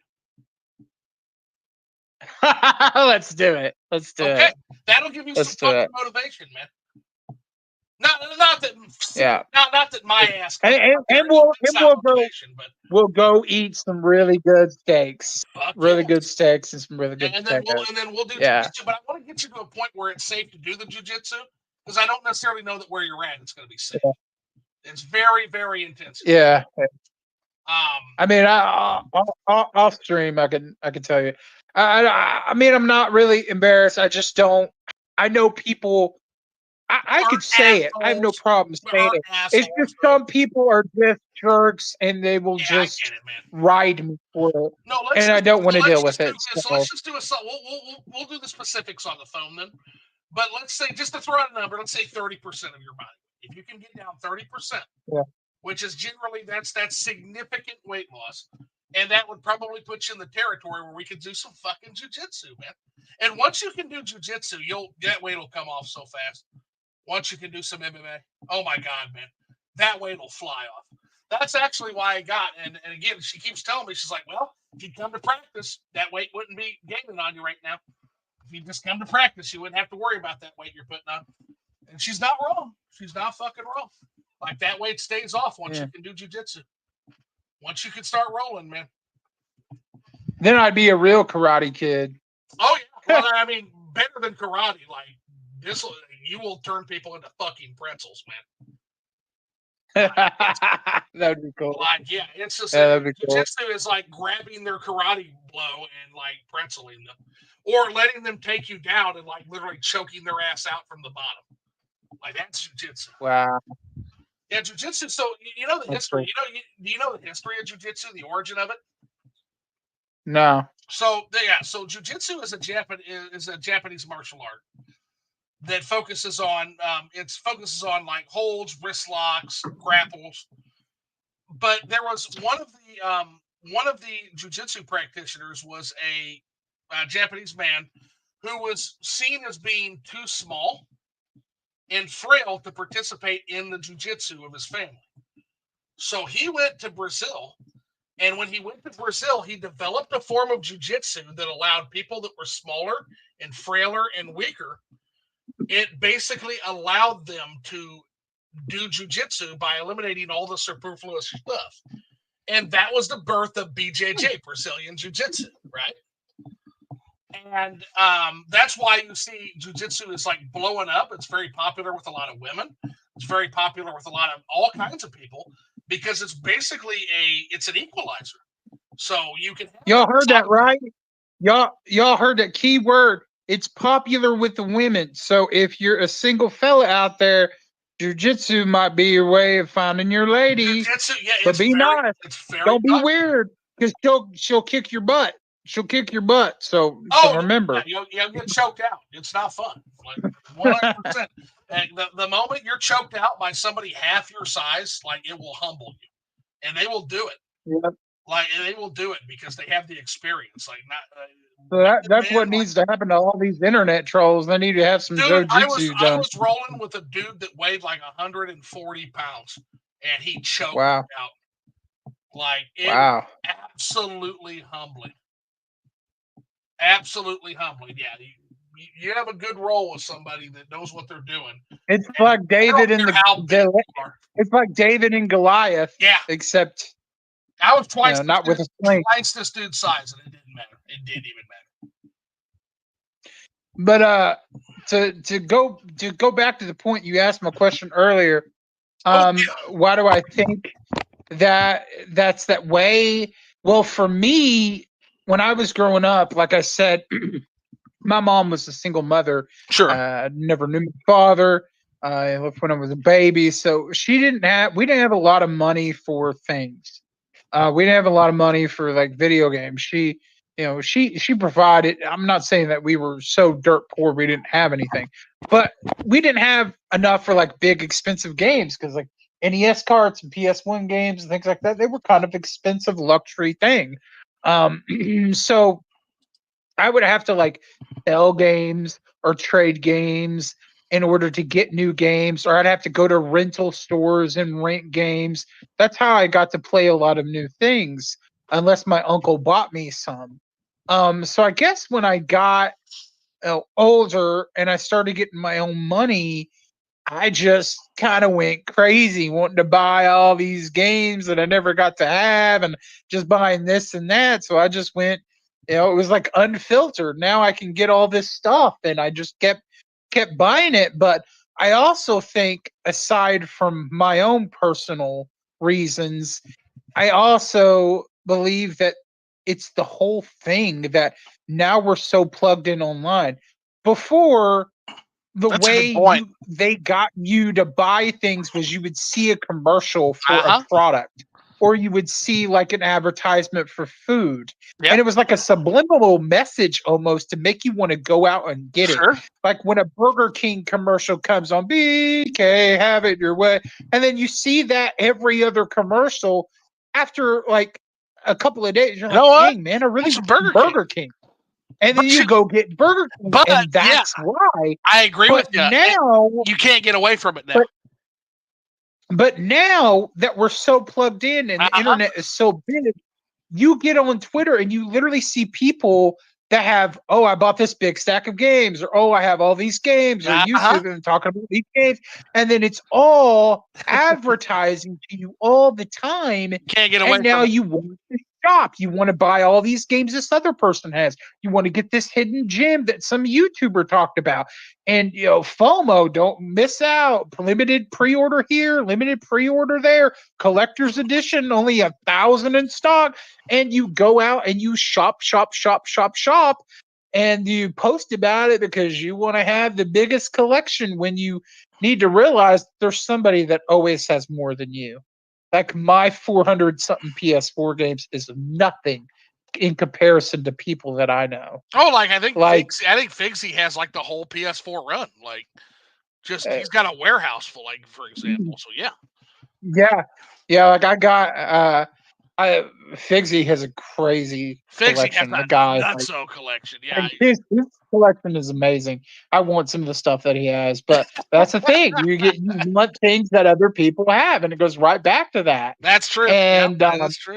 we've just made it to where this is how things are, and it comes down to us to take a step back and go, okay, do I really want to buy all this? Am I going to play this? Do I need it? And most of the time, we're like, we ignore that and we just buy it anyways. Sure. I actually thought about personally downsizing a lot of my modern stuff and using that to get some of the retro things that I've always wanted. Right. Because if I could go back with what I know now and I knew like before the COVID and all this and whatever, Right. I would have bought less PS4 and bought more GameCube, PS1, PS2, Right. Game Boy Advance, DS, because those are consoles that I actually really liked, or bought 360 before it started getting expensive, which I would have. That would have been something easy to collect for. Um, but I mean, I can't. But what I can do is I could probably downsize a lot of stuff and take it to a proper store that will give me something for it, unlike GameStop, and maybe get a few of the retro titles they have.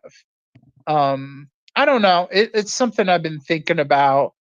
Um, because modern gaming in a lot of ways is so disappointing to me, the way it's handled, how the physical release, how you can't trust the physical release, even with Nintendo Switch. Like, I'm trying to keep up with the revised cartridges and having to buy like tons of different versions of it and hunt it down, and then as soon as somebody Yeah. finds out about revised parts, they start raising the price on this, and it's like, it just makes me long for a simpler time where I bought a PS1 game, I bought a cartridge, like See, retro cartridge game, I put it in, I played it. I didn't have to worry about revisions and yep. all this other nonsense and DLC and I So mean, I there's modern told. games that I love and I will always love and I will appreciate, but to me, just Well, that's why it I was told just Jesse. easier. I told Jesse from Nintendo Revised, friend of the show,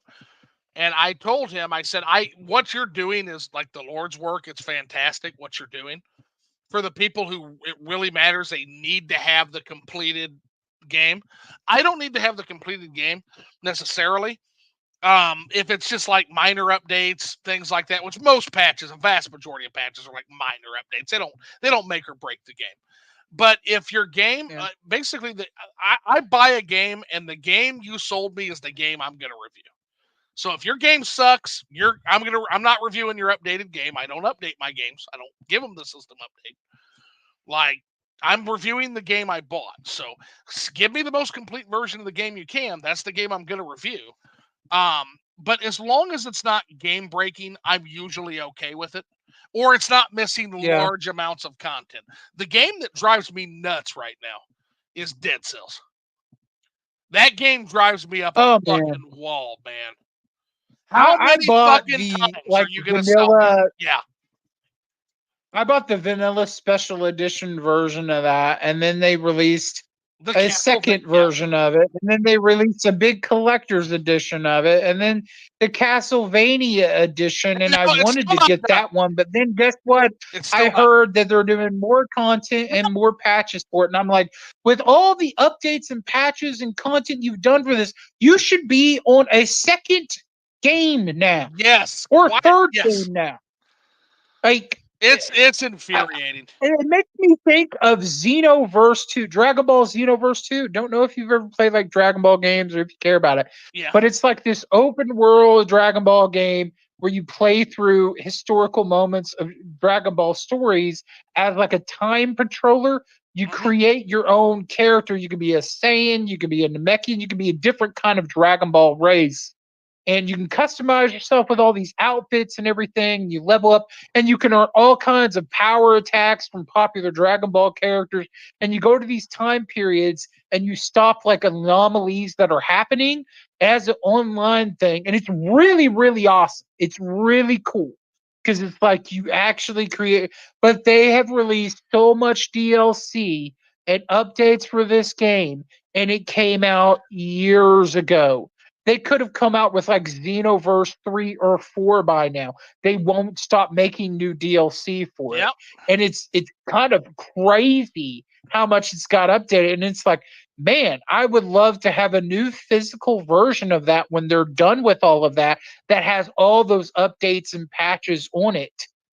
But they didn't do that. I feel like at a certain point, game companies that do this should just be called live service games. I feel like Dead Space is a live service game at this point. Yeah.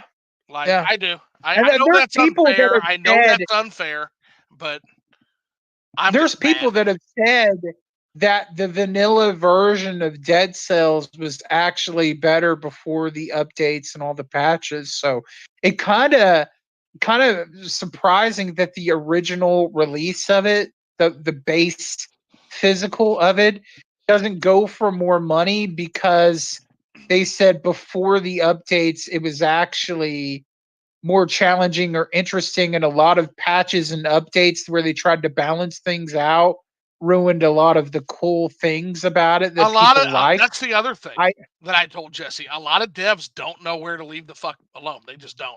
They don't know where to leave. Leave Sometimes patching up a game actually makes it worse. Like here's the thing. I need to get it because when it comes to like Stella Blade or Stellar Blade, the one with the hot babe on it, they said that like the launch version of that, before you patch it, you actually have more sexy, uncensored garment outfits for her. But if you patch it and you update it, it removes those. Frequent reprints of that game probably will update the disc to where you won't have the sexier version of those outfits. So if you want the sexier versions of those outfits, the uncensored one, you need to have the first print launch of it, and you need to not choose to patch the game. Well, just they did that with Sea of Stars, man. They patched Gerard the Completionist out, and I was like, hey, what if I wanted Gerard the Completionist on my physical copy? Which, guess what? He's not. They patched him out of the physical. Not only patched, they literally delayed. They delayed the physical. I think the Asian English version actually has him on it because it came out before the IM 8-bit version. So if you have that version, he should still be on it as long as you don't patch it. So don't patch that version if you have it. But if you have the I kind of want his corrupt ass on there, man. Because if you get the English release, he's patched out. I also saw that they're going to do DLC content for that game now. I think it's free or something, but there's supposed to be some more story character stuff. And it's like, well, there we go. I just love the fact that the physical copy is not. I just love the fact that Gerard the Completionist on Sea of Stars is like, hey, do you have any donations for me? Like, that's the actual line. Oh, man. So, hey, what's going on? Do you have any donations? Because your whole thing, you're hoping to rebuild the village. That's another thing that, I mean, I don't mean to throw shade on anyone, but no, he's fine.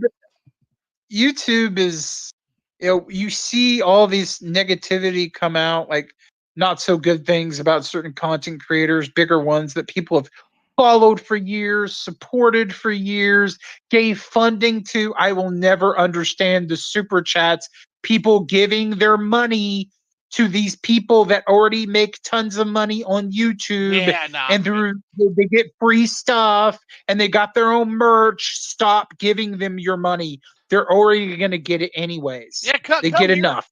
Come here and put a super but chat in. Super chats are free, and I read all your shit. a super chat. I like So, that. yeah, super chats. Yeah, I still read it. Like, I won't read your comment unless you pay me. Get the fuck out of here. No. Like, Yeah, if you I put a don't comment, your understand that, comment will be read.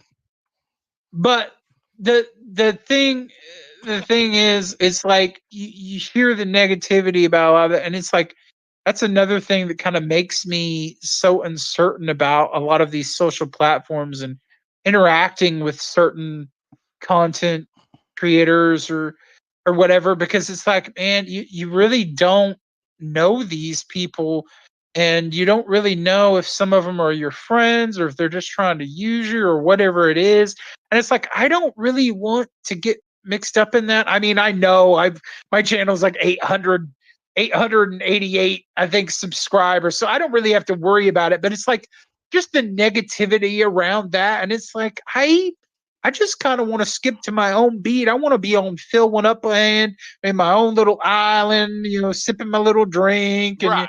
I'm eating my little 1 Up mushroom. Not really eating mushrooms, you know what I'm saying? Oh, I know. I'm like eating. I'm chilling. I'm relaxing. I'm doing my own thing. I'm happy. I'm positive. I'm not really eating mushrooms. Please, nobody think that I'm actually eating mushrooms. I don't do that.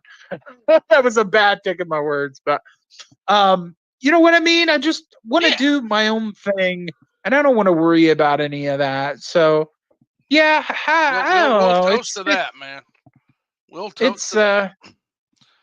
the best thing that we can do is just try to spread positivity and joy and love in the community, and just not feed into all the negativity and the toxicity. And I just encourage people, regardless of what an algorithm says, regardless of what some person on social media or YouTuber or whatever it is, just skip to your own beat, be your Yeah. own Be your own person, person. and Exactly. stay humble, stay honest, stay loving, and just spread joy in the community. If you don't feel like putting out a video, or you don't feel like doing this or that, you don't have to, because your mental, your emotional, and your physical health matters, and you got to take care of yourself.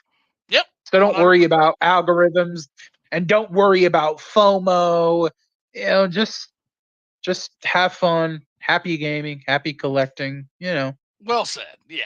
And so Chocolect says, ooh, or he says, I just can't buy from them. Talk about limited run. Yeah, I literally can't, Jill. So, Chocolect says, ooh, have y'all talked about GameStop Retro and how GameStop is now basically keeping up with market value on their games? Yep, we had a whole segment on that, but I think you were gone. But if you want to watch it on the replay, it's absolutely there. I really wanted the Sonic Superstar for 10. My Best Buy I sold did out, too. unfortunately. I don't have the luxury to stay up all night to order these games for pickup. Yeah, I get it, man. Man, that's unfortunate. Yeah, too much competition slash resellers. Monster says, sounds like limited run games didn't want to pay PayPal fees. That's probably a big part of it. Yeah. And then, Yeah, that could be it. Because those fees are getting higher. If you go buy things on Macari, I think people have abandoned Macari. I've bought from Macari in past, but they kept changing things. You yeah. go on there to buy something now. It says the price that the seller wants. It says the shipping that they want, and then the taxes that you have to pay on that. I really hate the fact that they tax things that have already been taxed. I just can't stand it. And now there's a new processing type fee on Oh, top of yeah. all Fuck that off. that they're sticking Fuck on off. buyers. And it's like, dude, that's crazy. There's like 3 fees now. Yeah, and those are all arbitrary. I got a friend who calls them fuck you fees because they're completely Yeah, arbitrary. So they're literally like a fuck you. yeah. I like RLRG. I just wish they'd leave orders open past the first of a month, like that's build time. Yeah, but that would means actually putting themselves in the shoes of an actual working class person. And one thing corpos are not very good at is that exact thing. So, well, wow, we are all caught up. That's all the super chats. Phil, you have shattered the record by like 4 minutes already, but that doesn't mean we're done because now, do you have any other questions for me? I think we've covered our topics, but you have any questions for me specifically, or Well, are you doing anything for Labor Day. I got it right, y'all. Not Yeah. Memorial Day, Yep. Labor So Day. I'm going to be going, I think we're going to go kayaking and fishing in the morning. Oh, that sounds fun. And then in the afternoon, I think the Monster's coming on for the evening for Liquored Up Live tomorrow afternoon. Or Oh tomorrow yeah, that's evening at cool. some point. So, yeah, I'm going to have another Liquored Up. Going to have a day of, or no, wait, no, because he's coming on Sunday. So I forget it's a 3-day weekend. So tomorrow I got Monster coming on, and I don't have shit planned. Probably play some more Cyberpunk and some Mass Effect Andromeda. I might live stream it.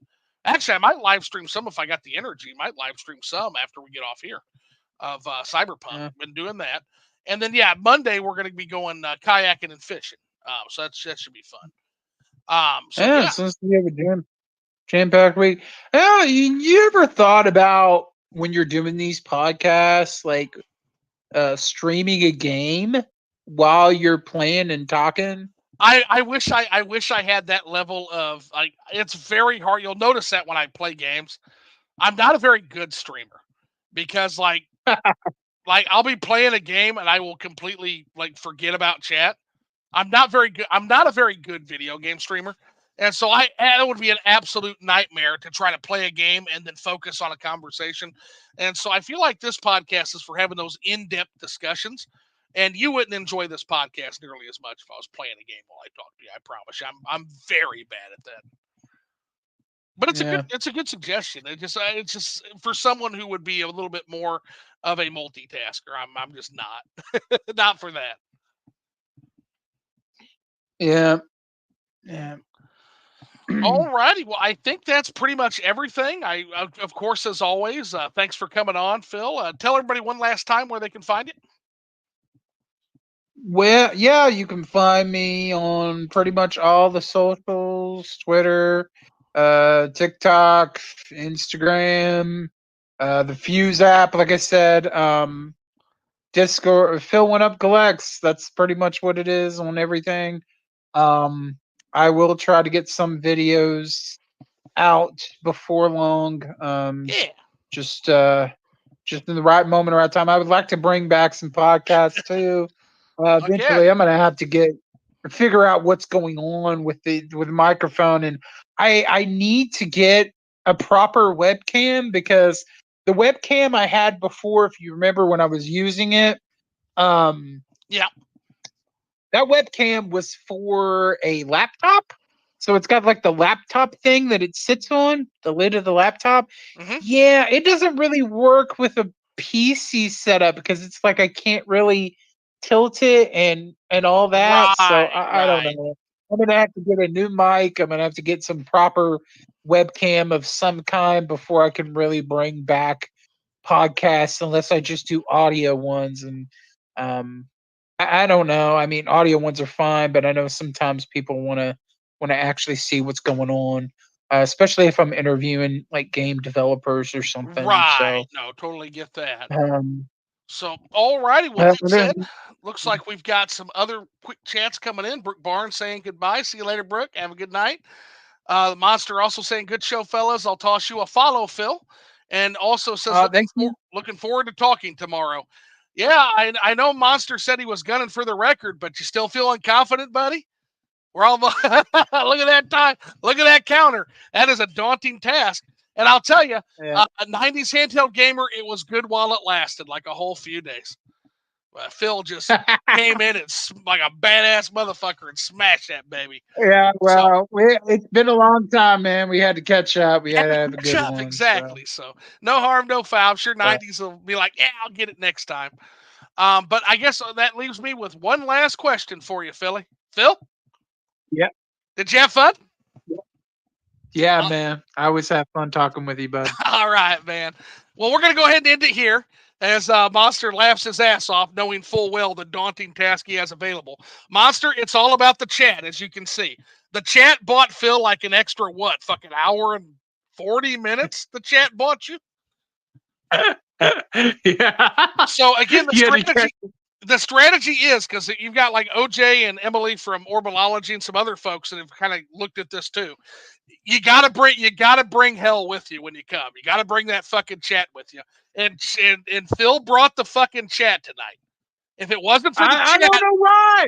I don't know, haven't but been buddy, on anything in forever, so I have no idea. Might be why. That might be why. But yeah, if you can bring the chat, if you can bring your chat game and you can get chat in here, that's how you do it. Because if not, yeah, like the average time on these is a couple hours. Phil can vouch for that. Like, but yeah, maybe because it's been so long and everybody wants to see that beautiful face that they all showed up, so that'll do it. But yeah, that's all about the chat. If you're going for a record, so like people that have like the long times, like your OJs, your Orbalologies, 90s somehow did it too. 90s is like, oh, it's like that. But yeah, I mean, again, we don't extend naturally. Phil can tell you when the conversation fizzles out, it's over. Like, yeah. That's the thing. These are long form, natural combos, and that's I think why people like these. People really like these for some reason. I all right. I'm not complaining. So, all righty. Well, I don't know. So had maybe fun. I need to have one of those sometime. Well, that's what I was telling Jay too. It's like the live format. Like that's the thing. Like that's what I think. That's what differentiates my shit from everybody else. I just go live and we just fucking yap. Like that's what it is, and you get what you get, and it's forever, man. Like that's one thing I always tell folks. Like, guys, remember, it's forever. Like whatever you say out here, same with me. Because here's the thing, I don't know how to fucking edit either. So like, yeah, it's over. What's on here is on here. So I always kind of tell people that, but again, you're well aware of that. If you've been on 4 fucking times, you're good. So and again, we didn't go too fucking wild. So I think we're okay. No cancellation yet. So, all righty. So that's gonna end it. I think we're gonna end the chat, and like what the monster saying, I'm gonna try my best. But we're gonna go ahead and wrap up the chat. I love y'all. Hope you have a great rest of your weekend. Monster, I'll see you tomorrow. Have your drinks ready, and you guys, love you again. Get the fuck out of here, though. Happy gaming, everybody. Bye.